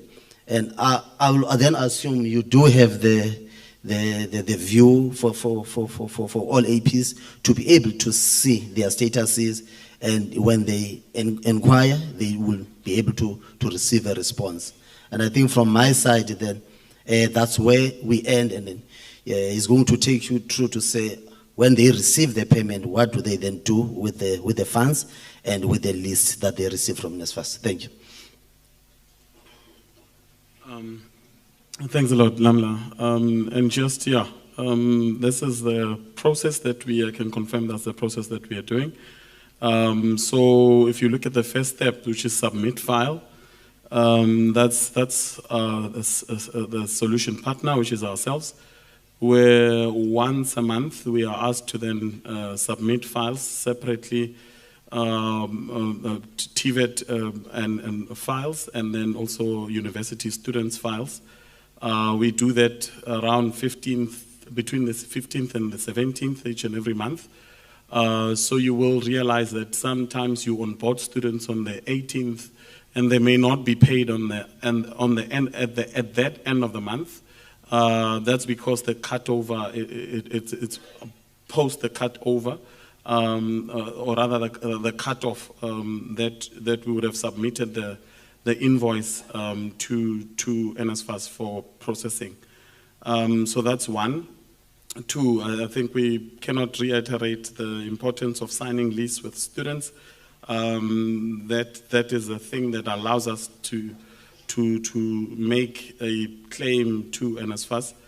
And also on the actual submission of the file, if we do that each and every month for all the months that have not been paid successfully. So if you miss Feb, you have an error message for Feb. In March, we're going to submit for Feb and March. We're going to submit for the previous months that you were unsuccessful. As Lamla did mention, some reasons that you get are not permanent, they're temporary. Then they may have been resolved, so that's the reason why we try and claim for the months that you were unsuccessfully claimed for. So we would submit that file, and NSFAS would then do the reviewing of the invoice, and they would come back to us at some point if there's any kinds of issues that they may want us to resolve. Very minimal. It's always very quick to resolve within an hour or so. We are then able to then resolve that. Then we send that back to NSFAS, where they'll do some processing. And I really think we've been quite consistent on the timelines of paying TVET, at least from April around. It's just universities where I think last month we paid on the 7th. But yeah, it has not been over 30 days, which can definitely improve, and we are definitely working to ensure that improves. Then there's that processing of payments. Once they've done a processing of payments, what they do is to send us a response file. This response file, this is now step number 4. It's what we then get back. It's similar to what we've sent as a claim. We would get back with a response that says, was this student successful, yes or no? If it was unsuccessful, then they would say what the reasons were. And then we would inject that into the system, and that's how you would be able to view your invoices. So that normally is just a day before we would then receive funds. And then when we receive funds, which is the bulk payments, we then process that immediately to accommodation providers. And between the file or you viewing the invoice and receiving the funds, it shouldn't take over 24 months. I think we've been quite consistent with over 85%. 24 hours. What did I say? Months. 24 months. It's been a long day. So 24 hours. Sorry. I wasn't trying to cause a heartache. Yeah, so that normally reflects within the next 24 hours. I must think about it. And worst case scenario doesn't take above 48 hours. But those are with exceptions because we've got cutoffs with the banks on when we can process the funds, even though the funds are with the banks, but you've got to send them proper batch files within time frames, and that's 1 o'clock. If you send them a confirmation 1:05, then they would then delay by 24 hours.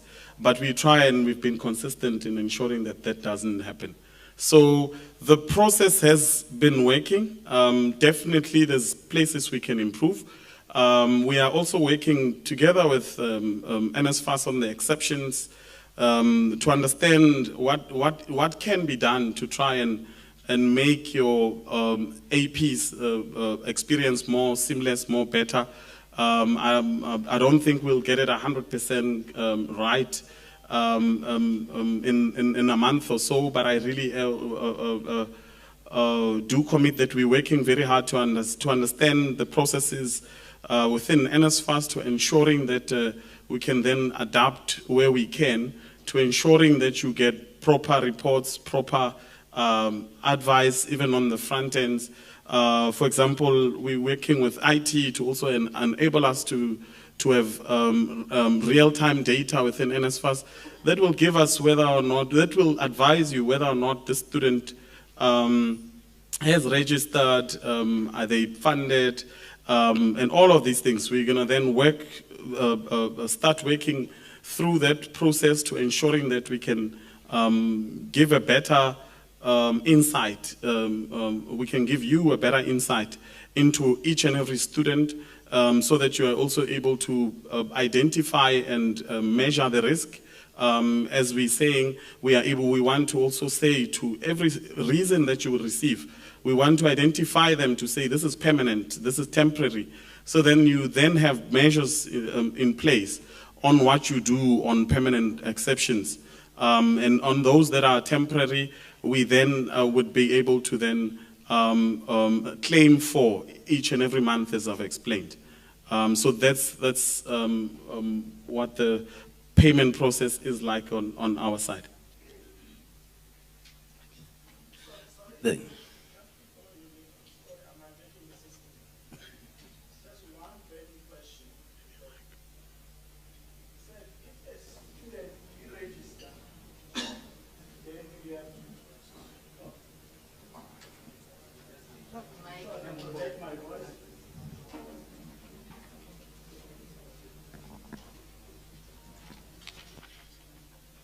Okay, sorry, I'm not sure if I'm the only one who picked up this shortfall.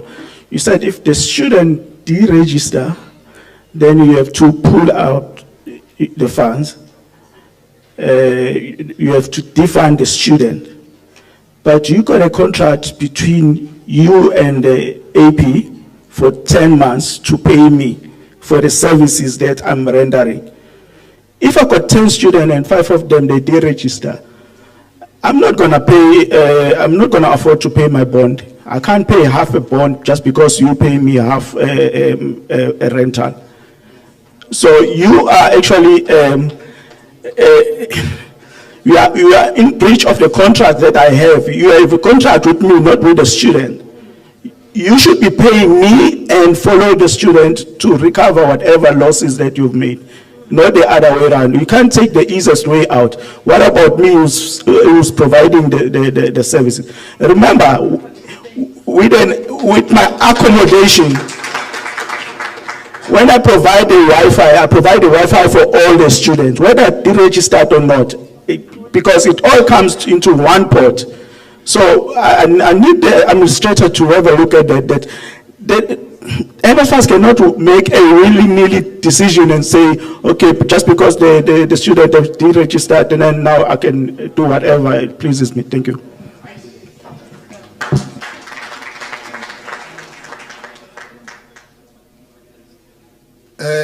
Ngibonge futhi ngethuba wesibili. Mhlambe ngicela nje ukugxila kolwakithi isingisi siwesiqala. Khona mhlambe sozwana. I think sonke sila kufanele sibuyise umqondo sikhumbule ukuthi uNSFAS wawusungulwe lana. NSFAS wawusungulelwe ingane eminyama ekade ihlwempi ingathola amathuba njengezinye because isisele nogogo. Abazali abasebenzi. But I think along the way kulahlekile leyo ngayibiza ngani ivalue ukuthi sila ngobani uNSFAS usungulwe lana. Lokho ngikusho ngoba hayi mhlambe ngoba ngilwa noma mhlambe amazwi amazohlaba kukhona ukuxhamazela okwenzakalayo nokunyathela fast angeke ngithi sonke imisekhame kukhona umsebenzi sonke sinama task khona okwazi ukuhlinza khona okwazi ukuphatha kahle ukhewe cold room khona ukwazi ukwamukela ama-guest, khona ukwazi ukwenza njani. Angeke ngisuke angikwazi ukuhlinza ngihambe ngiyotshela abahlinzayo ukuthi abenze njani. Inyama ethize ibekwa ngalaphi nani ibekwa ngalaphi. Lokho ngikushiso ukuthi when NSFAS decided to embark on this journey, the student accommodation, they might have consulted my university, but we are the ones who are on the ground. We are the ones who live with these students on a daily, with complaints. We know these students, we know what they need. We have experience in this. Some have been doing it for 20 years. I've been doing it for 10 years. Ngiyazi ukuthi kwenziwa njani, handling from 5 beds to 1,000 beds. Siyazi ukuthi kwenziwa njani, but we were never consulted. Decisions were taken, payment system were done. And I don't remember any university saying that to NSFAS came and asked, how do you pay landlords? With universities, we've never had any payment issues up until recently with DUT. They changed the system. In 2 months, they are fixing it. We're seeing progress. They communicate.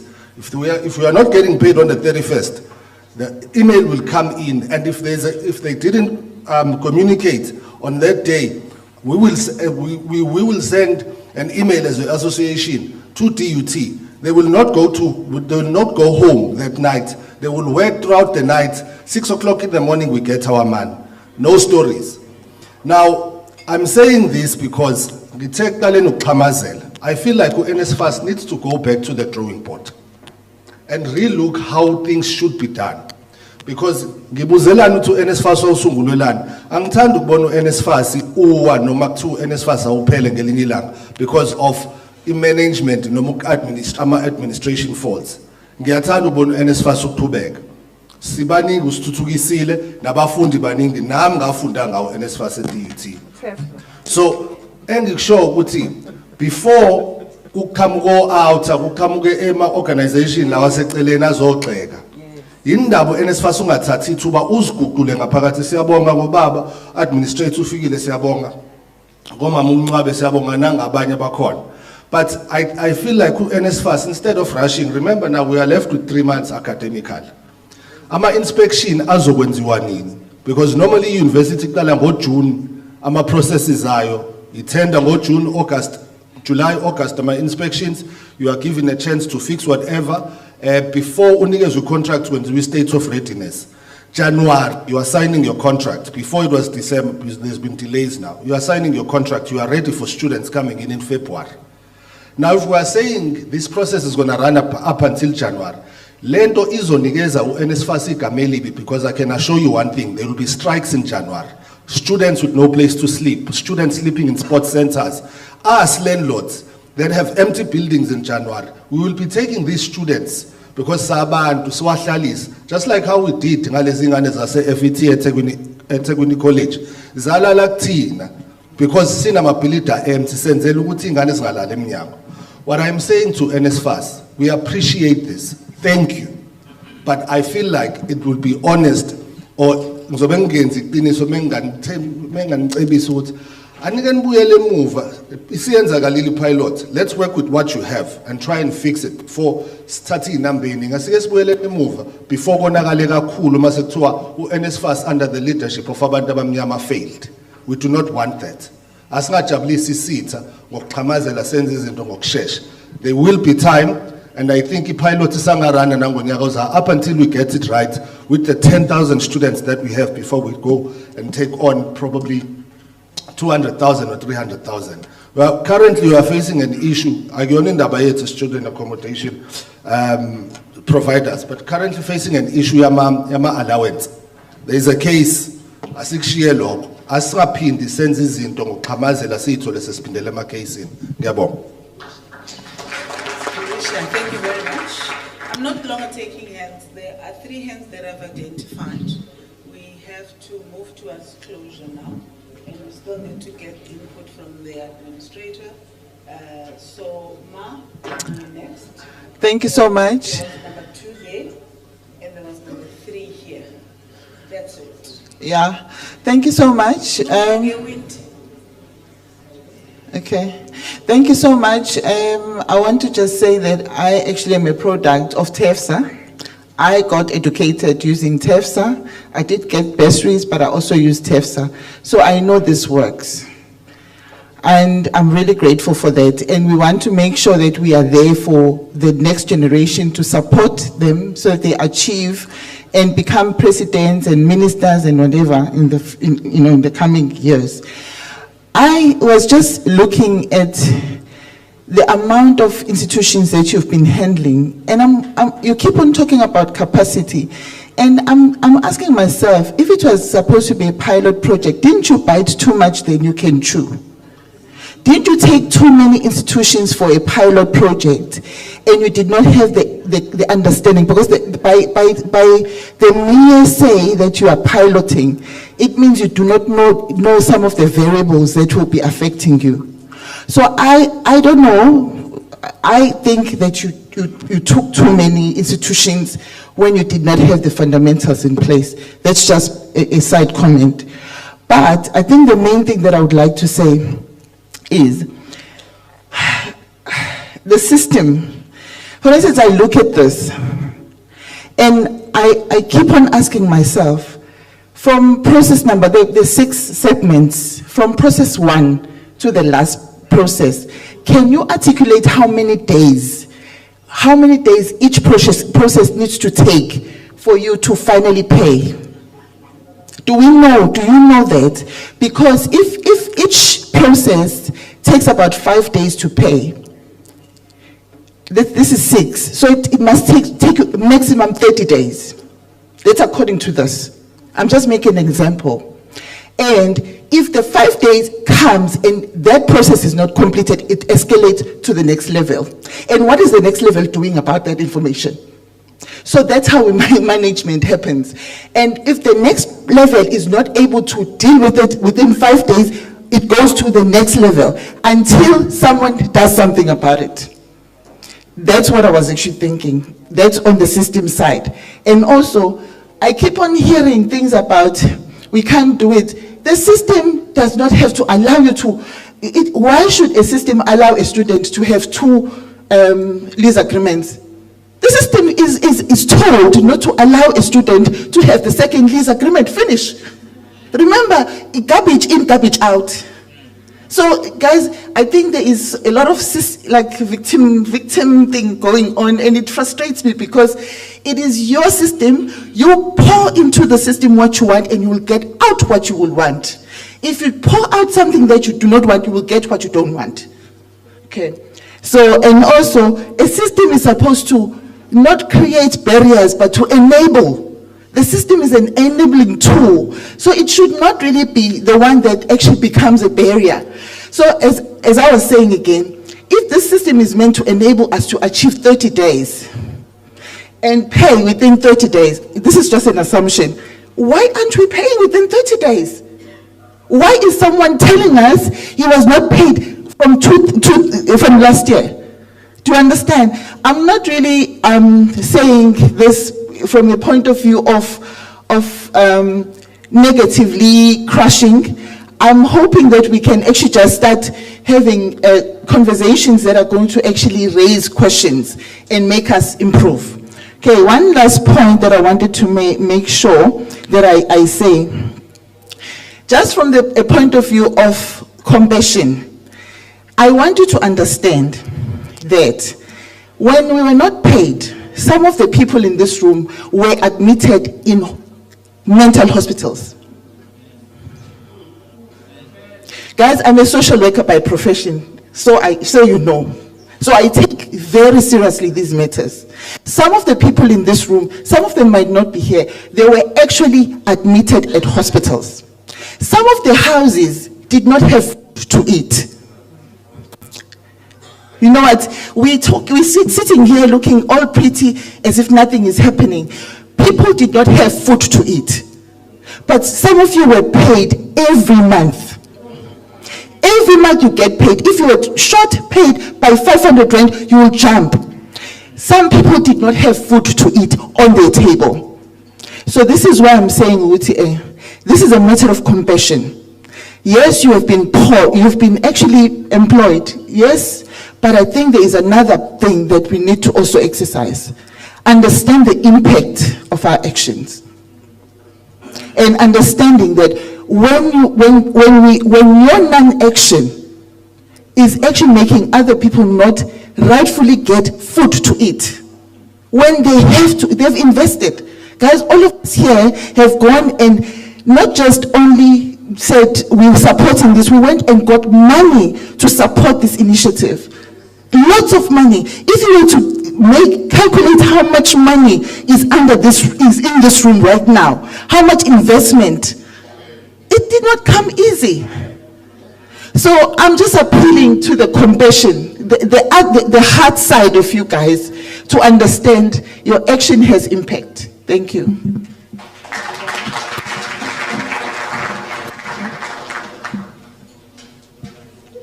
Well, good day, ladies and gentlemen. I'm Sawang Kumal. On my side, I think she has touched a bit on it, because for me it's just the timelines, the sensitivities. And the presentation, it looks nice but useless. Because nobody cares about time. And I'll tell you, we are sitting with a student that's awaiting verification. And whose side is that? If we are playing tennis, or whether it's table tennis, the ball will always be on your side. Because it's played, it's already on your side. And you're sitting with it for days. Nobody on that other end is responding to the student who has actually applied on my space, which is for my accommodation. So how must I do that? How must I help you improve in what you are supposed to do? And with regards to the losses, remember, we are all smart. You can't choose which losses to take and which ones not to take. We have accepted the losses where you guys have said we have accommodated a student who doesn't qualify, right? You said we should take that loss, and we have accepted that loss. We lose those every day. In a case where a student was accepted and you started paying for that student, and the student died or decided to stop studying in that particular 10 months or year of agreement, just pay us our money.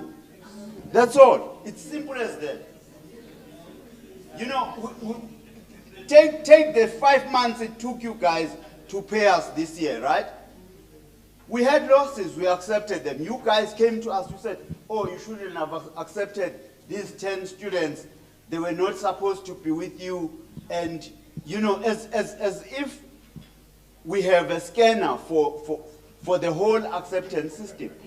But now, when it's your turn to accept a payment, which is the loss side of things, you are telling us again that, oh no, the student has exited.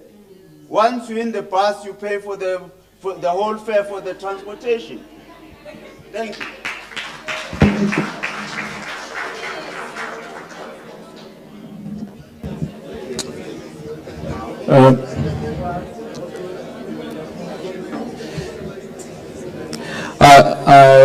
I'd like to make one suggestion, and also try to get clarity on a question I asked earlier on. I asked, why does a student get their allowances, all of them, housing, meal, and when you inquire, they say they are provisionally funded and they're not paid their rent. Why is that? That's my first question. My suggestion is that we appreciate greatly the online platform that SheCall has developed with NSFAS. I think with most of the questions that we've posed to you, I hope that your team is taking note of all the questions, so that on the portal, going forward, for those that were not able to attend, and even for us who have attended, will not remember everything that was asked. It will become general knowledge that can be put on your FAQ link.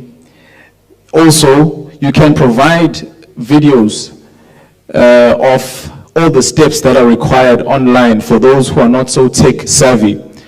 You can use your YouTube channel, Twitter, or any social media platforms to leave steps that each of us here can take so that we are not always asking you via email, what should I do, what should I do? May we please use technology to the best of our ability. And in closing, I'd like to say as a young man that it saddens me that with the power that we have as black people, especially those that are leading us, speaking to NSFAS, Department of Higher Education and Training, that we as African people, we are busy destroying each other, whether intentionally or unintentionally. Even in this pilot project, some people's lives were negatively affected, and some of us were witnessing people's lives being destroyed simply by just lack of communication. You know, if you could have, during the 5 months, given us some kind of hope in communicating, not even talk about payment, just to give us official communication, so I can take the letter, take it to the bank and say, on this date, guaranteed, you will have your money. We could not have that. We've had to deal with banks, we've had to deal with lawyers. And some of us, this business is a lifeline to our families, to our children. And the lack of communication, I'm not even speaking about payment, just communication has destroyed some people's lives. Yes, you may think that the bulk payments relieved some tension, but some damages cannot be reversed. I received reports from some of our people, stroke, you can't reverse some of those strokes. You can't reverse tumors. So I'm saying, just to reiterate what Umama said, the impact of lack of action, lack of communication has affected us negatively. We appreciate everything you are doing tirelessly, but I will repeat again what my brother said there. If you're undercapacitated, please hire. We heard the budget, it's in billions now. If you're not fully equipped, please replace. It's not personal, it's business. If you are struggling internally, do troubleshooting, fix that issue, and help us help you provide the best service to the students. Lastly, we want to work with you. We are not fighting. We just want clear communication and payment on time. Thank you. Thank you very much. That was our last input from the floor. We will now, we have registered all of the issues that have been raised. And I think we do want to, first and foremost, thank everybody who has made input. We know it has been valuable to us indeed. And I'm happy because all of us are making reference to the pilot, which is a study. And I think we have learned a lot. The way admission that we had made ourselves to say, how do we do better going forward? We are resolute with the project, and we can promise you that we will do better. And I did indicate earlier that there are measures already. And I think some of those measures you are also starting to underscore, to then say, with the administration, we have seen these improvements, and those improvements will continue to happen. So we are committing ourselves, that's why we're here. We know there are challenges. It would have been worse if these challenges are existing, but we are nowhere to be found, so that we are able to explain them and then work with you in resolving them. But I'd like really to appreciate every input that has been made. We have recorded them. As I said, we were streaming live, and we are all going to give you guys feedback in terms of this and the improvements that we had committed that we will be doing in the system.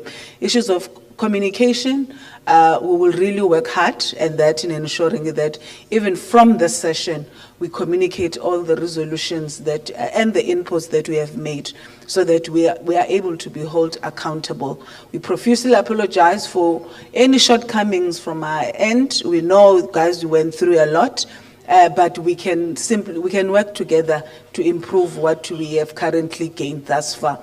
which I think it's a brighter future to ensure that our students reside in conducive environments, they succeed and they thrive in their educational prospects. So working with institutions, thank you very much. We know there are still challenges there.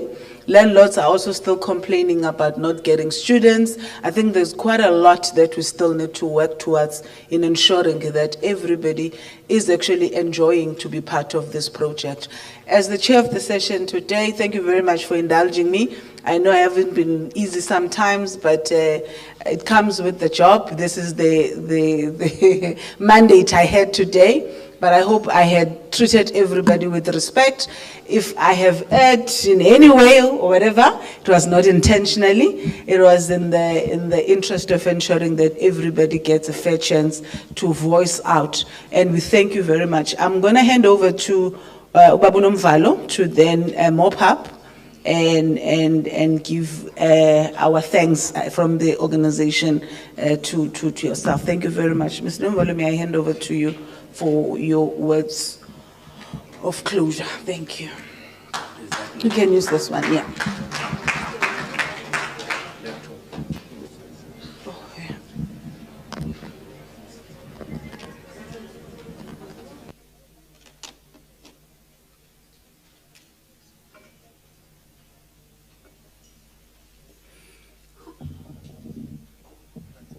Yeah.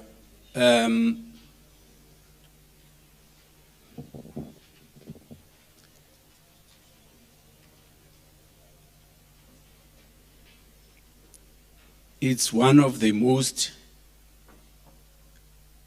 trying moments to just sit still and listen how bad you are. And how much pain have we inflicted on people. So, when we decided on the roadshows, we decided on the roadshows because we could hear from a distance the challenges that we are causing in the system.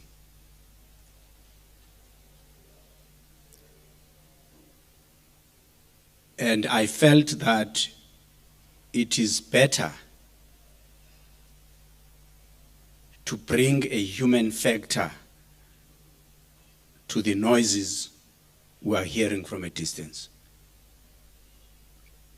And bringing a human factor is about sitting in the room and talk to each other about the difficult issues that confront us. We are not perfect. And being here to listen as we have listened, and in some instances provided answers that seemed to be excuses, in some instances made excuses, at the end of the day, we take the process very, very seriously. Every point raised today, there's a suggestion, I didn't get the name of, Ulungile Lutuli, was saying that all of these things that we're talking about, some of them are mundane issues that can be taken into a frequently asked questions and be packaged there and people can search for themselves. We've just built a capacity of, which is artificial intelligence, where you can, using a WhatsApp-based model, you can ask questions and get answers. So for all of the things that are about process and procedure and all of those things, it should be possible already using that platform, not to have to phone anybody, but to just go into the system and ask a question and get an answer. We've built that capacity already in the last 3 months. In due course, we're going to be launching it so that everybody can use it. That, from a responsiveness point of view, will take away maybe 10% or 20% of the calls that come through that end up not being responded. And release the capacity to respond to the queries. How we're going to do in that regard, only experience as we move forward will tell us how well are we doing. So we are here to listen, but most importantly to learn.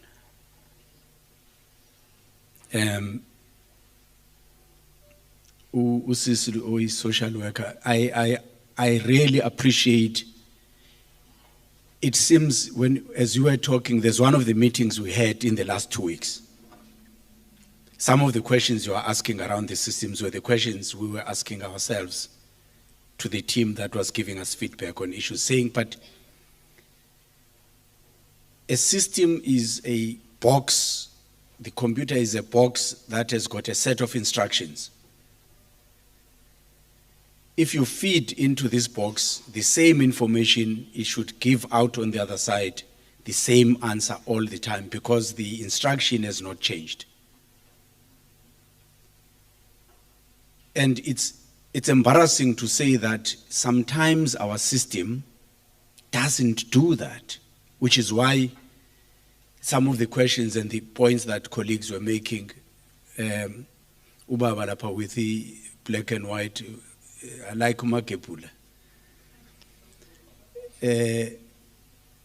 was talking in a way that sounds frustrated that, but you are here, you are professionals, you are paid salaries to do these things, and yet things do not happen.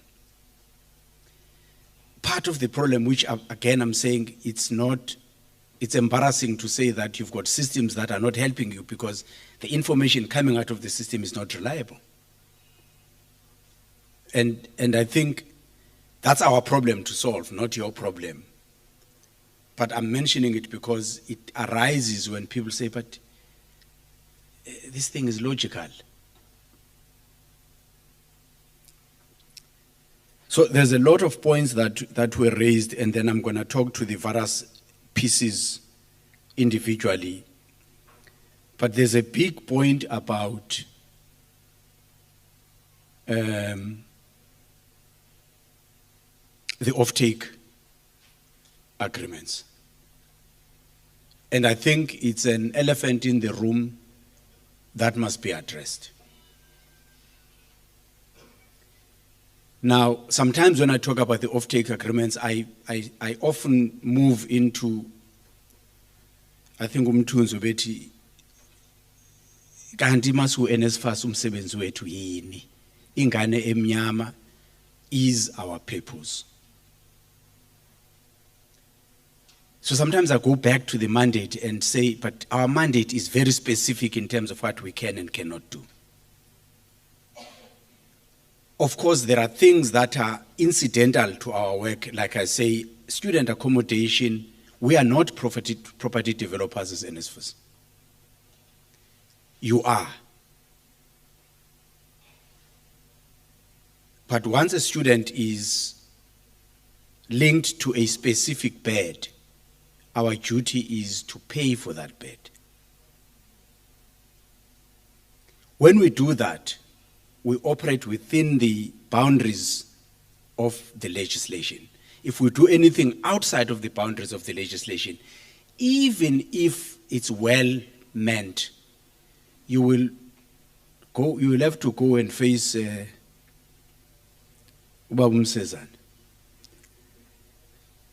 And Ubaba Msezane will tell you, here is the legislation. It says you must do this, that, and that. You went out and did that, and that, and that. Tell me why. You will provide the answers. It says, but you are supposed to work within the legislation. There are other arms of government whose responsibility it is to do those things. So sometimes I go to that point when I discuss this issue around offtakes to say it does get a little bit complicated for NSFAS. Today, I don't want to go into more detail about that, but just put facts on the table that are not known publicly. The issue of those offtake letters is questionable at best. you did nothing wrong in relying on those things, because if people give you something, you can assume that it is legitimate. But the sad reality is that after those letters were issued, there was a process that sought to engage with those letters, and it ended sometime in mid-December last year, where the last line in the resolution says no additional work needs to be done in this regard because of irregularity that is around it. So there was a specific determination that found a lot of irregularities in the process leading up to the letters. And when the board deliberated with this issue, unfortunately, I cannot find a record of that being communicated. But I can find a record, which is an internal document that says there were problems with this. So if you still have that letter and you haven't done anything about it, I would suggest don't do anything further. It is an unfortunate thing to do, but it is the reality that we face. It is symptomatic of the organization that we are trying to rebuild and make it work better. It's unfortunate and it's unfair, I understand. But I have to operate within the parameters of what is acceptable and not. Part of being here is to be transparent, is to be honest with yourselves. We, as NSFAS, try and be as honest as possible with yourselves so that we can begin to work together to find answers. So, there's a number of points. I was really taking copious notes here of all of the issues. There's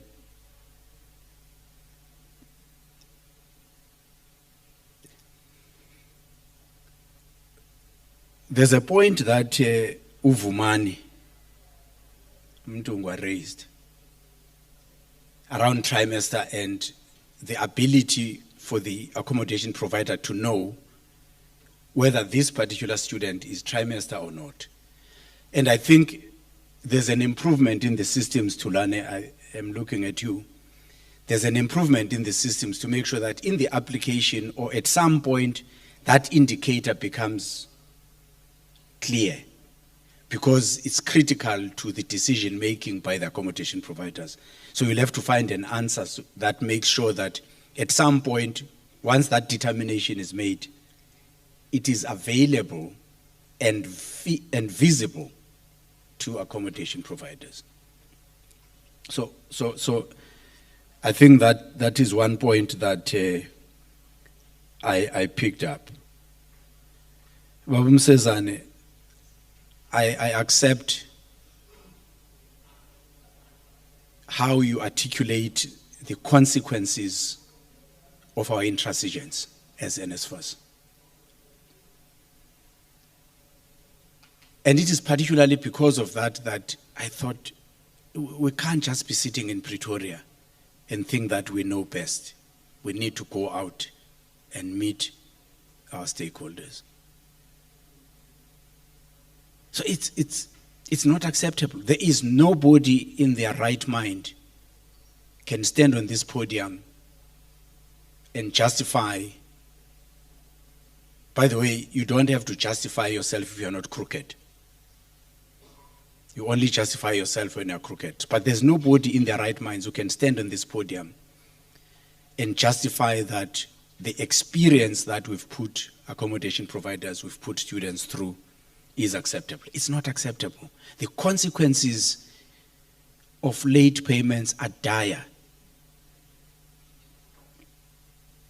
I know too well, because my budget is always right on the edges. I know too well when you don't have just that extra 500 rands to cover your debit order. It's painful, and the consequences are tragic. So the team that is here, I'm hoping that they were touched as much as I was by the stories of your experiences. So to just talk to a few of the things that came up from the themes that we're trying to understand. There's an issue around the allocation of students and onboarding that comes up quite strongly. And it does become a problem between us because we receive an application, we process the application, we get to a point that this student ought to be funded, but we will fund the student if that student is pursuing a particular qualification, not any qualification. So our decision is only valid after we know what the student is doing, which then comes from the institution back to us. Part of the exercise is, do we have sufficient capacity to manage that interface? Do we have proper processes to manage that interface? At the moment, we are failing. It's easy to say the institutions did not give us the information, but if we are looking for the information, maybe we should get on top of a horse and go to the institution to get the information. So we need to do more and not just say the information from we call it the reg data in terms of our internal language. The information from the institution is not coming through. And that's why we're also building a good relationship with the universities as well as TVET colleges so that that interface can be polished and made to work better. So that becomes a problem when that information is not aligned, because then you will submit the invoices based on the information you have, which may be aligning to the university. When we look at our information, we find that there's some things that are missing, and then the issue gets delayed. There's no explanation for not paying and paying late. But when you've got those misalignments, then they do create a legitimate doubt whether payment should be processed or not. The issue of provisionally funded and registered is linked to this. I think our language needs to change so that it doesn't create any confusion. Maybe when you are in the status that we today call provisionally funded, we should probably use a term like qualifying student. So you know qualifying doesn't mean you are funded. And then when you are funded, we then use the word funded. Then it's easy, it's straightforward. But there's a process issue as well that links to this thing. But the language, I think, does create a bit of problems as well. I take the point around the timing, and there's a question we did not answer, if I remember very well, when we had those 6 steps. How many days each of the processes take?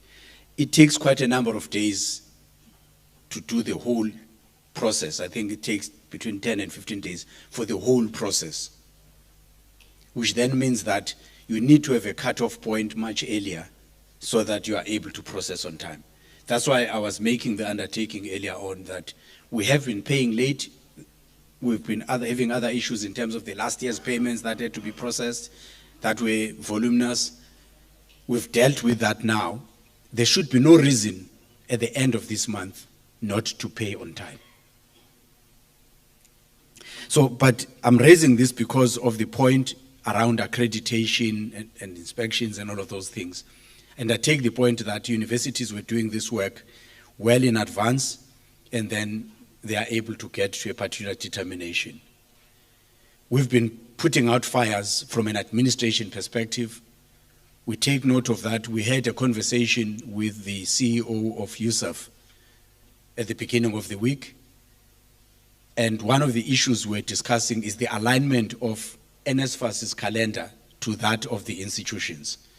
So going forward, this year we're too late for that, but going forward, I expect that those that will be in charge should make sure that that alignment is there so that decisions are taken in a way that ties in with the institutions. Of course, the department will support us, hopefully, with the decisions they have to make, and we will help the department in making those decisions by providing the information they require.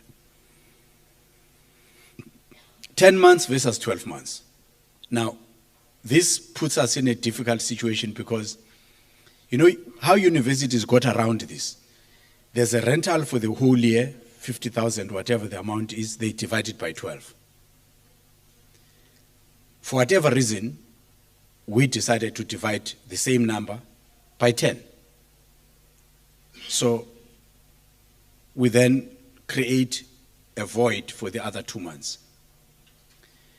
Rectifying that going forward is going to be difficult. It's not difficult from a technical point of view, dividing by 12 instead of by 10. But then people are going to complain, but wait a minute, now you're paying me less. But I think it's something we've got to do so that there's alignment between your regular payments and the cost you are incurring. And to the extent that there's under-recovery, that becomes a separate discussion which links to the question of capping. And there's a study that we're doing in order to get a fairer cost reflection across the country so that when we come back with a policy of capping, we have something that is pretty close to reality. Of course, one of the unintended consequences of this capping, somebody explained it earlier, was that somebody whose cost structure is such that he should be getting 24,000 per annum realize, oh, now the cap is at 35, then they move up their cost to 35. All of the additional amount goes to the bottom line. That creates a scenario in which there's less resources available to cover students. So I like the point Mthunzi that says, let's go back to basics. So I really liked that point because it's important to remember why we are here, especially for us at NSFAS. So we have to go back to the basics and make sure that we do the things right. So the point I was making about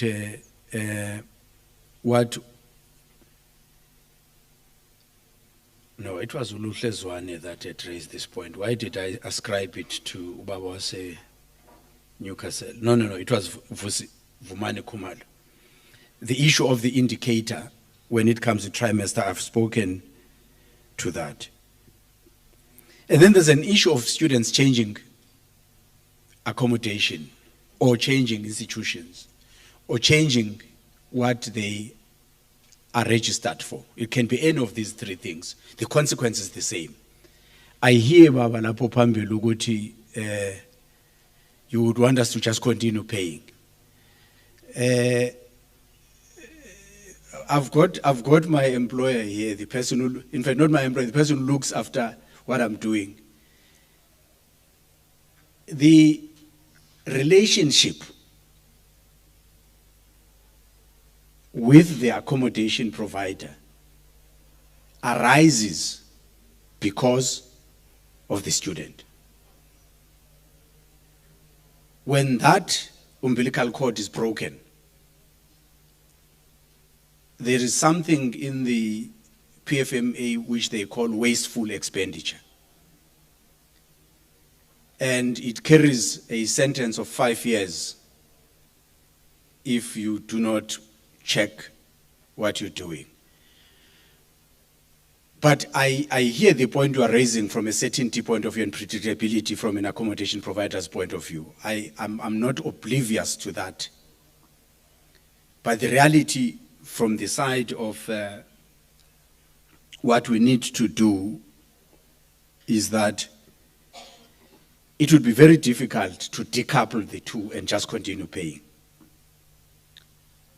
So, part of the reason we're here, if you look at the problem from a technical, pure technical point of view, where do the wheels come off kind of thinking,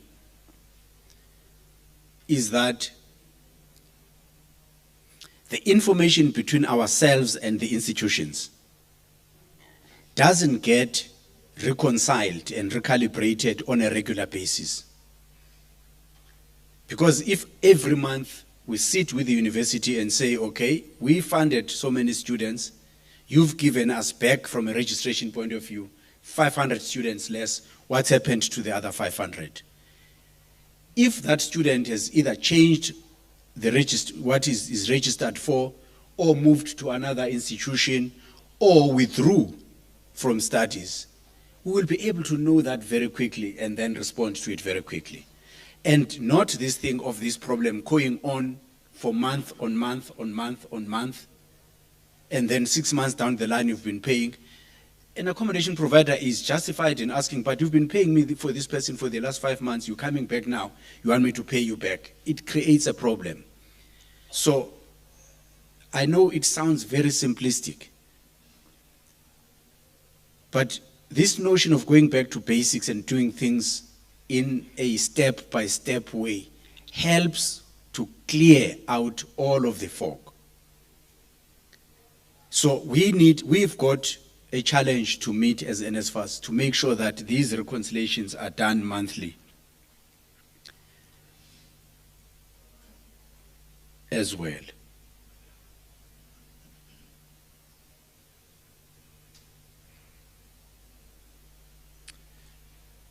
Baba Mavundla,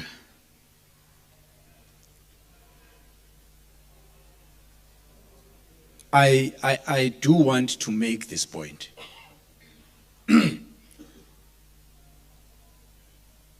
And I fully understand your frustration and the framing of the problem from where you're sitting, because that's a lived experience that you have. And I'm taking nothing from that. But I do need to state what the reality is in the true sense. Yes,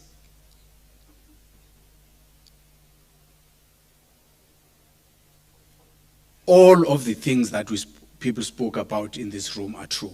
And all of these frustrations affect our own people, black people. But when we process payment, that's not our consideration at all.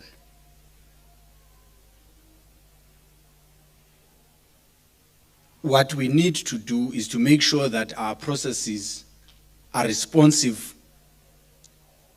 to all the stakeholders we serve.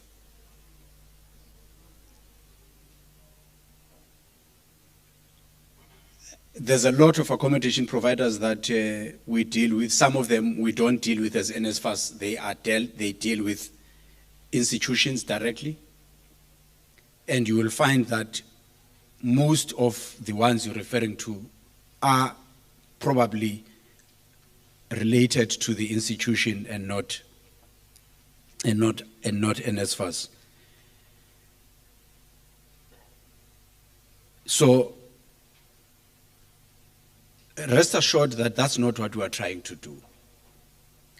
For as long as I'm in the front of the room at NSFAS, we will be doing everything possible to make sure that that does not become how we are seen by the world out there because of our inefficiencies. So then there's an issue of maybe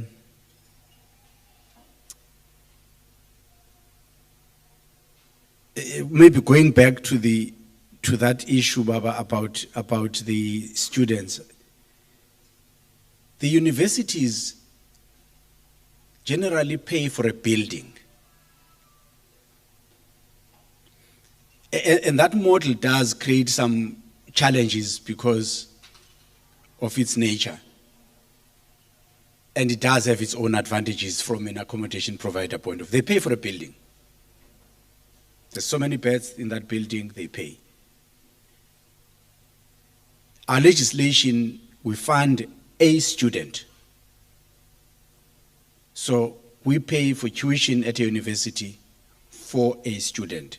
Hence, there's a difference in the treatment. If you are contracted to the university, you might find a slightly different model to NSFAS. And it is staying within the boundaries of the legislation there. Usisibusi talked about, came with a suggestion.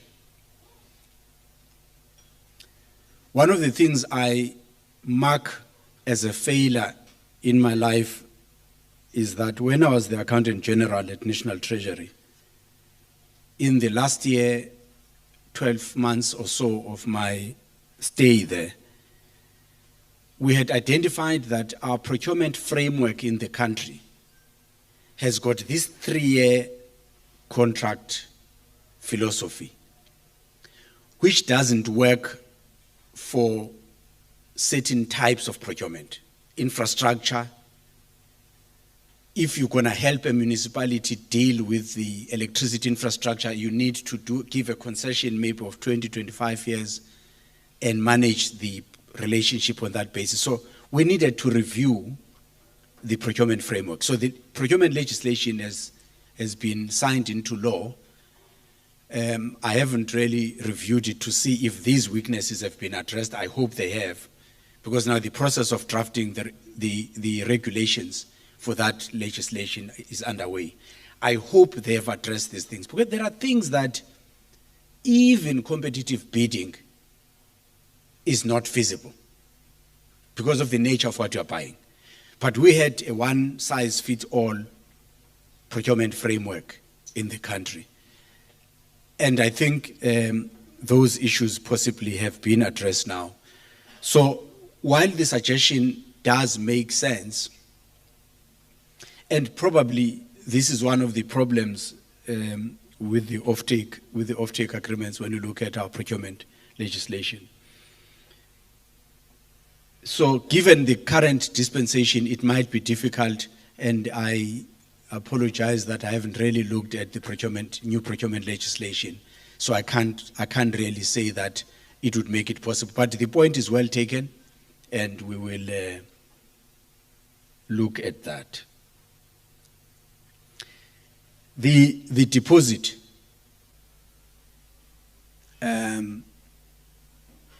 If I pay you the deposit and then the student is not registered and therefore not funded, it becomes very tricky. But I would rather have a better system that ensures you are paid on time, so you don't have to wait for your payment, and not create a situation in which we then have to have those back and forth recoveries. So that is really, really important to do. So I guess, colleagues, the point of all of this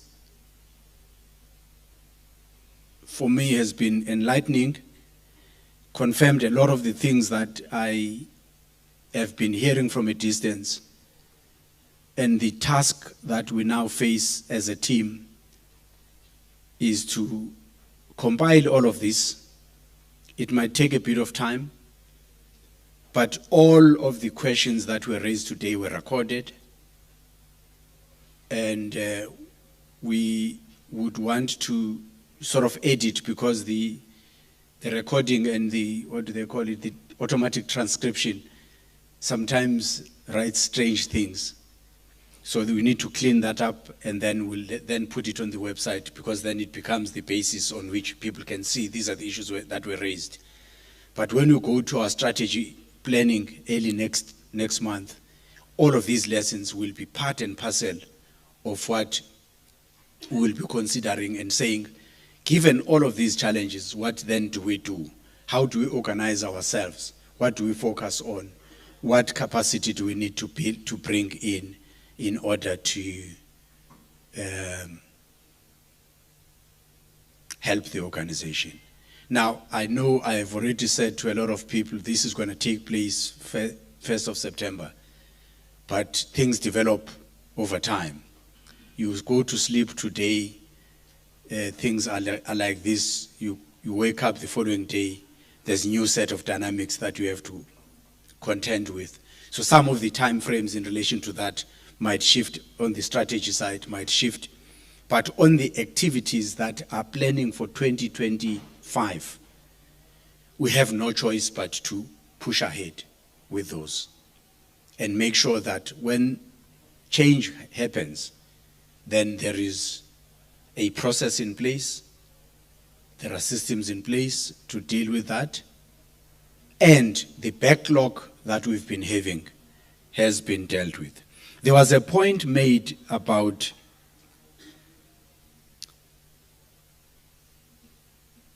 we've got huge resources as NSFAS. We manage 50 billion, yes. But the amount that is available for administration is far less than that. It's 0.7% of that amount. So we do need to have that perspective that when we talk about resource constraints from an administration point of view, from the running of the organization point of view, that perspective has to be understood, because then it helps the process as well, and it helps the understanding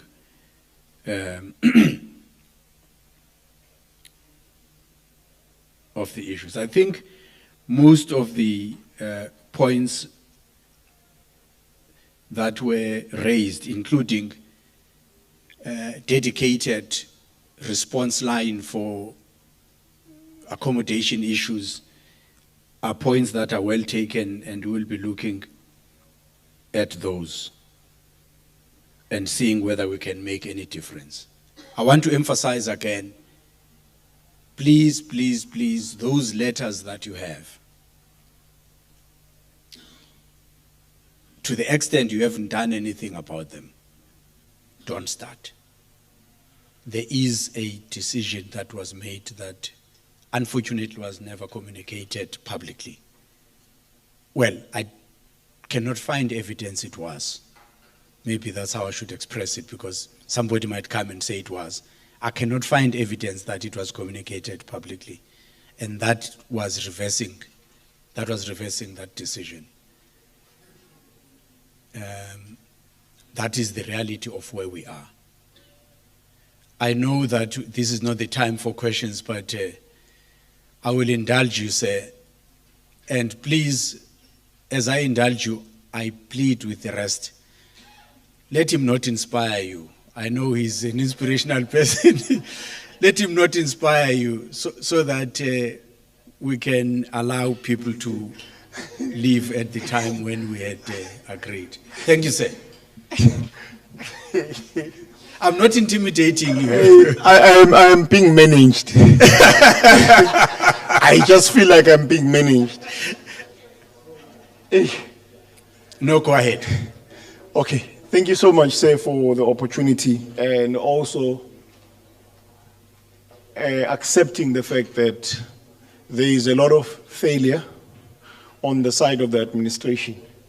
It's always good to speak to someone who acknowledges their shortcomings and who are willing to, to resolve whatever issues that needs to be resolved. My plea is I am detecting that, say, in your response to the letter or to the issue of take agreements, you are taking it very lightly. You are reporting on it very haphazardly. That's very dangerous, say. The department, your department or your institution, issued letters to the developers. Yeah. We've got commitments. I have went and raised $600 million. So you can't just wake up in the morning and say, I revoke. No. And also, there's not been a communication, a clear, a proper communication. Say, I take it you are a very qualified and astute old man. And with your utterance, I've already read that you are a very learned person. And you understand the importance of timing in whatever that you say, and also the legal implication to that. So I will say to you, as one of the heads of departments within NSFAS, go back to your team, do proper communication, because what you are doing right now is very dangerous for you. Because the next thing that will happen, companies that have received these letters are just going to flock to you and sue NSFAS based on the information, or based on the misinformation that you have just dispersed to us. I will advise to you, my good sir, go back to your department, as they had communicated to us developers in writing. Communicate properly in writing. Another very important thing, you spoke about the technicalities within the institution, that there were misfortunes, there were disregarding of the policies, this, that. That's none of our business, sir. That is why we've been, if you had listened to each and every person here, every issue points to administrative issues. And I am glad that you have noted that. And also hoping that our next meeting, or if we ever meet again, it will be, we will speak a completely different language, because it would have, you would have gone back with your team, sit down and address all these issues, because these are administrative issues. We should not even be having the discussion of these administrative issues. And on the issues of offtake, it's exactly the same thing as well. The administration of NSFAS need to do their processes correctly. We followed processes. So there should not be an announcement of this nature to say, I know we are cancelling those letters. Really? In such an institution, we just receive an announcement, no letter, no nothing. We have made, you called us and you said there is an issue of student accommodation. We said as developers, NSFAS, we can help. You don't even have to have money. We will go raise funds, we will build student accommodation. If that has changed, based on all the engagement that we embarked on with NSFAS, NSFAS, onus is upon you. You are supposed to be cautious enough to send us letters to say, whatever engagement that we had, we are holding it up. Or if it's cancelling, state reasons why that is happening. Not this. Thank you. Thank you very much for that.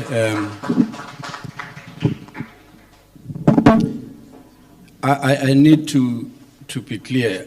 I am not cancelling anything.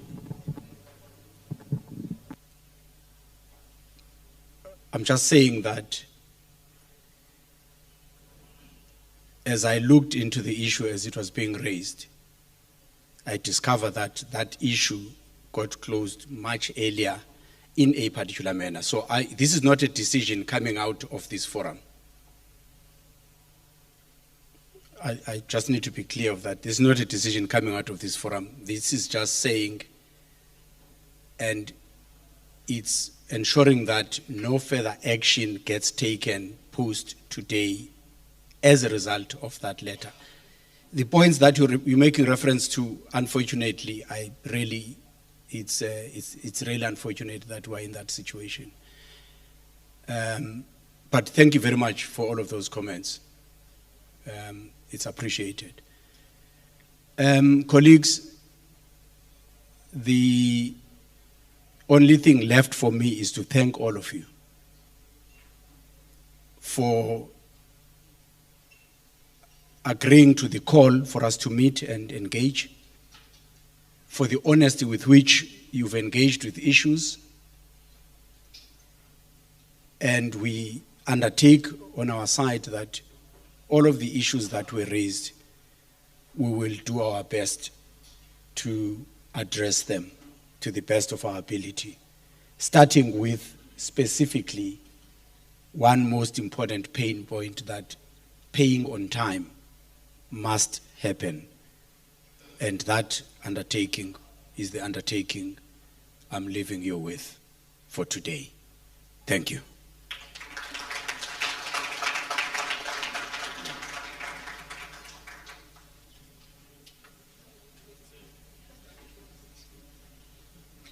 Thank you, Mr. Nomvalo. Thank you. I think that takes us to the end of today's session. We're still ongoing with these road shows, and it was quite good to engage with KZN. We've learned a lot. Thank you very much. Stay safe, travel safe to home. Make sure you arrive well and safe. Thank you very much for the contribution. Nihambe kahle, Thixo abe nani, sibonge kakhulu.